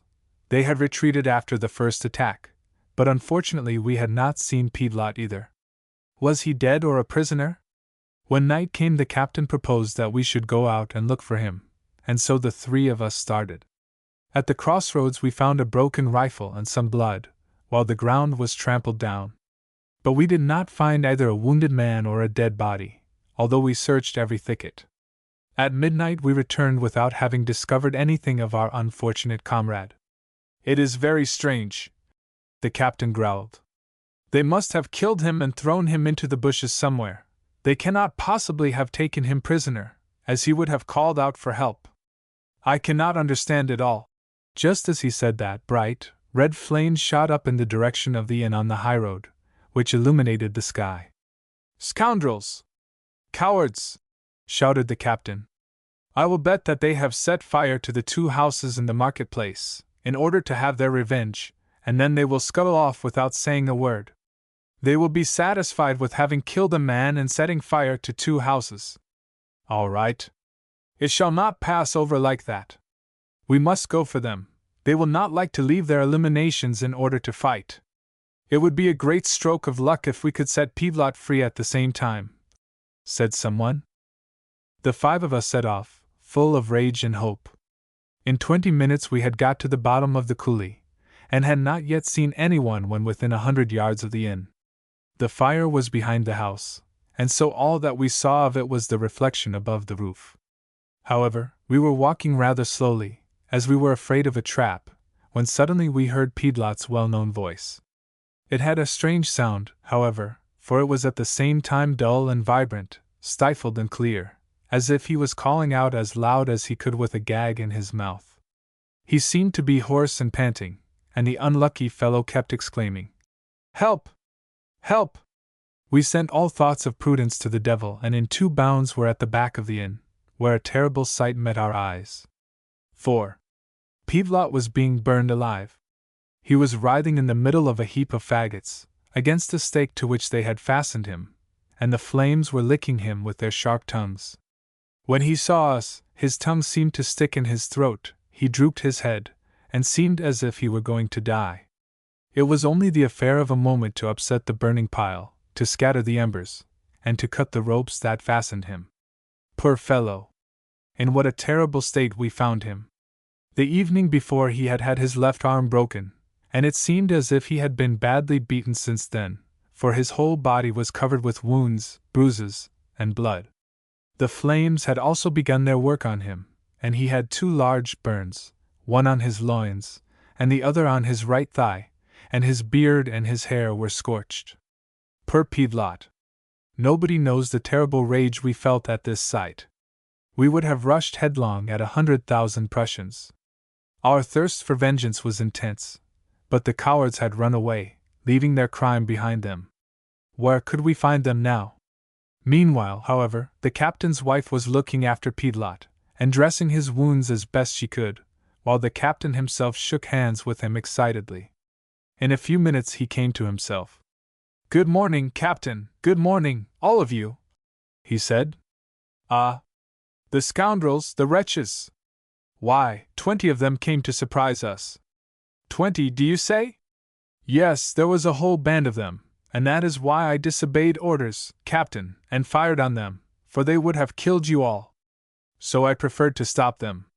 That frightened them, and they did not venture to go further than the crossroads. They were such cowards. 4 of them shot at me at 20 yards, as if I had been a target, and then they slashed me with their swords. My arm was broken, so that I could only use my bayonet with one hand. But why did you not call for help?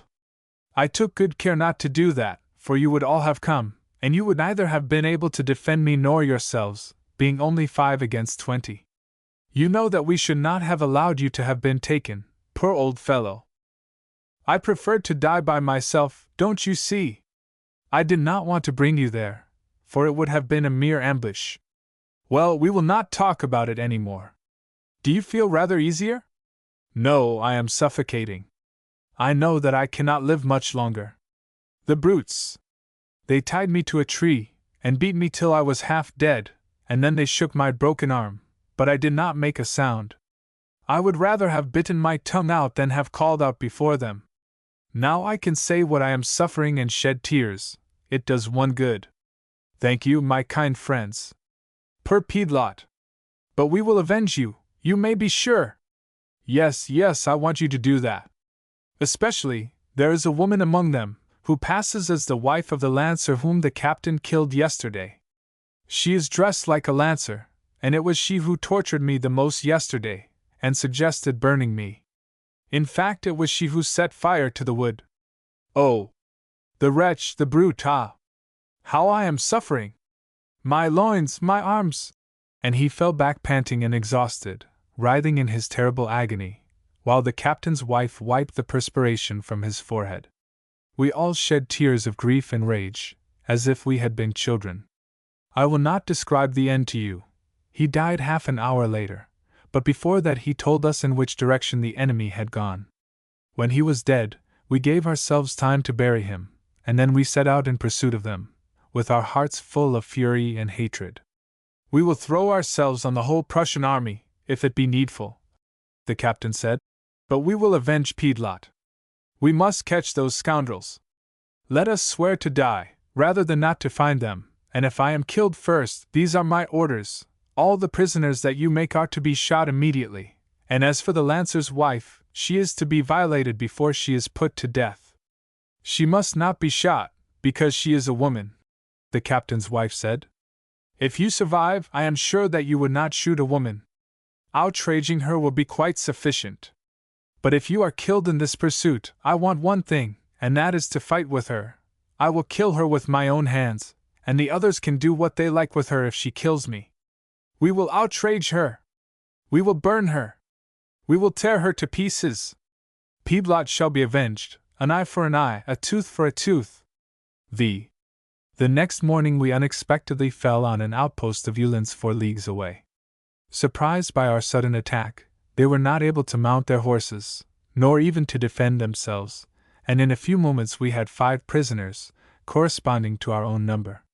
The captain questioned them, and from their answers we felt certain that they were the same whom we had encountered the previous day. Then a very curious operation took place. One of us was told off to ascertain their sex, and nothing can depict our joy when we discovered what we were seeking among them, the female executioner who had tortured our friend.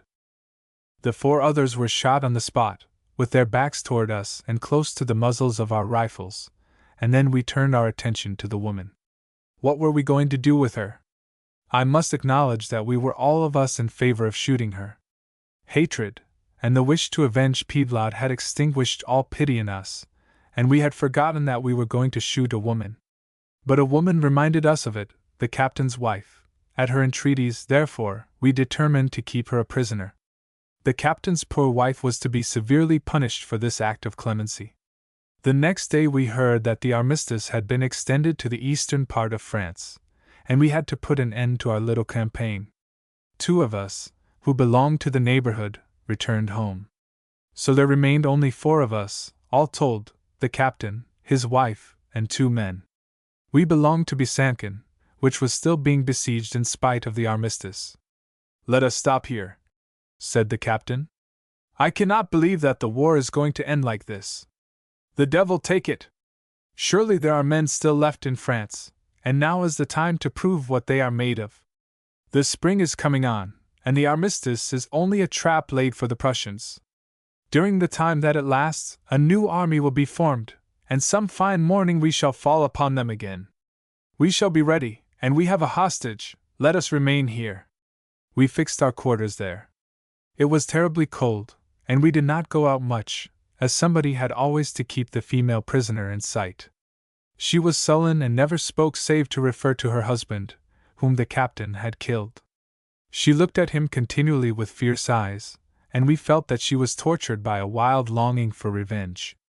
That seemed to us to be the most suitable punishment for the terrible torments that she had made Piedlot suffer, for impotent vengeance is such intense pain. Alas! We who knew how to avenge our comrade ought to have known that this woman would find a way to avenge her husband, and should have been on our guard. It is true that one of us kept watch every night, and that at first we tied her by a long rope to the great oak bench that was fastened to the wall. But by and by, as she had never tried to escape, in spite of her hatred for us, we relaxed our extreme prudence and allowed her to sleep somewhere else, and without being tied. What had we to fear? She was at the end of the room, a man was on guard at the door, and between her and the sentinel the captain's wife and 2 other men used to lie. She was alone and unarmed against 4, so there could be no danger. One night when we were asleep, and the captain was on guard, the lancer's wife was lying more quietly in her corner than usual. She had even smiled during the evening for the first time since she had been our prisoner. Suddenly, however, in the middle of the night, we were awakened by a terrible cry. We got up, groping about. Scarcely were we up when we stumbled over a furious couple who were rolling about and fighting on the ground. It was the captain and the lancer's wife. We threw ourselves onto them and separated them in a moment. She was shouting and laughing, and he seemed to have the death rattle. All this took place in the dark. 2 of us held her, and when a light was struck, a terrible sight met our eyes.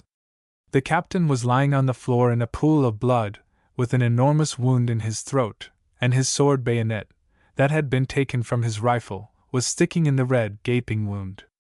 A few minutes afterward he died, without having been able to utter a word. His wife did not shed a tear. Her eyes were dry, her throat was contracted, and she looked at the lancer's wife steadfastly, and with a calm ferocity that inspired fear.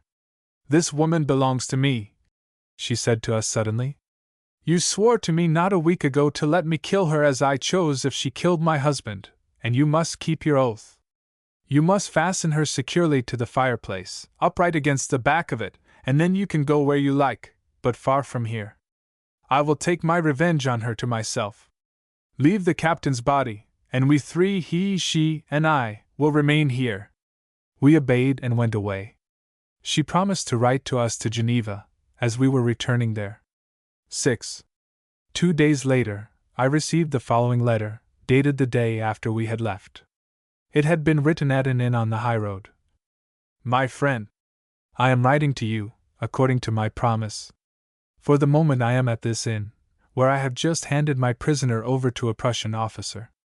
I must tell you, my friend, that this poor woman left 2 children in Germany. She had followed her husband, whom she adored, as she did not wish him to be exposed to the risks of war by himself, and as her children were with their grandparents.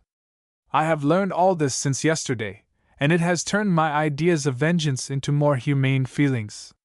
At the very moment when I felt pleasure in insulting this woman, and in threatening her with the most fearful torments, in recalling Piedlot, who had been burned alive, and in threatening her with a similar death, she looked at me coldly and said, 'Why should you reproach me, Frenchwoman? You think that you will do right in avenging your husband's death, is not that so?' 'Yes,' I replied. 'Very well then, in killing him, I did what you are going to do in burning me. I avenged my husband, for your husband killed him. Well, I replied, as you approve of this vengeance, prepare to endure it. I do not fear it. And in fact, she did not seem to have lost courage. Her face was calm, and she looked at me without trembling, while I brought wood and dried leaves together, and feverishly threw on to them the powder from some cartridges, to make her funeral pile the more cruel. I hesitated in my thoughts of persecution for a moment. But the captain's body was there, pale and covered with blood, and he seemed to be looking at me with large, glassy eyes, and I applied myself to my work again after kissing his pale lips. Suddenly, however, on raising my head, I saw that she was crying, and I felt rather surprised. So you are frightened? I said to her. No, but when I saw you kiss your husband, I thought of mine, of all whom I love. She continued to sob, but stopping suddenly she said to me in broken words, and in a low voice, Have you any children? A shiver ran over me, for I guessed that this poor woman had some. She asked me to look in a pocket-book which was in her bosom, and in it I saw 2 photographs of quite young children, a boy and a girl, with those kind, gentle, chubby faces that German children have.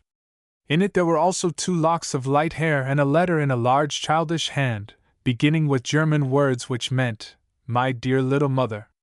I could not restrain my tears, my dear friend, and so I untied her, and without venturing to look at the face of my poor, dead husband, who was not to be avenged, I went with her as far as the inn. She is free. I have just left her, and she kissed me with tears. I am going upstairs to my husband. Come as soon as possible, my dear friend, to look for our 2 bodies. I set off with all speed, and when I arrived there was a Prussian patrol at the cottage. When I asked what it all meant, I was told that there was a captain of Franksterers and his wife inside, both dead. I gave their names. They saw that I knew them, and I begged to be allowed to undertake their funeral. Somebody has already undertaken it, was the reply. Go in if you wish to, as you knew them. You can settle about their funeral with their friend. I went in. The captain and his wife were lying side by side on a bed, and were covered by a sheet. I raised it, and saw that the woman had inflicted a wound in her throat similar to that from which her husband had died. At the side of the bed there sat, watching and weeping, the woman who had been mentioned to me as their last friend. It was the Lancer's wife. Otto Sr. and Otto Jr.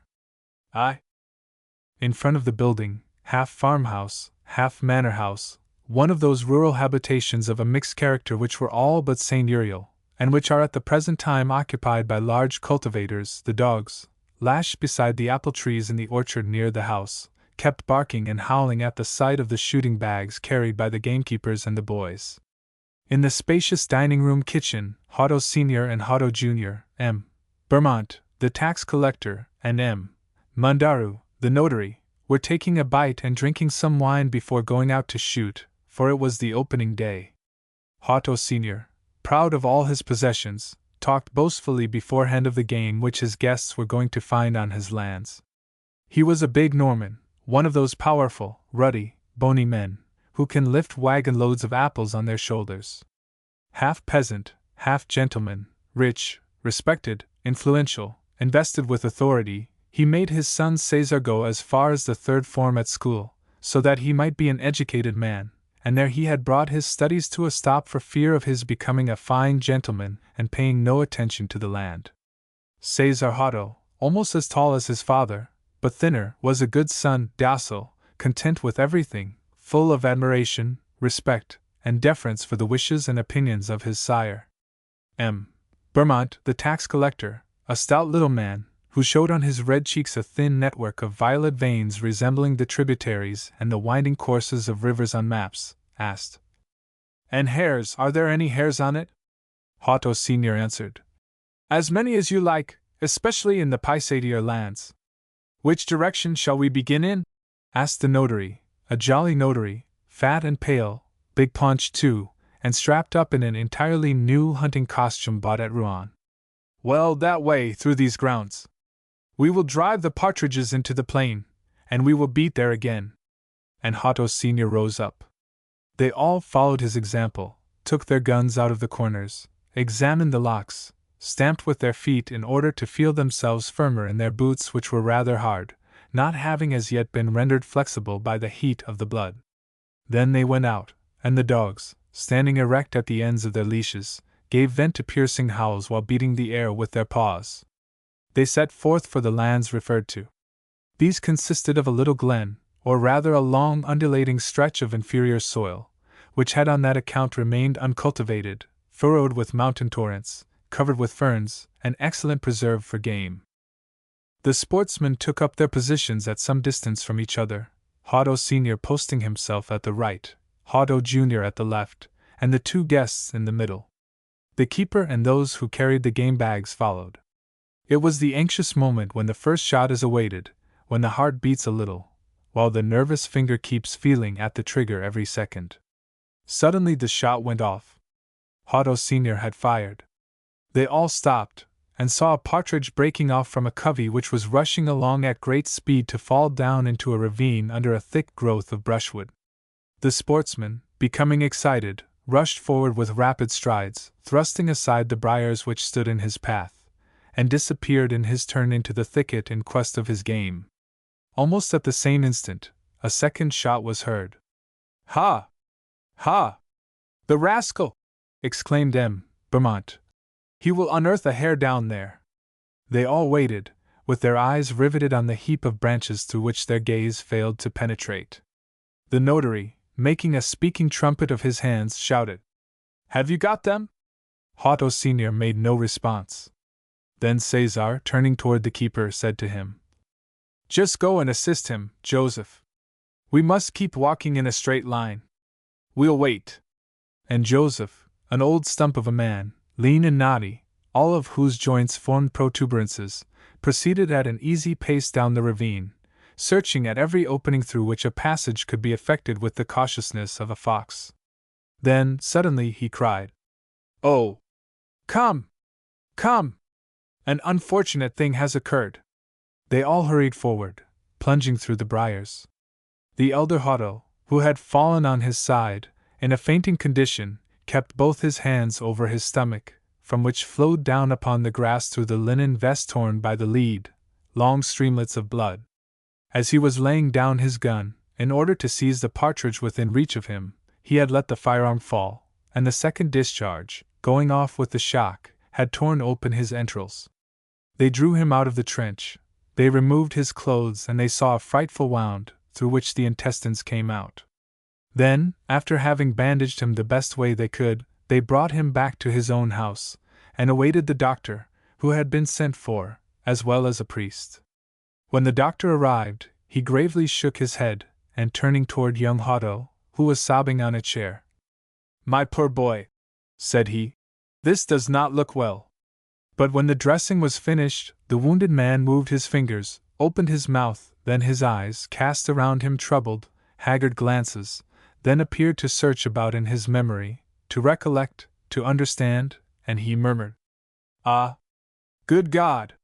This has done for me!" The doctor held his hand. Why no, some days of rest merely, it will be nothing," Otto returned. "It has done for me. My stomach is split open. I know it well." Then, all of a sudden, "I want to talk to the son if I have the time." Otto Jr., in spite of himself, shed tears, and kept repeating like a little boy, "Peepaw, peepaw, poor peepaw." But the father, in a firmer tone, "Come! Stop crying, this is not the time for it. I have to talk to you. Sit down there quite close to me. It will be quickly done, and I shall be more calm.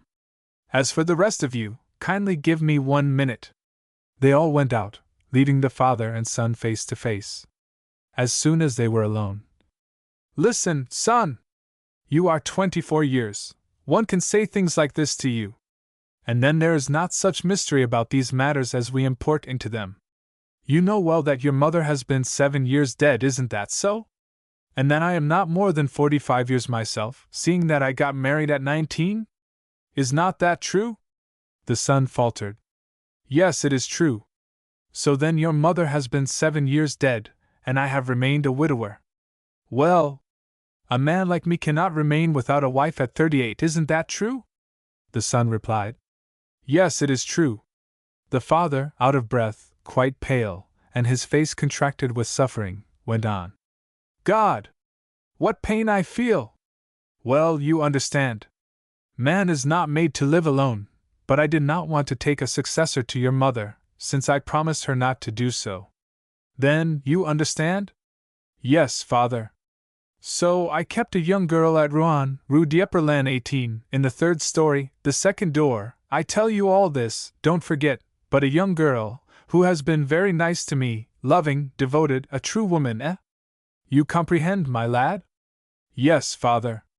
So then, if I am carried off, I owe something to her, something substantial, that will place her in a safe position. You understand? Yes, father. I tell you that she is an honest girl, and that, but for you, and the remembrance of your mother, and again but for the house in which we three lived, I would have brought her here, and then married her, for certain. Listen, my lad. I might have made a will, I haven't done so. I did not wish to do so, for it is not necessary to write down things of this sort. It is too hurtful to the legitimate children, and then it embroils everything, it ruins everyone. Look you, the stamped paper, there's no need of it, never make use of it. If I am rich, it is because I have not made waste of what I have during my own life. You understand, my son? Yes, father. Listen again, listen well to me. So then, I have made no will, I did not desire to do so, and then I knew what you were. You have a good heart, you are not niggardly, not too near, in any way. I said to myself that when my end approached I would tell you all about it, and that I would beg of you not to forget the girl. And then listen again.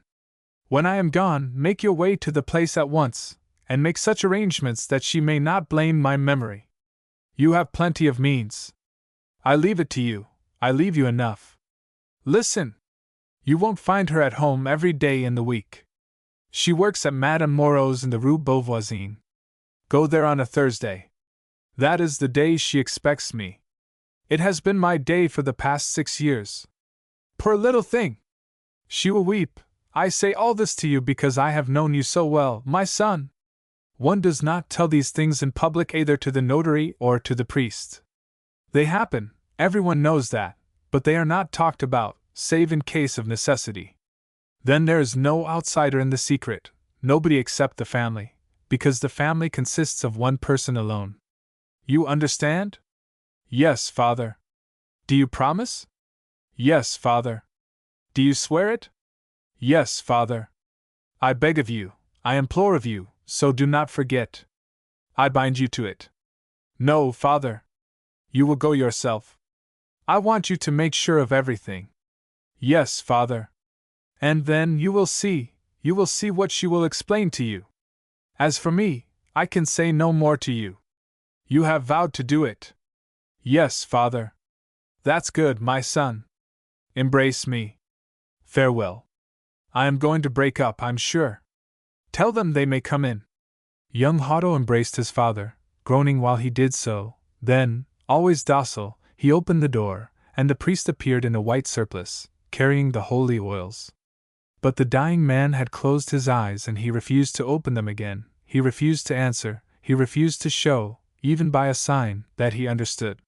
He had spoken enough, this man, he could speak no more. Besides, he now felt his heart calm, he wanted to die in peace. What need had he to make a confession to the deputy of God, since he had just done so to his son, who constituted his own family?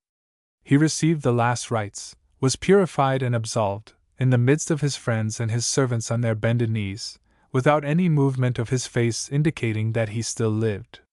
He expired about midnight, after 4 hours' convulsive movements, which showed that he must have suffered dreadfully in his last moments. 2. It was on the following Tuesday that they buried him. The shooting had opened on Sunday.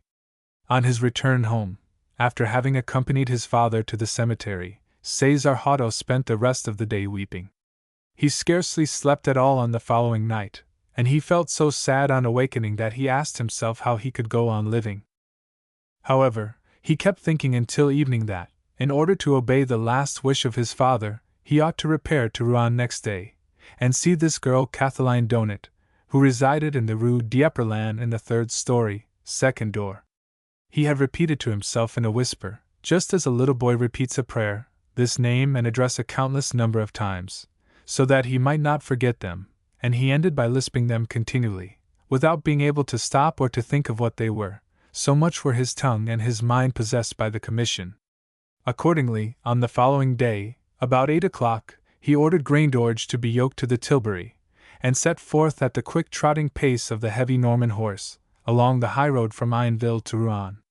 He wore his black frock coat, a tall silk hat on his head, and breeches with straps, and he did not, on account of the occasion, dispense with the handsome costume, the blue overalls which swelled in the wind, protecting the cloth from dust and from stains, and which was to be removed quickly the moment he jumped out of the coach.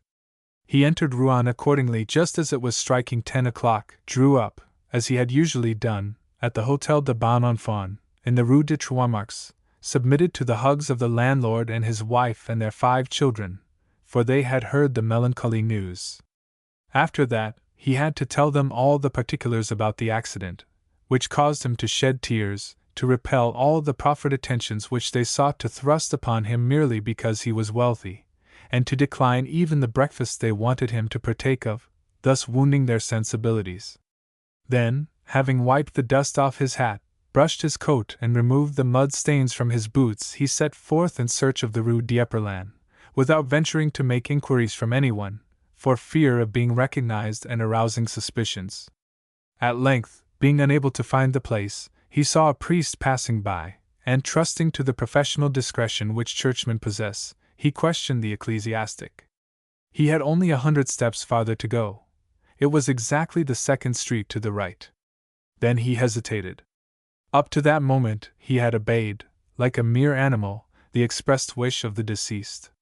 Now he felt quite agitated, confused, humiliated, at the idea of finding himself, the son, in the presence of this woman who had been his father's mistress.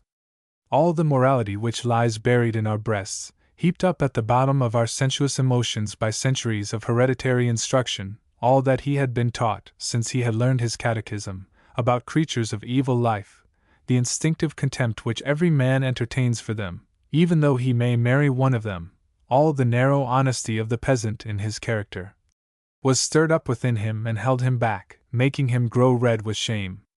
But he said to himself, "I promised the father, I must not break my promise."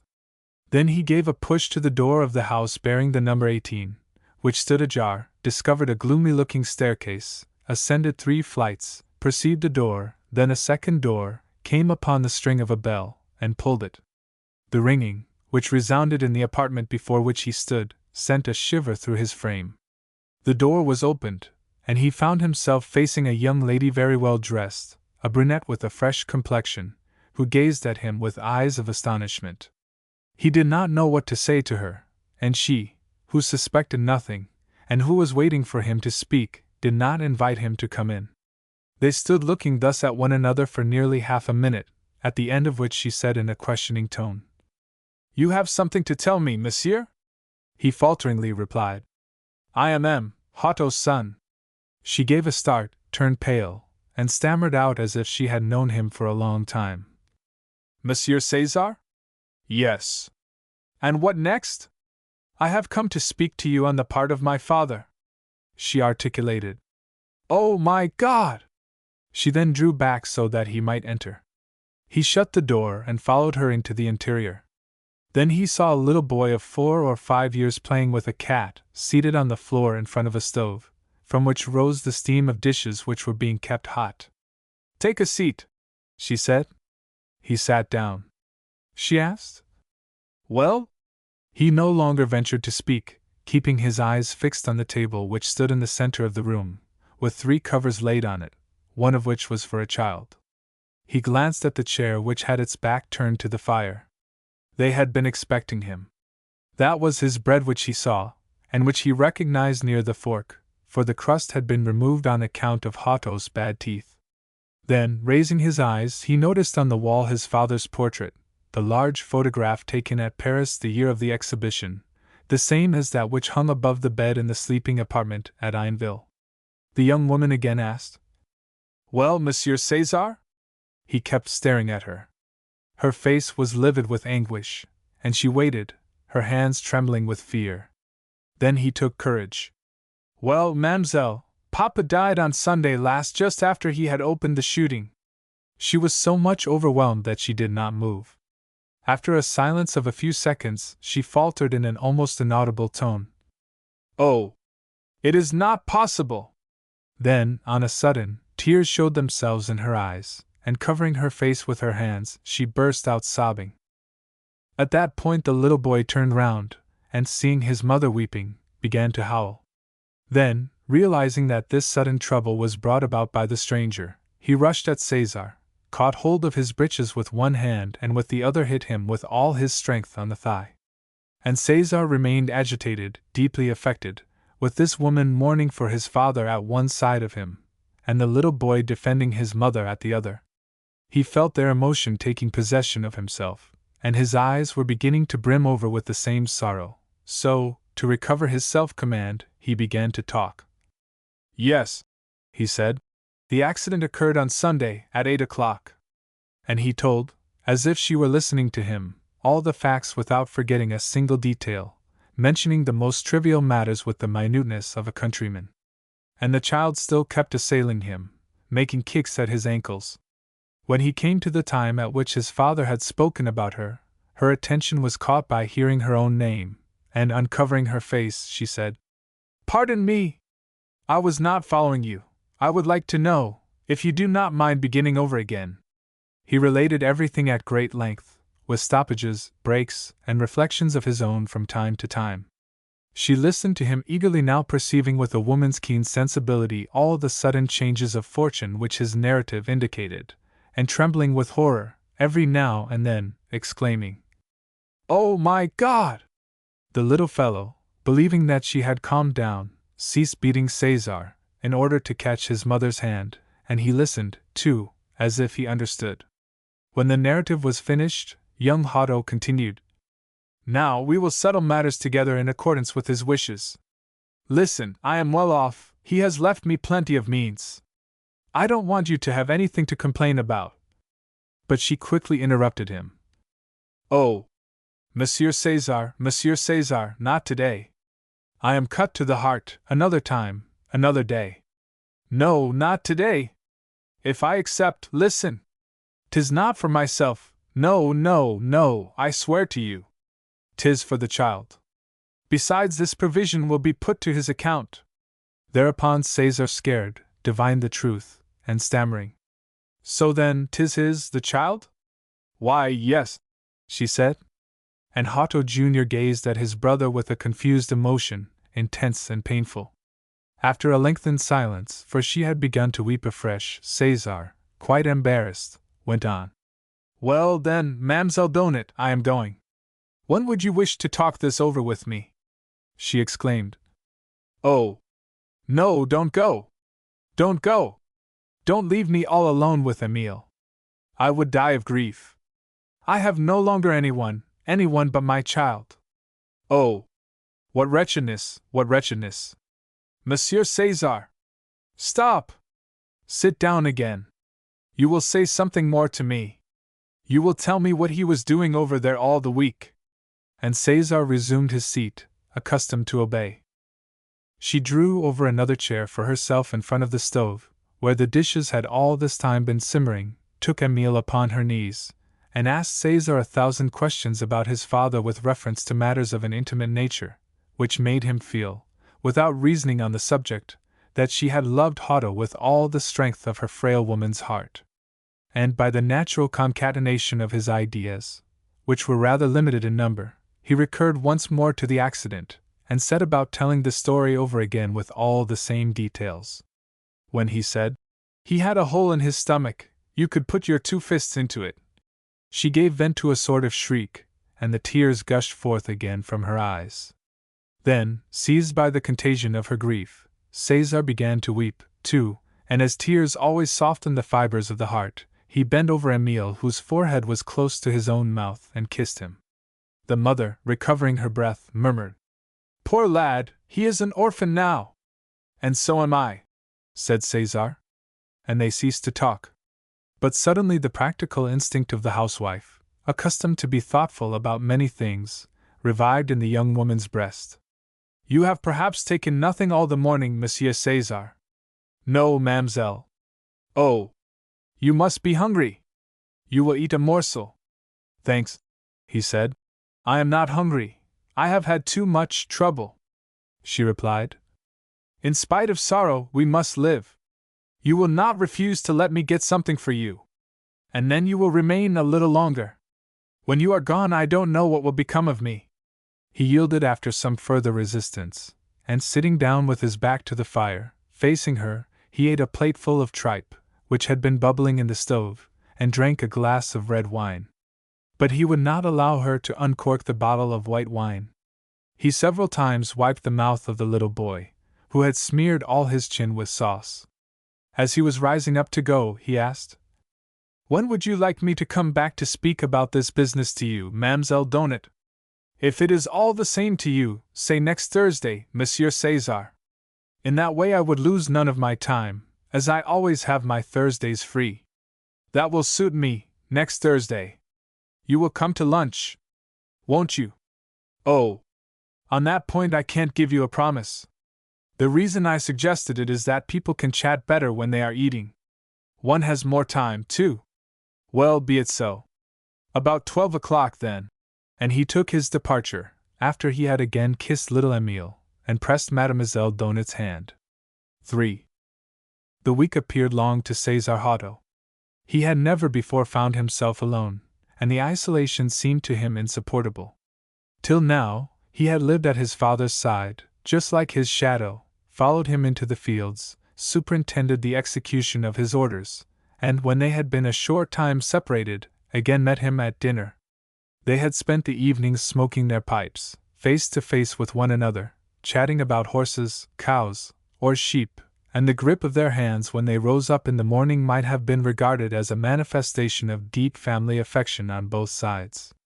Now César was alone. He went vacantly through the process of dressing the soil in autumn, every moment expecting to see the tall gesticulating silhouette of his father rising up at the end of a plain.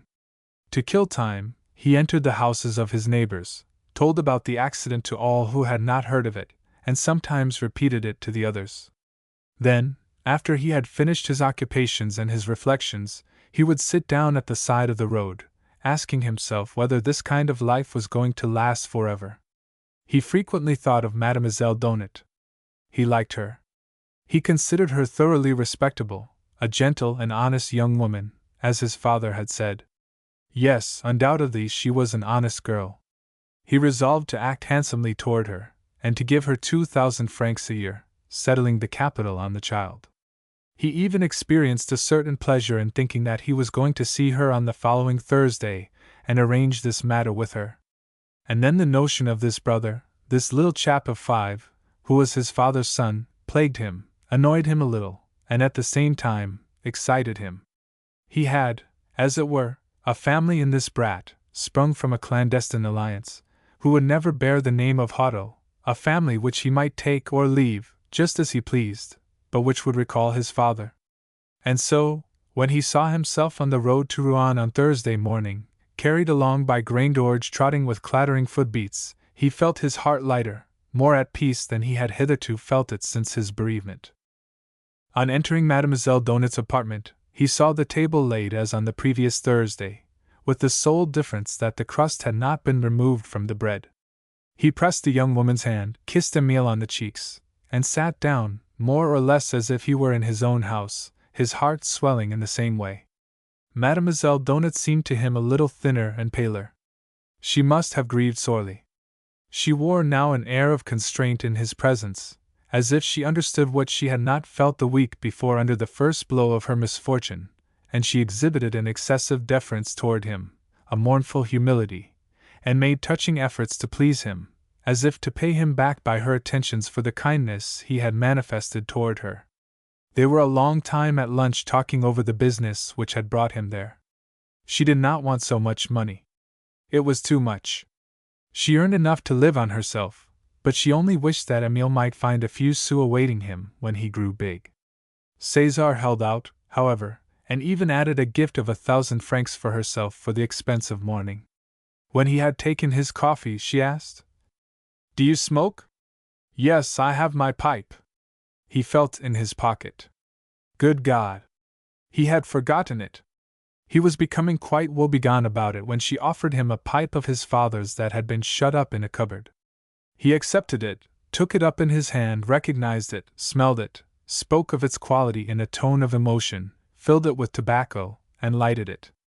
Then he set Emile astride on his knee, and made him play the cavalier, while she removed the tablecloth and put the soiled plates at one end of the sideboard in order to wash them as soon as he was gone. About 3 o'clock, he rose up with regret, quite annoyed at the thought of having to go.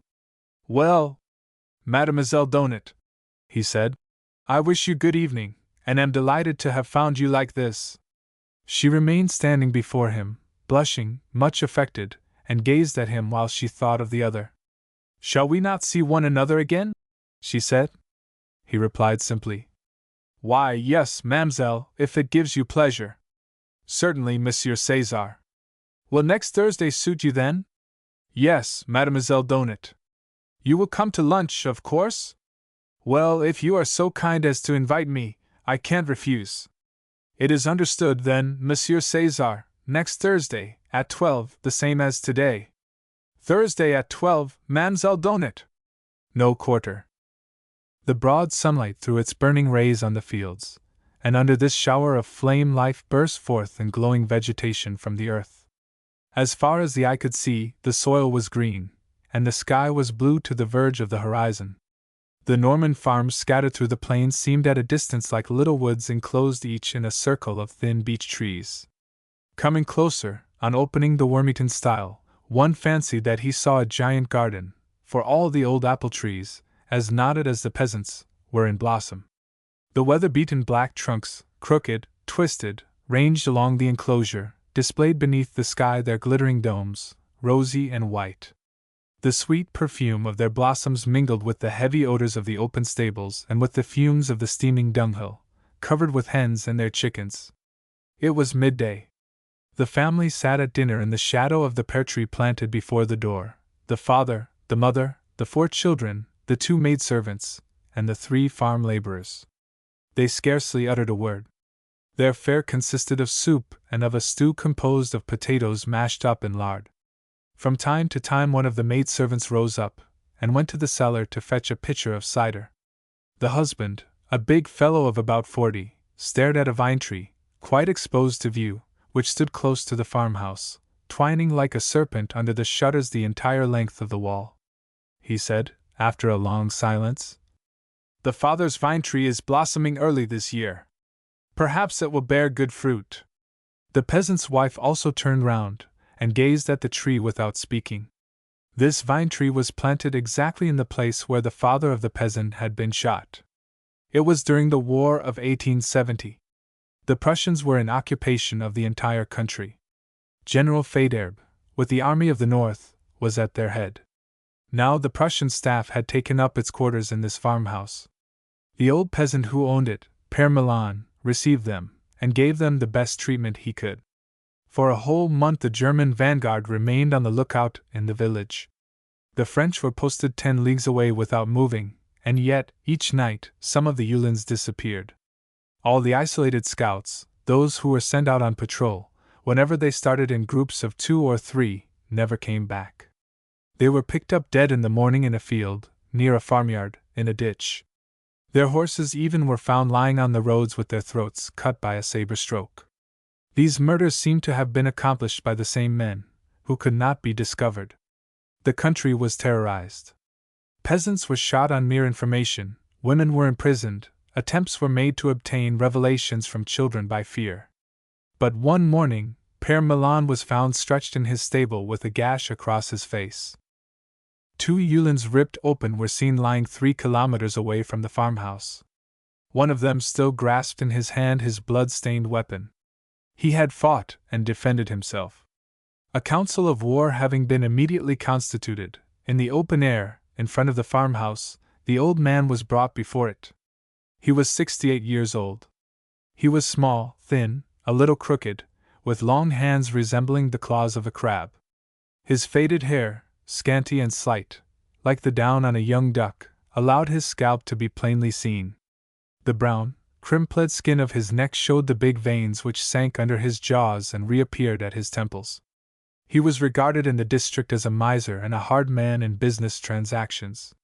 He was placed standing between 4 soldiers in front of the kitchen table, which had been carried out of the house for the purpose. 5 officers and the colonel sat facing him. The colonel was the first to speak. "Père Milan," he said in French, "since we came here we have had nothing to say of you but praise. You have always been obliging, and even considerate toward us.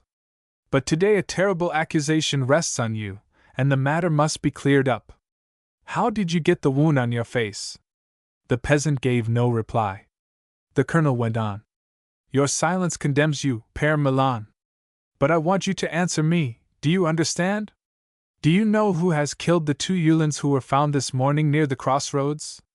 The old man said in a clear voice, "It was I." The colonel, surprised, remained silent for a second, looking steadfastly at the prisoner. Père Milan maintained his impassive demeanor, his air of rustic stupidity, with downcast eyes as if he were talking to his cure. There was only one thing that could reveal his internal agitation, the way in which he slowly swallowed his saliva with a visible effort, as if he were choking. The old peasant's family, his son Jean, his daughter-in-law, and 2 little children stood 10 paces behind, scared and dismayed. The colonel continued, "Do you know also who killed all the scouts of our army whom we have found every morning, for the past month, lying here and there in the fields?" The old man answered with the same brutal impassiveness, "It was I." "It is you, then, that killed them all?" "All of them, yes, it was I." "You alone?" "I alone." "Tell me the way you managed to do it." This time the peasant appeared to be affected. The necessity of speaking at some length incommoded him. "I know myself. I did it the way I found easiest." The colonel proceeded, "I warn you, you must tell me everything. You will do well, therefore, to make up your mind about it at once. How did you begin it?" The peasant cast an uneasy glance toward his family, who remained in a listening attitude behind him.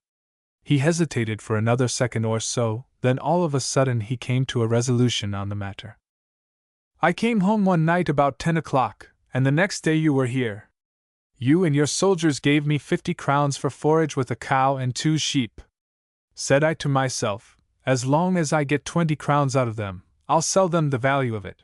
But then I had other things in my heart, which I'll tell you about now.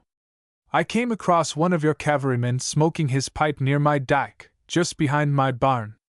I went and took my scythe off the hook, and I came back with short steps from behind, while he lay there without hearing anything.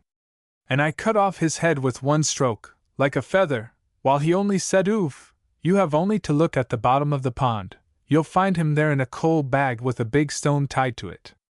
I got an idea into my head. I took all he had on him from his boots to his cap, and I hid them in the bakehouse in the martin wood behind the farmyard." The old man stopped. The officers, speechless, looked at one another. The examination was resumed, and this is what they were told. Once he had accomplished this murder, the peasant lived with only one thought: to kill the Prussians. He hated them with the sly and ferocious hatred of a countryman who was at the same time covetous and patriotic. He had got an idea into his head, as he put it. He waited for a few days. He was allowed to go and come freely, to go out and return just as he pleased, as long as he displayed humility, submissiveness, and complaisance toward the conquerors. Now, every evening he saw the cavalrymen bearing dispatches leaving the farmhouse, and he went out, one night, after discovering the name of the village to which they were going, and after picking up by associating with the soldiers the few words of German he needed. He made his way through his farmyard, slipped into the wood, reached the bakehouse, penetrated to the end of the long passage, and having found the clothes of the soldier which he had hidden there, he put them on. Then he went prowling about the fields, creeping along, keeping to the slopes so as to avoid observation, listening to the least sounds, restless as a poacher. When he believed the time had arrived, he took up his position at the roadside, and hid himself in a clump of brushwood. He still waited. At length, near midnight, he heard the galloping of a horse's hoofs on the hard soil of the road. The old man put his ear to the ground to make sure that only one cavalryman was approaching. Then he got ready. The Yulin came on at a very quick pace, carrying some dispatches. He rode forward with watchful eyes and strained ears. As soon as he was no more than 10 paces away, Père Milan dragged himself across the road, groaning, "Hilf! Hilf! Help! Help!" The cavalryman drew up, recognized the German soldier dismounted, believed that he was wounded, leaped down from his horse, drew near the prostrate man, never suspecting anything, and, as he stooped over the stranger, he received in the middle of the stomach the long, curved blade of the saber. He sank down without any death throes, merely quivering with a few last shudders. Then the Norman, radiant with the mute joy of an old peasant, rose up, and merely to please himself, cut the dead soldier's throat. After that he dragged the corpse to the dike and threw it in. The horse was quietly waiting for its rider. Père Milan got on the saddle and started across the plain at the gallop. At the end of an hour, he perceived 2 more Uhlans approaching the staff quarters side by side. He rode straight toward them, crying, "Hilf! Hilf!" The Prussians let him come on, recognizing the uniform without any distrust. And like a cannon ball the old man shot between the two, bringing both of them to the ground with his saber and a revolver. The next thing he did was to cut the throats of the horses, the German horses. Then, softly he re-entered the bakehouse and hid the horse he had ridden himself in the dark passage. There he took off the uniform, put on once more his own old clothes, and going to his bed, slept till morning. For 4 days he did not stir out, awaiting the close of the open inquiry as to the cause of the soldiers' deaths. But on the 5th day, he started out again, and by a similar stratagem killed 2 more soldiers. Thenceforth he never stopped. Each night he wandered about, prowled through the country at random, cutting down some Prussians, sometimes here, sometimes there, galloping through the deserted fields under the moonlight, a lost Uhlin, a hunter of men. Then, when he had finished his task, leaving behind him corpses lying along the roads, the old horseman went to the bakehouse where he concealed both the animal and the uniform. About midday he calmly returned to the spot to give the horse a feed of oats and some water, and he took every care of the animal, exacting therefore the hardest work. But the night before his arrest, one of the soldiers he attacked put himself on his guard, and cut the old peasant's face with the slash of a saber. He had, however, killed both of them. He had even managed to go back and hide his horse and put on his everyday garb, but, when he reached the stable, he was overcome by weakness and was not able to make his way into the house. He had been found lying on the straw, his face covered with blood. When he had finished his story, he suddenly lifted his head and glanced proudly at the Prussian officers. The colonel, tugging at his mustache, asked, "Have you anything more to say?" "No, nothing more, we are quits. I killed 16, not one more, not one less. You know you have to die? I ask for no quarter. Have you been a soldier?" "Yes, I served at one time. And 'tis you killed my father, who was a soldier of the first emperor, not to speak of my youngest son Francois, whom you killed last month near Evreux. I owed this to you, and I've paid you back. 'Tis tit for tat." The officers stared at one another. The old man went on. 8 for my father, 8 for my son, that pays it off. I sought for no quarrel with you. I don't know you. I only know where you came from. You came to my house here and ordered me about as if the house was yours. I have had my revenge, and I'm glad of it." And stiffening up his old frame, he folded his arms in the attitude of a humble hero. The Prussians held a long conference. A captain, who had also lost a son the month before, defended the brave old farmer. Then the colonel rose up, and advancing toward Père Milan, he said, lowering his voice, "Listen, old man. There is perhaps one way of saving your life, it is." But the old peasant was not listening to him, and fixing his eyes directly on the German officer, while the wind made the scanty hair move to and fro on his skull, he made a frightful grimace, which shriveled up his pinched countenance scarred by the saber stroke, and puffing out his chest, he spat, with all his strength, right into the Prussian's face. The colonel, stupefied, raised his hand, and for the second time the peasant spat in his face. All the officers sprang to their feet and yelled out orders at the same time. In less than a minute the old man, still as impassive as ever, was stuck up against the wall and shot, while he cast a smile at Jean, his eldest son, and then at his daughter-in-law and the two children, who were staring with terror at the scene. The orphan. Mademoiselle Source had adopted this boy under very sad circumstances. She was at the time 36 years old. She was disfigured, having in her infancy slipped off her nurse's lap into the fireplace, and getting her face so shockingly burned that it ever afterward presented a frightful appearance. This deformity had made her resolve not to marry, for she did not want any man to marry her for her money. A female neighbor of hers, being left a widow during her pregnancy, died in childbirth, without leaving a sou. Mademoiselle Source took the newborn child, put him out to nurse, reared him, sent him to a boarding school, then brought him home in his 14th year, in order to have in her empty house somebody who would love her, who would look after her, who would make her old age pleasant. She resided on a little property 4 leagues away from Rennes, and she now dispensed with a servant. The expenses having increased to more than double what they had been since this orphan's arrival, her income of 3,000 francs was no longer sufficient to support 3 persons.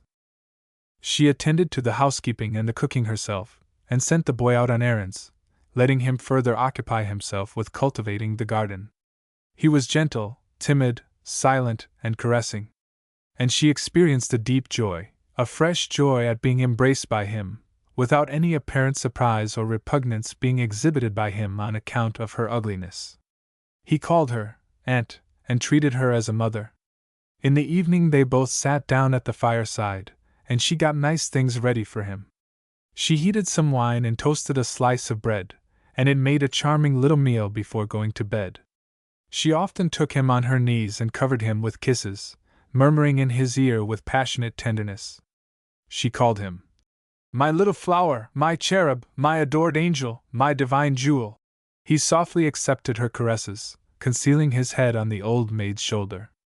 Although he was now nearly 15 years old, he had remained small and weak, and had a rather sickly appearance. Sometimes Mademoiselle Source brought him to the city to see 2 married female relatives of hers, distant cousins, who were living in the suburbs, and who were the only members of her family in existence.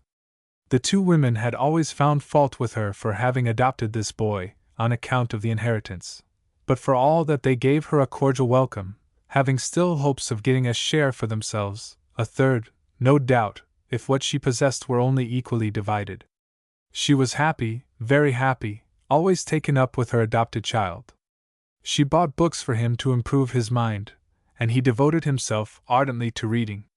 He no longer now climbed on her knees to fondle her, as he had formerly done, but instead would go and sit down in his little chair in the chimney corner and open a volume. The lamp placed at the edge of the little table, above his head, shone on his curly hair and on a portion of his forehead. He did not move, he did not raise his eyes, he did not make any gesture. He read on, interested, entirely absorbed in the adventures which formed the subject of the book. She, seated opposite to him, gazed at him with an eager, steady look, astonished at his studiousness, jealous, often on the point of bursting into tears. She said to him now and then, "You will fatigue yourself, my treasure," in the hope that he would raise his head and come across to embrace her, but he did not even answer her. He had not heard or understood what she was saying. He paid no attention to anything save what he read in these pages. For 2 years he devoured an incalculable number of volumes. His character changed. After this, he asked Mademoiselle Source many times for money, which she gave him. As he always wanted more, she ended by refusing, for she was both regular and energetic and knew how to act rationally when it was necessary to do so. By dint of entreaties he obtained a large sum one night from her, but when he urged her to give him another sum a few days later, she showed herself inflexible, and did not give way to him further. In fact, he appeared to be satisfied with her decision. He again became quiet, as he had formerly been, loving to remain seated for entire hours, without moving, plunged in deep reverie. He now did not even talk to Madame Source, merely answering her remarks with short, formal words. Nevertheless, he was agreeable and attentive in his manner toward her, but he never embraced her now. She had by this time grown slightly afraid of him, when they sat facing one another at night at opposite sides of the fireplace. She wanted to wake him up, to make him say something, no matter what, that would break this dreadful silence, which was like the darkness of a wood. But he did not appear to listen to her, and she shuddered with the terror of a poor feeble woman when she had spoken to him 5 or 6 times successively without being able to get a word out of him. What was the matter with him? What was going on in that closed-up head? When she had been thus 2 or 3 hours sitting opposite him, she felt herself getting daft, and longed to rush away and to escape into the open country in order to avoid that mute, eternal companionship and also some vague danger, which she could not define, but of which she had a presentiment. She frequently shed tears when she was alone. What was the matter with him? When she gave expression to a desire, he unmurmuringly carried it into execution. When she wanted to have anything brought to her from the city, he immediately went there to procure it. She had no complaint to make of him. No, indeed. And yet, another year flitted by, and it seemed to her that a new modification had taken place in the mind of the young man. She perceived it, she felt it, she divined it. How? No matter. She was sure she was not mistaken, but she could not have explained in what the unknown thoughts of this strange youth had changed. It seemed to her that till now he had been like a person in a hesitating frame of mind who had suddenly arrived at a determination. This idea came to her one evening as she met his glance, a fixed, singular glance which she had not seen in his face before. Then he commenced to watch her incessantly, and she wished she could hide herself in order to avoid that cold eye, riveted on her. He kept staring at her, evening after evening for hours together, only averting his eyes when she said, utterly unnerved, "Do not look at me like that, my child!" Then he bowed his head. But the moment her back was turned, she once more felt that his eye was upon her. Wherever she went he pursued her with his persistent gaze. Sometimes, when she was walking in her little garden, she suddenly noticed him squatted on the stump of a tree as if he were lying in wait for her, and again when she sat in front of the house mending stockings while he was digging some cabbage bed, he kept watching her, as he worked, in a sly, continuous fashion. It was in vain that she asked him, "What's the matter with you, my boy? For the last 3 years, you have become very different. I don't find you the same. Tell me what ails you, and what you are thinking of, I beg of you." He invariably replied, in a quiet, weary tone, "Why, nothing ails me, aunt." And when she persisted, appealing to him thus, "Ah, my child, answer me when I speak to you. If you knew what grief you caused me, you would always answer, and you would not look at me that way. Have you any trouble? Tell me, I'll console you." He would turn away with a tired air, murmuring, "But there is nothing the matter with me, I assure you." He had not grown much, having always a childish aspect, although the features of his face were those of a man. They were, however, hard and badly cut. He seemed incomplete, abortive, only half finished, and disquieting as a mystery. He was a close, impenetrable being, in whom there seemed always to be some active, dangerous mental travail taking place. Mademoiselle Source was quite conscious of all this, and she could not, from that time forth, sleep at night, so great was her anxiety. Frightful terrors, dreadful nightmares assailed her. She shut herself up in her own room and barricaded the door, tortured by fear. What was she afraid of? She could not tell. Fear of everything, of the night, of the walls, of the shadows thrown by the moon on the white curtains of the windows, and above all, fear of him. Why? What had she to fear? Did she know what it was? She could live this way no longer. She felt certain that a misfortune threatened her, a frightful misfortune. She set forth secretly one morning and went into the city to see her relatives. She told them about the matter in a gasping voice. The 2 women thought she was going mad and tried to reassure her. She said, "If you knew the way he looks at me from morning till night! He never takes his eyes off me. At times I feel a longing to cry for help, to call in the neighbors, so much am I afraid. But what could I say to them?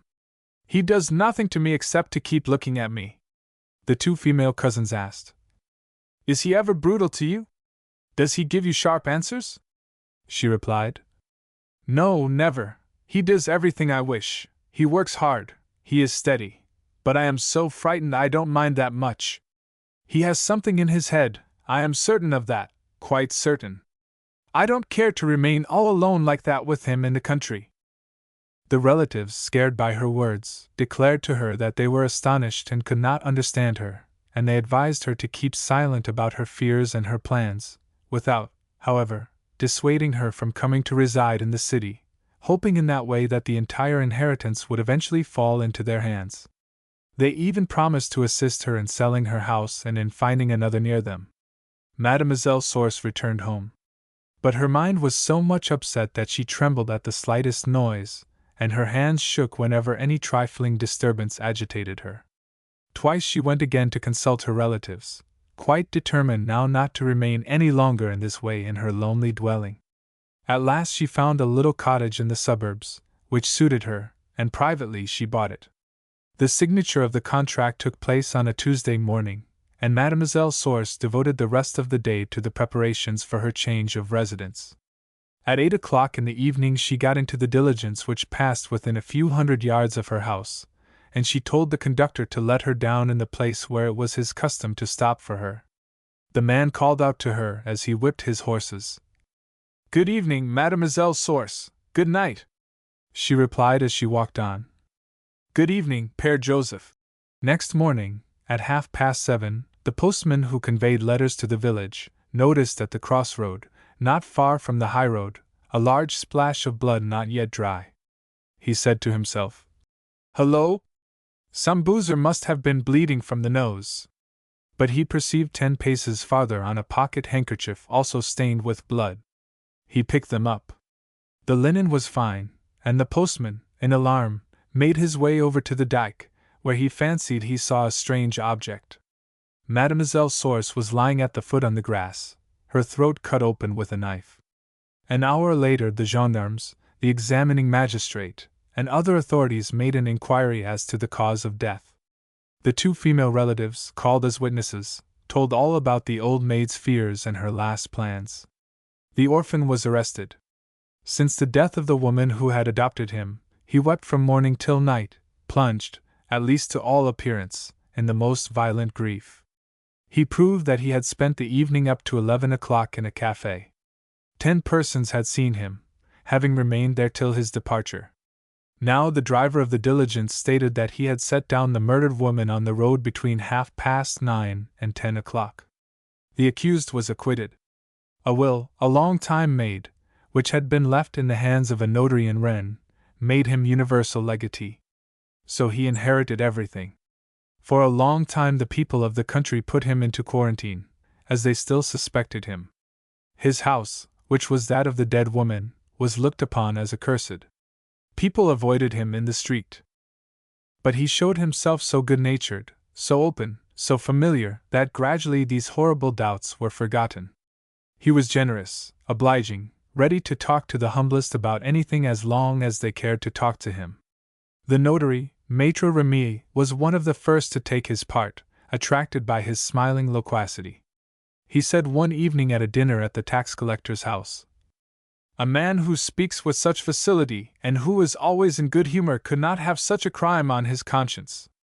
Touched by this argument, the others who were present reflected, and they recalled to mind the long conversations with this man who made them stop almost by force at the road corners to communicate his ideas to them, who insisted on their going into his house when they were passing by his garden, who could crack a joke better than the lieutenant of the gendarmes himself, and who possessed such contagious gaiety that, in spite of the repugnance with which he inspired them, they could not keep from always laughing when in his company.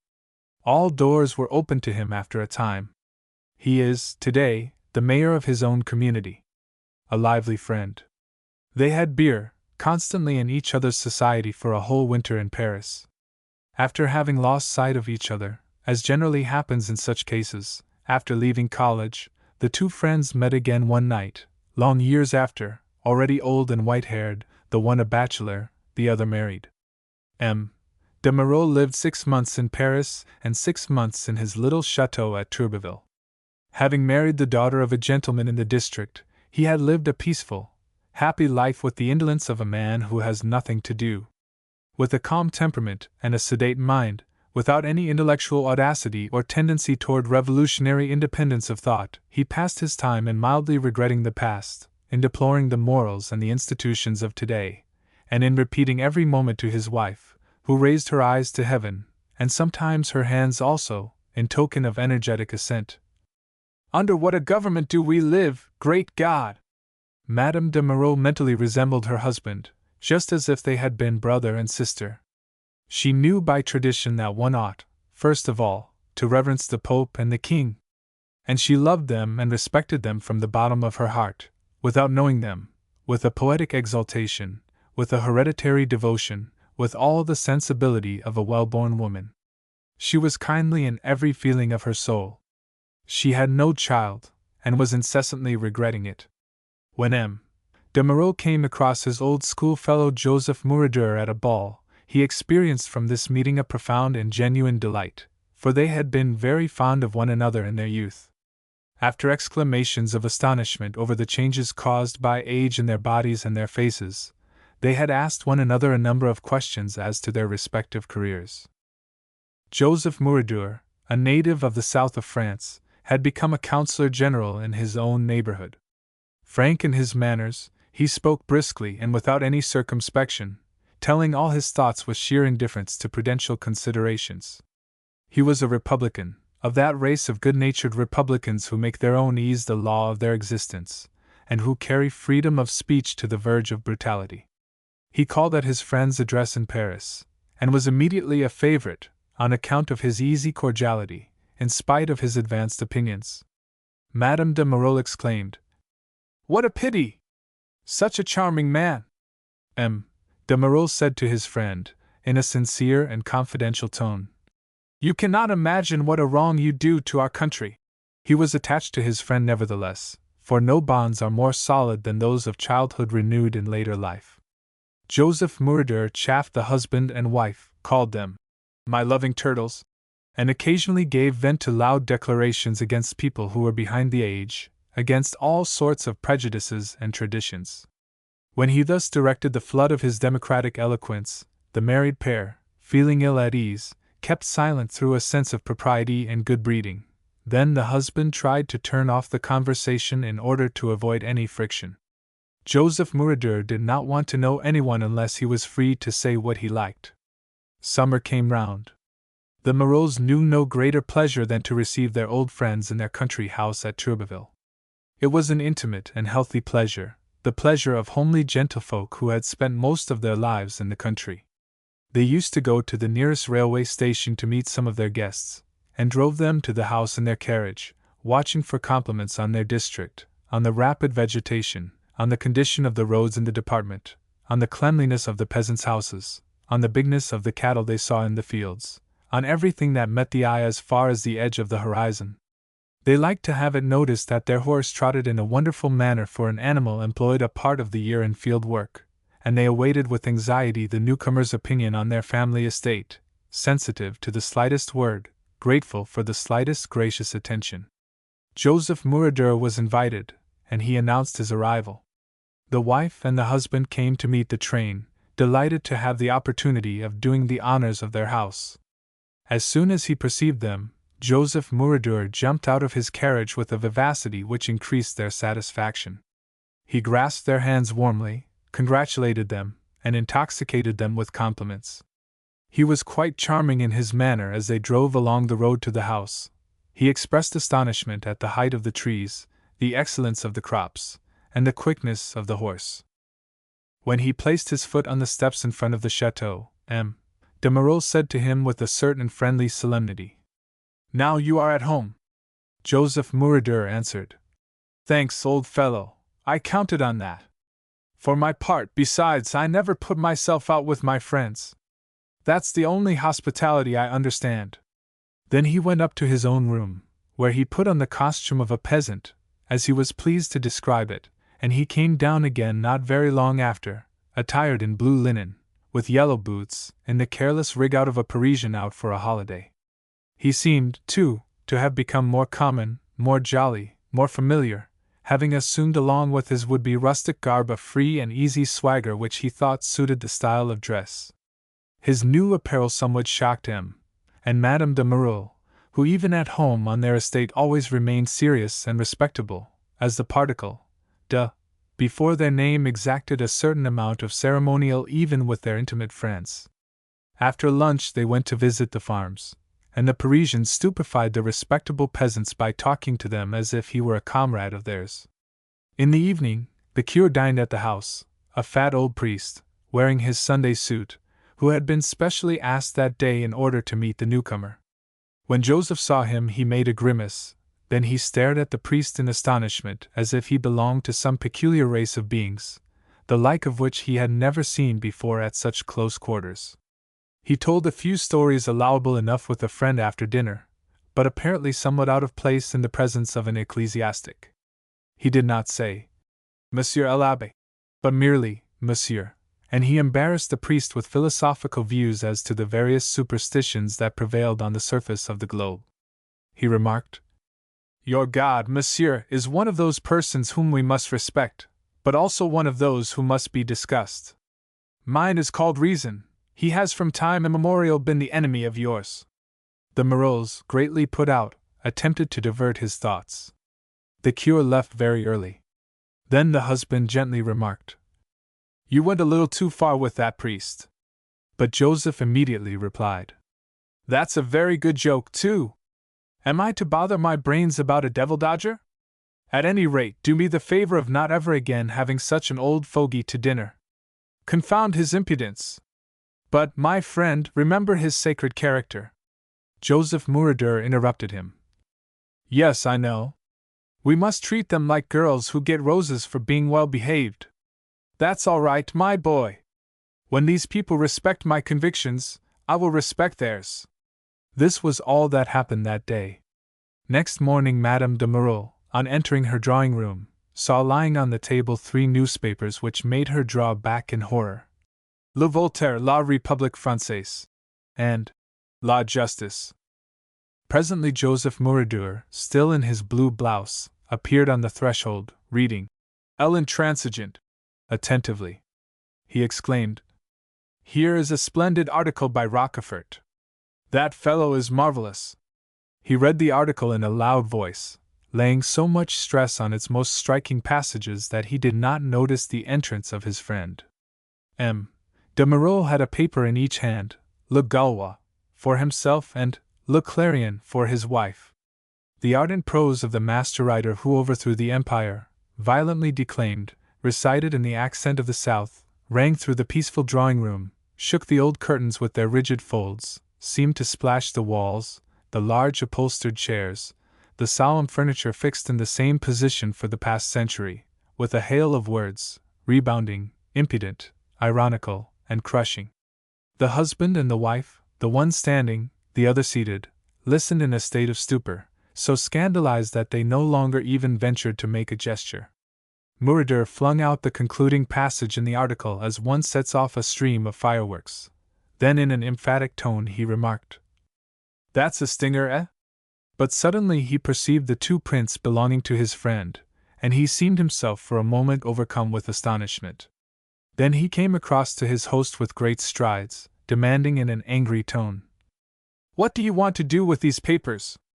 M. de Merle replied in a hesitating voice, Why, these are my newspapers. Your newspapers? Look here, now, you are only laughing at me. You will do me the favor to read mine, to stir you up with a few new ideas, and, as for yours, this is what I do with them.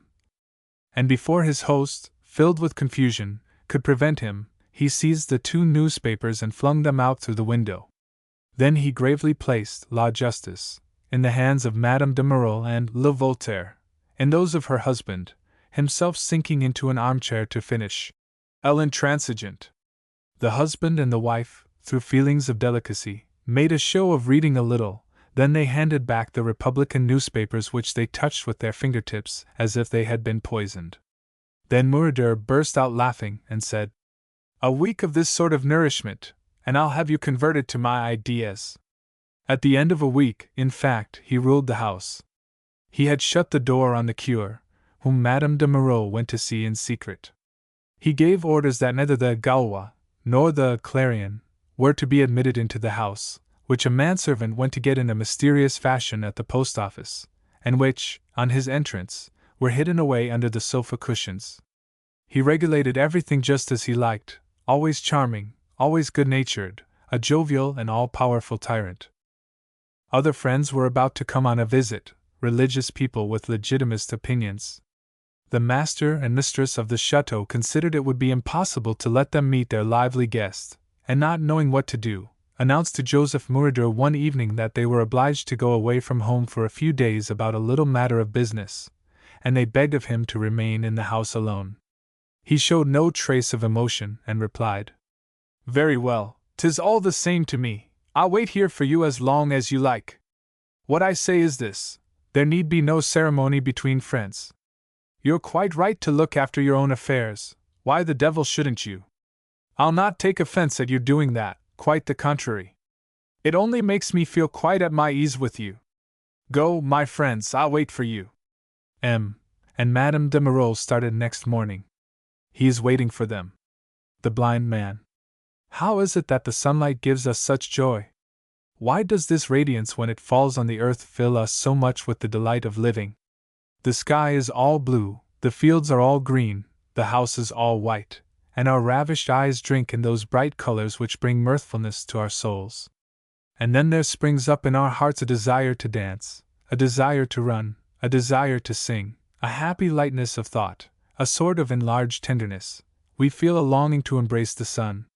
The blind, as they sit in the doorways, impassive in their eternal darkness, remain as calm as ever in the midst of this fresh gaiety, and not comprehending what is taking place around them, they continue every moment to stop their dogs from gambolling. When, at the close of the day, they are returning home on the arm of a young brother or a little sister, if the child says, "It was a very fine day," the other answers, "I could notice that 'twas fine. Lulu wouldn't keep quiet." I have known one of these men whose life was one of the most cruel martyrdoms that could possibly be conceived. He was a peasant, the son of a Norman farmer. As long as his father and mother lived, he was more or less taken care of. He suffered little save from his horrible infirmity. But as soon as the old people were gone, a life of atrocious misery commenced for him. A dependent on a sister of his, everybody in the farmhouse treated him as a beggar who is eating the bread of others. At every meal the very food he swallowed was made a subject of reproach against him. He was called a drone, a clown, and although his brother-in-law had taken possession of his portion of the inheritance, the soup was given to him grudgingly, just enough to save him from dying. His face was very pale, and his two big white eyes were like wafers. He remained unmoved in spite of the insults inflicted upon him, so shut up in himself that one could not tell whether he felt them at all. Moreover, he had never known any tenderness. His mother had always treated him very unkindly, caring scarcely at all for him, for in country places the useless are obnoxious, and the peasants would be glad, like hens, to kill the infirm of their species. As soon as the soup had been gulped down, he went to the door in summer time and sat down, to the chimney corner in winter time, and, after that, never stirred till night. He made no gesture, no movement. Only his eyelids, quivering from some nervous affection, fell down sometimes over his white sightless orbs. Had he any intellect, any thinking faculty, any consciousness of his own existence? Nobody cared to inquire as to whether he had or no. For some years things went on in this fashion, but his incapacity for doing anything as well as his impassiveness eventually exasperated his relatives, and he became a laughing-stock, a sort of martyr buffoon, a prey given over to native ferocity, to the savage gaiety of the brutes who surrounded him. It is easy to imagine all the cruel practical jokes inspired by his blindness. And in order to have some fun in return for feeding him, they now converted his meals into hours of pleasure for the neighbors and of punishment for the helpless creature himself. The peasants from the nearest houses came to this entertainment. It was talked about from door to door, and every day the kitchen of the farmhouse was full of people. For instance, they put on the table in front of his plate, when he was beginning to take the soup, a cat or a dog. The animal instinctively scented out the man's infirmity, and softly approaching, commenced eating noiselessly, lapping up the soup daintily, and when a rather loud licking of the tongue awakened the poor fellow's attention, it would prudently scamper away to avoid the blow of the spoon directed at it by the blind man at random. Then the spectators, huddled against the walls, burst out laughing, nudged each other, and stamped their feet on the floor. And he, without ever uttering a word, would continue eating with the aid of his right hand, while stretching out his left to protect and defend his plate. At another time they made him chew corks, bits of wood, leaves, or even filth, which he was unable to distinguish. After this, they got tired even of these practical jokes, and the brother-in-law, mad at having to support him, always struck him, cuffed him incessantly, laughing at the useless efforts of the other to ward off or return the blows. Then came a new pleasure, the pleasure of smacking his face. And the plowmen, the servant girls, and even every passing vagabond were every moment giving him cuffs, which caused his eyelashes to twitch spasmodically. He did not know where to hide himself, and remained with his arms always held up to guard against people coming too close to him. At last he was forced to beg. He was placed somewhere on the high road on market days, and, as soon as he heard the sound of footsteps or the rolling of a vehicle, he reached out his hat, stammering, "Charity, if you please!" But the peasant is not lavish, and for whole weeks he did not bring back a sou. Then he became the victim of furious, pitiless hatred. And this is how he died. One winter, the ground was covered with snow, and it froze horribly. Now his brother-in-law led him one morning at this season a great distance along the high road in order that he might solicit alms. The blind man was left there all day, and when night came on, the brother-in-law told the people of his house that he could find no trace of the mendicant. Then he added, "Pooh! Best not bother about him. He was cold, and got someone to take him away. Never fear! He's not lost. He'll turn up soon enough tomorrow to eat the soup." Next day he did not come back. After long hours of waiting, stiffened with the cold, feeling that he was dying, the blind man began to walk. Being unable to find his way along the road, owing to its thick coating of ice, he went on at random, falling into dikes, getting up again, without uttering a sound, his sole object being to find some house where he could take shelter. But by degrees the descending snow made a numbness steal over him, and his feeble limbs being incapable of carrying him farther, he had to sit down in the middle of an open field. He did not get up again. The white flakes which kept continually falling buried him, so that his body, quite stiff and stark, disappeared under the incessant accumulation of their rapidly thickening mass, and nothing any longer indicated the place where the corpse was lying. His relatives made pretense of inquiring about him and searching for him for about a week. They even made a show of weeping. The winter was severe, and the thaw did not set in quickly. Now, one Sunday, on their way to Mass, the farmers noticed a great flight of crows, who were whirling endlessly above the open field, and then, like a shower of black rain, descended in a heap at the same spot, ever going and coming. The following week these gloomy birds were still there. There was a crowd of them up in the air, as if they had gathered from all corners of the horizon, and they swooped down with a great cawing into the shining snow, which they filled curiously with patches of black, and in which they kept rummaging obstinately. A young fellow went to see what they were doing, and discovered the body of the blind man, already half devoured, mangled. His wan eyes had disappeared, pecked out by the long voracious beaks. And I can never feel the glad radiance of sunlit days without sadly remembering and gloomily pondering over the fate of the beggar so deprived of joy in life that his horrible death was a relief for all those who had known him. The impolite sex. Madame de X. to Madame de L. Etretat, Friday. My dear aunt, I am going to pay you a visit without making much fuss about it. I shall be at Les Fraines on the 2nd of September, the day before the hunting season opens. I do not want to miss it, so that I may tease these gentlemen. You are very obliging, aunt, and I would like you to allow them to dine with you, as you usually do when there are no strange guests, without dressing or shaving for the occasion, on the ground that they are fatigued. They are delighted, of course, when I am not present. But I shall be there, and I shall hold a review, like a general, at the dinner hour, and if I find a single one of them at all careless in dress, no matter how little, I mean to send him down to the kitchen to the servant maids. The men of today have so little consideration for others and so little good manners that one must be always severe with them. We live indeed in an age of vulgarity. When they quarrel with one another, they attack one another with insults worthy of street porters, and in our presence, they do not conduct themselves even as well as our servants. It is at the seaside that you see this most clearly. They are to be found there in battalions, and you can judge them in the lump. Oh, what coarse beings they are! Just imagine, in a train, one of them, a gentleman who looked well as I thought, at first sight, thanks to his tailor, was dainty enough to take off his boots in order to put on a pair of old shoes. Another, an old man, who was probably some wealthy upstart, these are the most ill-bred, while sitting opposite to me, had the delicacy to place his 2 feet on the seat quite close to me. This is a positive fact. At the watering places, there is an unrestrained outpouring of unmannerliness. I must here make one admission, that my indignation is perhaps due to the fact that I am not accustomed to associate as a rule with the sort of people one comes across here, for I should be less shocked by their manners if I had the opportunity of observing them oftener. In the inquiry office of the hotel I was nearly thrown down by a young man, who snatched the key over my head. Another knocked against me so violently without begging my pardon or lifting his hat, coming away from a ball at the casino, that he gave me a pain in the chest. It is the same way with all of them. Watch them addressing ladies on the terrace, they scarcely ever bow. They merely raise their hands to their headgear. But indeed, as they are all more or less bald, it is the best plan.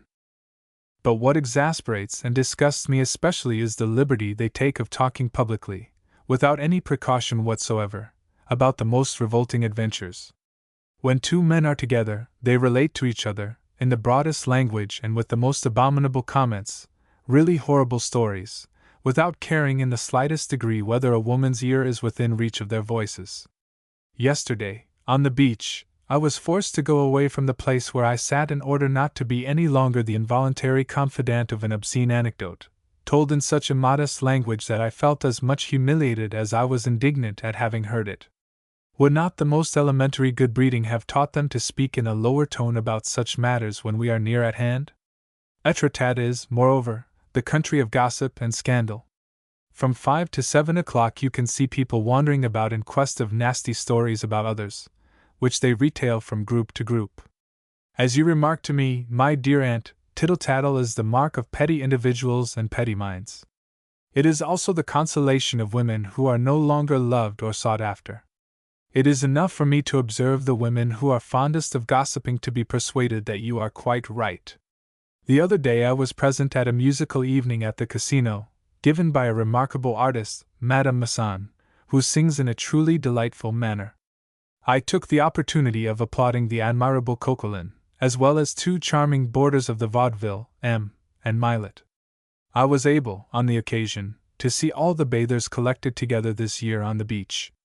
There were not many persons of distinction among them. One day I went to lunch at a port. I noticed a tall man with a beard who was coming out of a large house like a castle. It was the painter, Jean-Paul Laurens. He is not satisfied apparently with imprisoning the subjects of his pictures, he insists on imprisoning himself. Then I found myself seated on the shingle close to a man still young, of gentle and refined appearance, who was reading some verses. But he read them with such concentration, with such passion, I may say, that he did not even raise his eyes toward me. I was somewhat astonished, and I asked the conductor of the baths, without appearing to be much concerned, the name of this gentleman. I laughed inwardly a little at this reader of rhymes. He seemed behind the age for a man. This person, I thought, must be a simpleton. Well, aunt, I am now infatuated about this stranger. Just fancy, his name is Sully Prudhomme. I turned round to look at him at my ease, just where I Saturday his face possesses the 2 qualities of calmness and elegance. As somebody came to look for him, I was able to hear his voice, which is sweet and almost timid. He would certainly not tell obscene stories aloud in public, or knock against ladies without apologizing. He is sure to be a man of refinement, but his refinement is of an almost morbid, vibrating character. I will try this winter to get an introduction to him. I have no more news to tell you, my dear aunt, and I must interrupt this letter in haste, as the post hour is near. I kiss your hands and your cheeks. Your devoted niece, Bert d'Aix. P.S. I should add, however, by way of justification of French politeness, that our fellow countrymen are, when traveling, models of good manners in comparison with the abominable English, who seem to have been brought up by stable boys, so much do they take care not to incommode themselves in any way, while they always incommode their neighbors. Madame de L. to Madame de X. Les Fraines, Saturday. My dear child, many of the things you have said to me are very reasonable, but that does not prevent you from being wrong.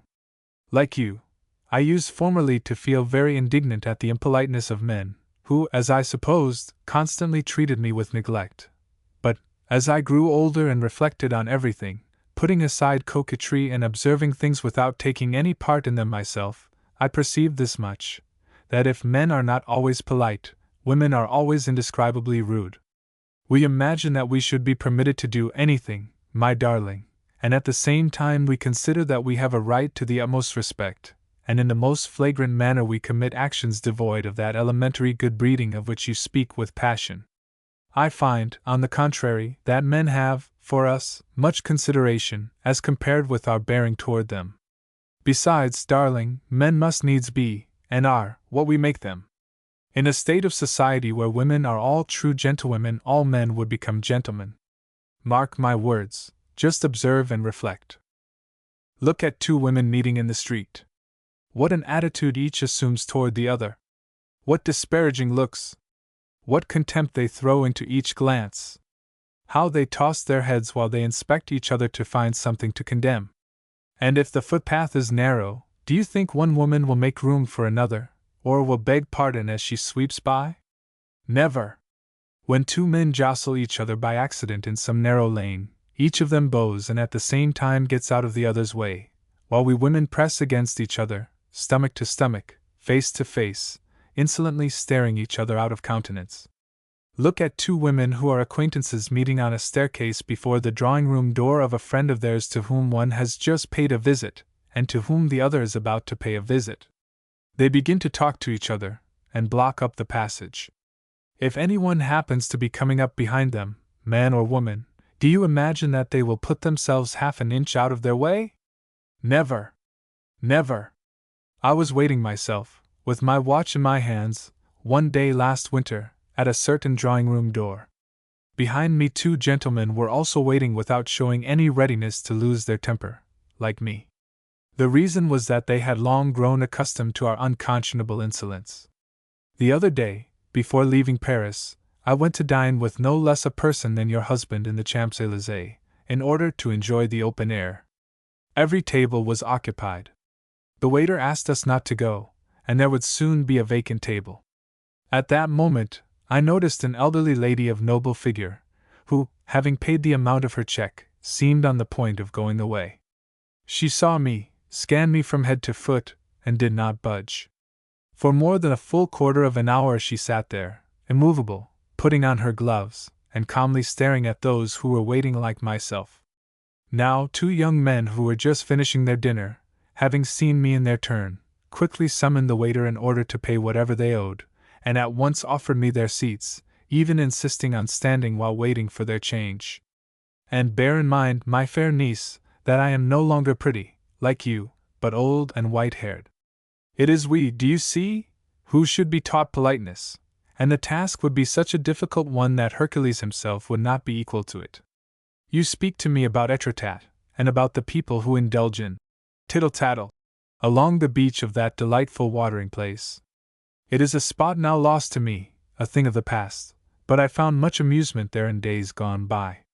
There were only a few of us, people in good society, really good society, and a few artists, and we all fraternized.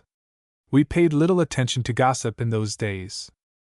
Well, As we had no insipid casino, where people only gather for show, where they talk in whispers, where they dance stupidly, where they succeed in thoroughly boring one another, we sought some other way of passing our evenings pleasantly. Now, just guess what came into the head of one of our husbandry. Nothing less than to go and dance each night in one of the farmhouses in the neighborhood.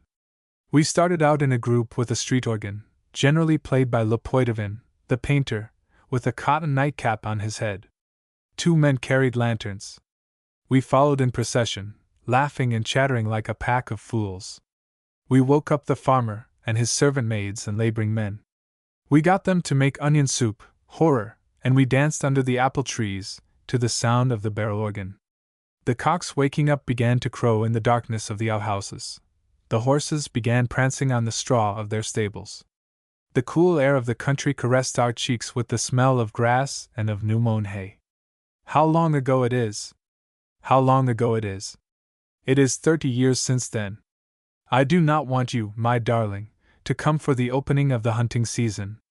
Why spoil the pleasure of our friends by inflicting on them fashionable toilettes after a day of vigorous exercise in the country? This is the way, child, that men are spoiled. I embrace you. Your old aunt, Genevieve de L. The cake. Let us say that her name was Madame Anser so as not to reveal her real name.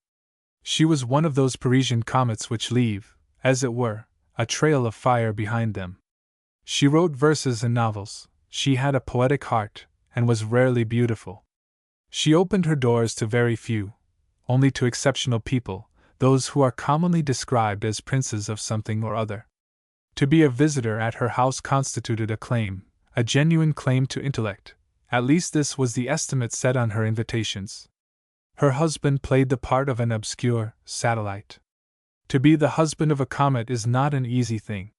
This husband had, however, an original idea, that of creating a state within a state, of possessing a merit of his own, a merit of the second order, it is true, but he did, in fact, in this fashion, on the days when his wife held receptions, hold receptions also on his own account.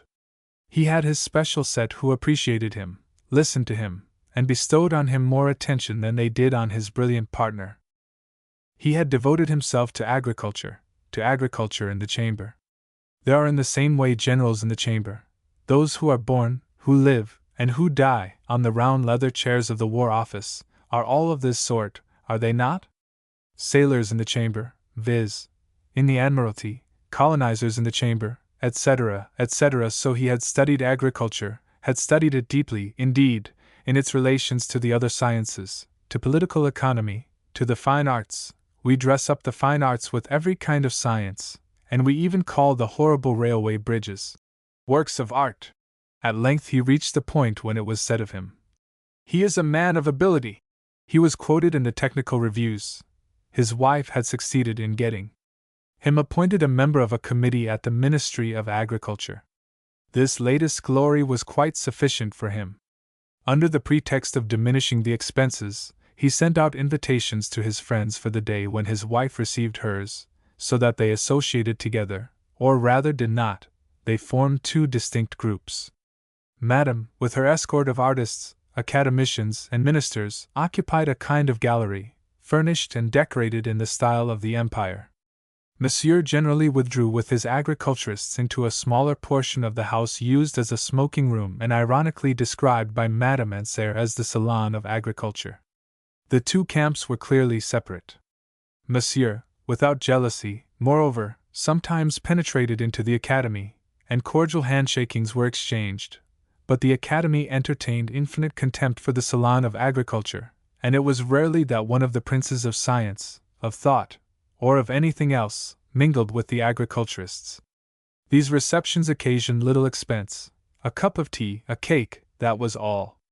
Monsieur, at an earlier period, had claimed 2 cakes, one for the Academy, and one for the agriculturists, but Madame having rightly suggested that this way of acting seemed to indicate 2 camps, 2 receptions, 2 parties, Monsieur did not press the matter, so that they used only 1 cake, of which Madame Anser did the honors at the Academy, and which then passed into the Salon d'Agriculture.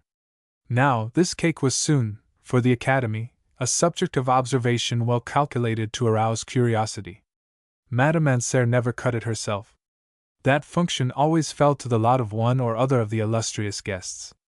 The particular duty, which was supposed to carry with it honorable distinction, was performed by each person for a pretty long period, in one case for 3 months, scarcely ever for more, and it was noticed that the privilege of cutting the cake carried with it a heap of other marks of superiority, a sort of royalty, or rather very accentuated viceroyalty. The reigning cutter spoke in a haughty tone, with an air of marked command, and all the favors of the mistress of the house were for him alone. These happy individuals were in moments of intimacy described in hushed tones behind doors as the favorites of the cake, and every change of favorite introduced into the academy a sort of revolution. The knife was a scepter, the pastry an emblem. The chosen ones were congratulated. The agriculturists never cut the cake. Monsieur himself was always excluded, although he ate his share. The cake was cut in succession by poets, by painters, and by novelists. A great musician had the privilege of measuring the portions of the cake for some time. An ambassador succeeded him. Sometimes a man less well known, but elegant and sought after, one of those who are called according to the different epochs true gentleman, or perfect knight, or dandy, or something else, seated himself, in his turn, before the symbolic cake. Each of them, during this ephemeral reign, exhibited greater consideration toward the husband.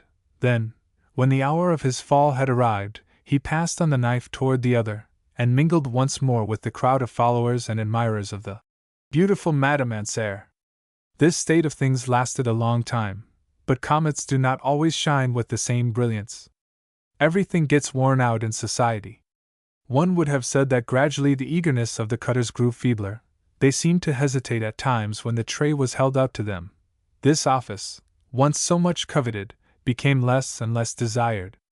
It was retained for a shorter time. They appeared to be less proud of it. Madame Ancere was prodigal of smiles and civilities. Alas! No one was found any longer to cut it voluntarily. The newcomers seemed to decline the honor. The old favorites reappeared one by one like dethroned princes who have been replaced for a brief spell in power. Then the chosen ones became few, very few. For a month, prodigy, Ancere cut open the cake. Then he looked as if he were getting tired of it, and one evening Madame Ancere, the beautiful Madame Ancere, was seen cutting it herself. But this appeared to be very wearisome to her, and next day, she urged one of her guests so strongly to do it that he did not dare to refuse. The symbol was too well known, however. The guests stared at one another with scared, anxious faces. To cut the cake was nothing, but the privileges to which this favor had always given a claim now frightened people. Therefore, the moment the dish made its appearance, the academicians rushed pell-mell into the salon of agriculture, as if to shelter themselves behind the husband, who was perpetually smiling. And when Madame Ancere, in a state of anxiety, presented herself at the door with the cake in one hand and the knife in the other, they all seemed to form a circle around her husband as if to appeal to him for protection. Some years more passed. Nobody cut the cake now, but yielding to an old inveterate habit, the lady who had always been gallantly called the beautiful Madame Ancere looked out each evening for some devotee to take the knife, and each time the same movement took place around her, a general flight, skillfully arranged and full of combined maneuvers that showed great cleverness, in order to avoid the offer that was rising to her lips. But one evening, a young man presented himself at her reception, an innocent, unsophisticated youth. He knew nothing about the mystery of the cake. Accordingly, when it appeared, and when all the rest ran away, when Madame Ancere took from the manservant's hands the dish and the pastry, he remained quietly by her side. She thought that perhaps he knew about the matter. She smiled, and in a tone which showed some emotion, said, "Will you be kind enough, dear monsieur, to cut this cake?" He displayed the utmost readiness, and took off his gloves, flattered at such an honor being conferred on him. "Oh, to be sure, madam, with the greatest pleasure." Some distance away in the corner of the gallery, in the frame of the door which led into the salon of the agriculturists, faces which expressed utter amazement were staring at him. Then, when the spectators saw the newcomer cutting without any hesitation, they quickly came forward. An old poet jocosely slapped the neophyte on the shoulder. "Bravo, young man!" he whispered in his ear. The others gazed at him with curiosity. Even the husband appeared to be surprised. As for the young man, he was astonished at the consideration which they suddenly seemed to show toward him. Above all, he failed to comprehend the marked attentions, the manifest favor, and the species of mute gratitude which the mistress of the house bestowed on him. It appears, however, that he eventually found out. At what moment, in what place, was the revelation made to him? Nobody could tell, but when he again presented himself at the reception, he had a preoccupied air, almost a shamefaced look, and he cast around him a glance of uneasiness. The bell rang for tea. The manservant appeared. Madame Anser, with a smile, seized the dish, casting a look about her for her young friend, but he had fled so precipitately that no trace of him could be seen any longer. Then, she went looking everywhere for him, and ere long she discovered him in the salon of the agriculturists. With his arm locked in that of the husband, he was consulting that gentleman as to the means employed for destroying phylloxera. "My dear monsieur," she said to him, "will you be so kind as to cut this cake for me?" He reddened to the roots of his hair, and hanging down his head, stammered out some excuses. Thereupon Anser took pity on him, and turning toward his wife said, "My dear, you might have the goodness not to disturb us. We are talking about agriculture. So get your cake cut by Baptiste." And since that day nobody has ever cut Madame Anser's cake. The Corsican bandit. The road, with a gentle winding, reached the middle of the forest. The huge pine trees spread above our heads a mournful-looking vault, and gave forth a kind of long, sad wail, while at either side their straight, slender trunks formed, as it were, an army of organ pipes, from which seemed to issue the low, monotonous music of the wind through the tree-tops. After 3 hours' walking there was an opening in this row of tangled branches. Here and there an enormous pine parasol, separated from the others, opening like an immense umbrella, displayed its dome of dark green.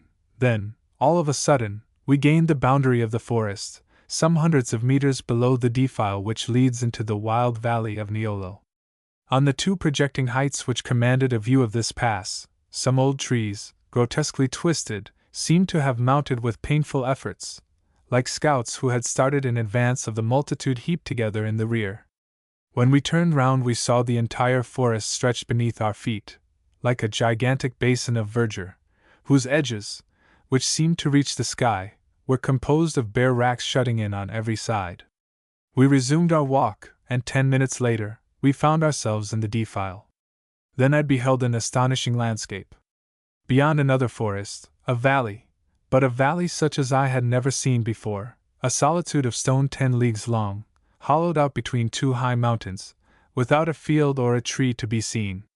This was the Niolo Valley, the fatherland of Corsican liberty, the inaccessible citadel, from which the invaders had never been able to drive out the mountaineers. My companion said to me, "It is here that all our bandits have taken refuge." Ere long we were at the further end of this chasm, so wild, so inconceivably beautiful. Not a blade of grass, not a plant, nothing but granite.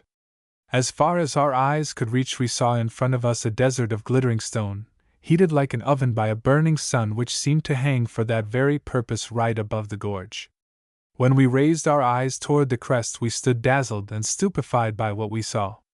They looked red and notched like festoons of coral, for all the summits are made of porphyry, and the sky overhead seemed violet, lilac, discolored by the vicinity of these strange mountains. Lower down the granite was of scintillating gray, and under our feet it seemed rasped, pounded. We were walking over shining powder. At our right, along a long and irregular course, a tumultuous torrent ran with a continuous roar. And we staggered along under this heat, in this light, in this burning, arid, desolate valley cut by this ravine of turbulent water which seemed to be ever hurrying onward, without being able to fertilize these rocks, lost in this furnace which greedily drank it up without being penetrated or refreshed by it. But suddenly there was visible at our right a little wooden cross sunk in a little heap of stones. A man had been killed there, and I said to my companion, "Tell me about your bandits." He replied, "I knew the most celebrated of them, the terrible St. Lucia. I will tell you his history. His father was killed in a quarrel by a young man of the same district, it is said, and St. Lucia was left alone with his sister. He was a weak and timid youth, small, often ill, without any energy. He did not proclaim the vendetta against the assassin of his father. All his relatives came to see him, and implored of him to take vengeance. He remained deaf to their menaces and their supplications. Then, following the old Corsican custom, his sister, in her indignation, carried away his black clothes, in order that he might not wear mourning for a dead man who had not been avenged. He was insensible to even this outrage, and rather than take down from the rack his father's gun, which was still loaded, he shut himself up, not daring to brave the looks of the young men of the district. He seemed to have even forgotten the crime, and he lived with his sister in the obscurity of their dwelling. But one day, the man who was suspected of having committed the murder was about to get married. St. Lucia did not appear to be moved by this news, but no doubt out of sheer bravado, the bridegroom, on his way to the church, passed before the two orphans' house. The brother and the sister, at their window, were eating little fried cakes when the young man saw the bridal procession moving past the house. Suddenly he began to tremble, rose up without uttering a word, made the sign of the cross, took the gun which was hanging over the fireplace, and went out. When he spoke of this later on, he said, "I don't know what was the matter with me. It was like fire in my blood. I felt that I should do it, that in spite of everything, I could not resist, and I concealed the gun in a cave on the road to Corte." An hour later he came back, with nothing in his hand, and with his habitual sad air of weariness. His sister believed that there was nothing further in his thoughts. But when night fell he disappeared. His enemy had, the same evening, to repair to Corte on foot, accompanied by his two bridesmen. He was pursuing his way, singing as he went, when St. Lucia stood before him, and looking straight in the murderer's face, exclaimed, "Now is the time," and shot him point blank in the chest. One of the bridesmen fled, the other stared at the young man, saying, "What have you done, St. Lucia?" Then he was going to hasten to Corte for help, but St. Lucia said in a stern tone, "If you move another step, I'll shoot you through the legs." The other, aware that till now he had always appeared timid, said to him, "You would not dare to do it," and he was hurrying off when he fell, instantaneously, his thigh shattered by a bullet. And St. Lucia, coming over to where he lay, said, "I am going to look at your wound. If it is not serious, I'll leave you there. If it is mortal, I'll finish you off." He inspected the wound, considered it mortal, and slowly reloading his gun, told the wounded man to say a prayer, and shot him through the head. Next day he was in the mountains. And do you know what this St. Lucia did after this? All his family were arrested by the gendarmes. His uncle, the curé, who was suspected of having incited him to this deed of vengeance, was himself put into prison, and accused by the dead man's relatives. But he escaped, took a gun in his turn, and went to join his nephew in the cave. Next, St. Lucia killed, one after the other, his uncle's accusers, and tore out their eyes to teach the others never to state what they had seen with their eyes. He killed all the relatives, all the connections of his enemy's family. He massacred during his life 14 gendarmes, burned down the houses of his adversaries, and was up to the day of his death the most terrible of the bandits, whose memory we have preserved. The sun disappeared behind Monte Cinto, and the tall shadow of the granite mountain went to sleep on the granite of the valley. We quickened our pace in order to reach before night the little village of Albertaccio, nothing better than a heap of stones welded beside the stone flanks of a wild gorge. And I said as I thought of the bandit, "What a terrible custom your vendetta is!" My companion answered with an air of resignation, "What would you have? A man must do his duty." The duel. In society they called him the handsome Signoles. He called himself Viscount Gontran Joseph de Signoles. An orphan and master of a sufficient fortune, he cut something of a figure, as the saying is. He had an attractive form, enough readiness of speech to make some attempt at wit, a certain natural grace of manner, an air of nobility and pride, and a mustache which was both formidable and pleasant to the eye, a thing that pleases the ladies. He was in demand in drawing-rooms, sought for by waltzers, and he inspired in men that smiling enmity which one has for people of energetic physique. He was suspected of some love affairs which showed him capable of much discretion, for a young man. He lived happy, tranquil, in a state of moral well-being most complete. It was well known that he was good at handling a sword, and still better with a pistol. "If I were to fight," he said, "I should choose a pistol. With that weapon, I am sure of killing my man." Now, one evening, having escorted 2 young women, friends of his, to the theater, being also accompanied by their husbands, he offered them, after the play, an ice at Tortoni's. They had been there about 10 minutes, when he perceived that a gentleman, seated at a neighboring table, gazed persistently at one of the ladies of his party. She seemed troubled and disturbed, lowering her eyes. Finally, she said to her husband, "That man is staring me out of countenance. I do not know him, do you?" The husband, who had seen nothing, raised his eyes but declared, "No, not at all." The young woman replied, half laughing, half angry, "It is very annoying. That individual is spoiling my ice." The husband shrugged his shoulders, replying, "Pshaw! Pay no attention to him. If we were to notice all the insolent people we meet, there would be no end to it." But the Viscount arose brusquely. He could not allow this unknown man to spoil an ice he had offered. It was to him that the injury was addressed, as it was through him and for him that his friends had entered this café. The affair, then, concerned him only. He advanced toward the man and said to him, "You have, sir, a manner of looking at these ladies that is not to be tolerated. I beg to ask you to cease this attention." The other replied, "So you command me to keep the peace, do you?" With set teeth, the Viscount answered, "Take care, sir, or you will force me to forget myself." The gentleman replied with a single word, an obscene word which resounded from one end of the café to the other, and made each guest start with a sudden movement, as if they were all on springs. Those that were in front turned around, all the others raised their heads, 3 waiters turned about on their heels as if on pivots, the 2 ladies at the counter bounded forward, then entirely turned their backs upon the scene, as if they had been 2 automatons obeying the same manipulation. There was a great silence. Then, suddenly, a sharp noise rent the air. The Viscount had struck his adversary. Everybody got up to interpose. Cards were exchanged. After the Viscount had returned home, he walked up and down his room at a lively pace for some minutes. He was too much agitated to reflect upon anything. One idea only hovered over his mind, a duel, and yet this idea awoke in him as yet no emotion whatever. He had done what he ought to do, he had shown himself what he ought to be. People would talk of it, approve of it, and congratulate him. He said aloud, in a high voice, as one speaks when he is much troubled in thought, "What a beast that man is!" Then he sat down and began to reflect. He would have to find some seconds in the morning. Whom should he choose?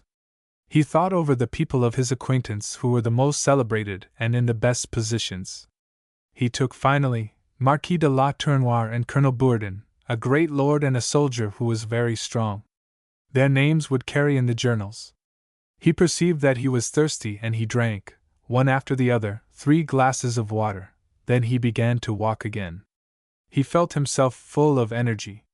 By showing himself hot-brained, resolute in all things, by exacting rigorous, dangerous conditions, and by claiming a serious duel, a very serious one, his adversary would doubtless withdraw and make some excuses. He took up the card which he had drawn from his pocket and thrown upon the table and reread it as he had in the café, by a glance of the eye, and again in the cab, on returning home, by the light of a gas jet. George Lammle, 51 Monsey Street. That was all. He examined these assembled letters which appeared so mysterious to him, his senses all confused. George Lammle? Who was this man? What had he done? Why had he looked at that woman in such a way? Was it not revolting that a stranger, an unknown, should come to trouble his life thus, at a blow, because he had been pleased to fix his insolent gaze upon a woman? And the Viscount repeated again, in a loud voice, "What a brute!" Then he remained motionless, standing, thinking, his look ever fixed upon the card. A certain anger against this piece of paper was awakened in him, a hateful anger which was mingled with a strange sentiment of malice. It was stupid, this whole story. He took a penknife which lay open at his hand, and pricked the card through the middle of the printed name, as if he were using a poignard upon someone. So he must fight. Should he choose the sword or pistol, for he considered himself the insulted one? With the sword he risked less, but with the pistol, there was a chance of his adversary withdrawing. It is rarely that a duel with the sword is mortal, a reciprocal prudence hindering the combatants from keeping near enough to each other for the point to strike very deep. With the pistol he risked his life very seriously, but he could also meet the affair with all the honors of the situation and without arriving at a meeting. He said aloud, "It is necessary to be firm. He will be afraid." The sound of his own voice made him tremble and he began to look about him. He felt very nervous. He drank still another glass of water, then commenced to undress, preparatory to retiring. When he was ready, he put out his light and closed his eyes. Then he thought, "I have all day tomorrow to busy myself with my affairs. I must sleep first, in order to be calm." He was very warm under the clothes, but he could not succeed in falling asleep. He turned and turned again, remained for 5 minutes upon his back, then placed himself upon his left side, then rolled over to the right. He was still thirsty. He got up and drank. Then a kind of disquiet seized him. "Can it be that I am afraid?" said he. Why should his heart begin to beat so foolishly at each of the customary noises about his room, when the clock was going to strike and the spring made that little grinding noise as it raised itself to make the turn? And he found it was necessary for him to open his mouth in order to breathe for some seconds following this start, so great was his feeling of oppression. He began to reason with himself upon the possibilities of the thing. What have I to fear? No, certainly, he should not fear, since he was resolved to follow it out to the end and since he had fully made up his mind to fight without a qualm. But he felt himself so profoundly troubled that he asked himself, "Can it be that I am afraid in spite of myself?" And this doubt invaded him, this disquiet, this fear. If a force more powerful than his will, dominating, irresistible, should conquer him, what would happen to him? Yes, what would happen? Certainly he could walk upon the earth, if he wished to go there. But if he should tremble? And if he should lose consciousness? And he thought of his situation, of his reputation, of his name. And a singular desire took possession of him to get up and look at himself in the glass. He relighted his candle. When he perceived his face reflected in the polished glass, he scarcely knew himself, and it seemed to him that he had never seen himself before. His eyes appeared enormous. He was pale, certainly. He was pale, very pale. He remained standing there before the mirror. He put out his tongue as if to examine the state of his health, and suddenly this thought entered his brain after the fashion of a bullet. "After tomorrow at this time, I shall perhaps be dead." And his heart began to beat furiously. "After tomorrow at this time, I shall perhaps be dead. This person opposite me, this being I have so often seen in this glass, will be no more. How can it be? I am here, I see myself, I feel that I am alive, and in 24 hours I shall be stretched upon that bed, dead, my eyes closed, cold, inanimate, departed." He turned around to the bed and distinctly saw himself stretched on his back in the same clothes he had worn on going out. In his face were the lines of death, and a rigidity in the hands that would never stir again. Then a fear of his bed came over him, and in order to see it no more he passed into his smoking room. Mechanically he took a cigar, lighted it, and began to walk about. He was cold. He went toward the bell to waken his valet, but he stopped with his hand on the cord. "This man would perceive at once that I am afraid." He did not ring, but made a fire. His hands trembled a little from a nervous shiver when they came in contact with any object. His mind wandered, his thoughts from trouble became frightened, hasty, and sorrowful, and intoxication seemed to invade his mind as if he were drunk. And without ceasing he asked, "What am I going to do? What is going to become of me?" His whole body was vibrating, traversed by a jerking and a trembling. He got up and approached the window, opening the curtains. The day had dawned, a summer day. A rose-colored sky made the city rosy on roof and wall. A great fall of spread-out light, like a caress from the rising sun, enveloped the waking world, and with this light, a gay, rapid, brutal hope invaded the heart of the Viscount. He was a fool to allow himself to be thus cast down by fear, even before anything was decided, before his witnesses had seen those of this George Lamel, before he yet knew whether he were going to fight a duel. He made his toilette, dressed himself, and walked out with firm step. He repeated constantly in walking, "It will be necessary for me to be energetic, very energetic. I must prove that I am not afraid." His witnesses, the Marquis and the Colonel, placed themselves at his disposal and, after having shaken hands with him energetically, discussed the conditions. The Colonel asked, "Do you wish it to be a serious duel?" The Viscount responded, "Very serious." The Marquis continued, "Will you use a pistol?" "Yes." "We leave you free to regulate the rest." The Viscount enunciated, in a dry, jerky voice, 20 steps at the order, and on raising the arm instead of lowering it. "Exchange your bullets until one is grievously wounded." The Colonel declared, in a satisfied tone, "These are excellent conditions. You shoot well, all the chances are in your favor." They separated. The Viscount returned home to wait for them. His agitation, appeased for a moment, grew now from minute to minute. He felt along his arms, his legs, and in his breast a kind of trembling, of continued vibration. He could not keep still, either sitting or standing. There was no longer an appearance of saliva in his mouth, and each instant he made a noisy movement with his tongue, as if to unglue it from the roof of his mouth. He wished to breakfast, but he could not eat. Then the idea came to him of drinking to give himself courage, and he brought out a small bottle of rum, which he swallowed in 6 little glasses, one after the other. A heat, like that of a burning fire, invaded him, followed almost immediately by a numbness of the soul. He thought, "I have found the remedy. Now all goes well." But at the end of an hour, he had emptied the bottle and his state of agitation became intolerable. He felt a foolish impulse to roll on the ground, to cry out and bite. Then night fell. A stroke of the bell gave him such a shock that he had not sufficient strength left to rise and receive his witnesses. He dared not even speak to them to say, "Good evening," to pronounce a single word, for fear that they would discover a change in his voice. The Colonel announced, "All is arranged according to the conditions that you have fixed upon.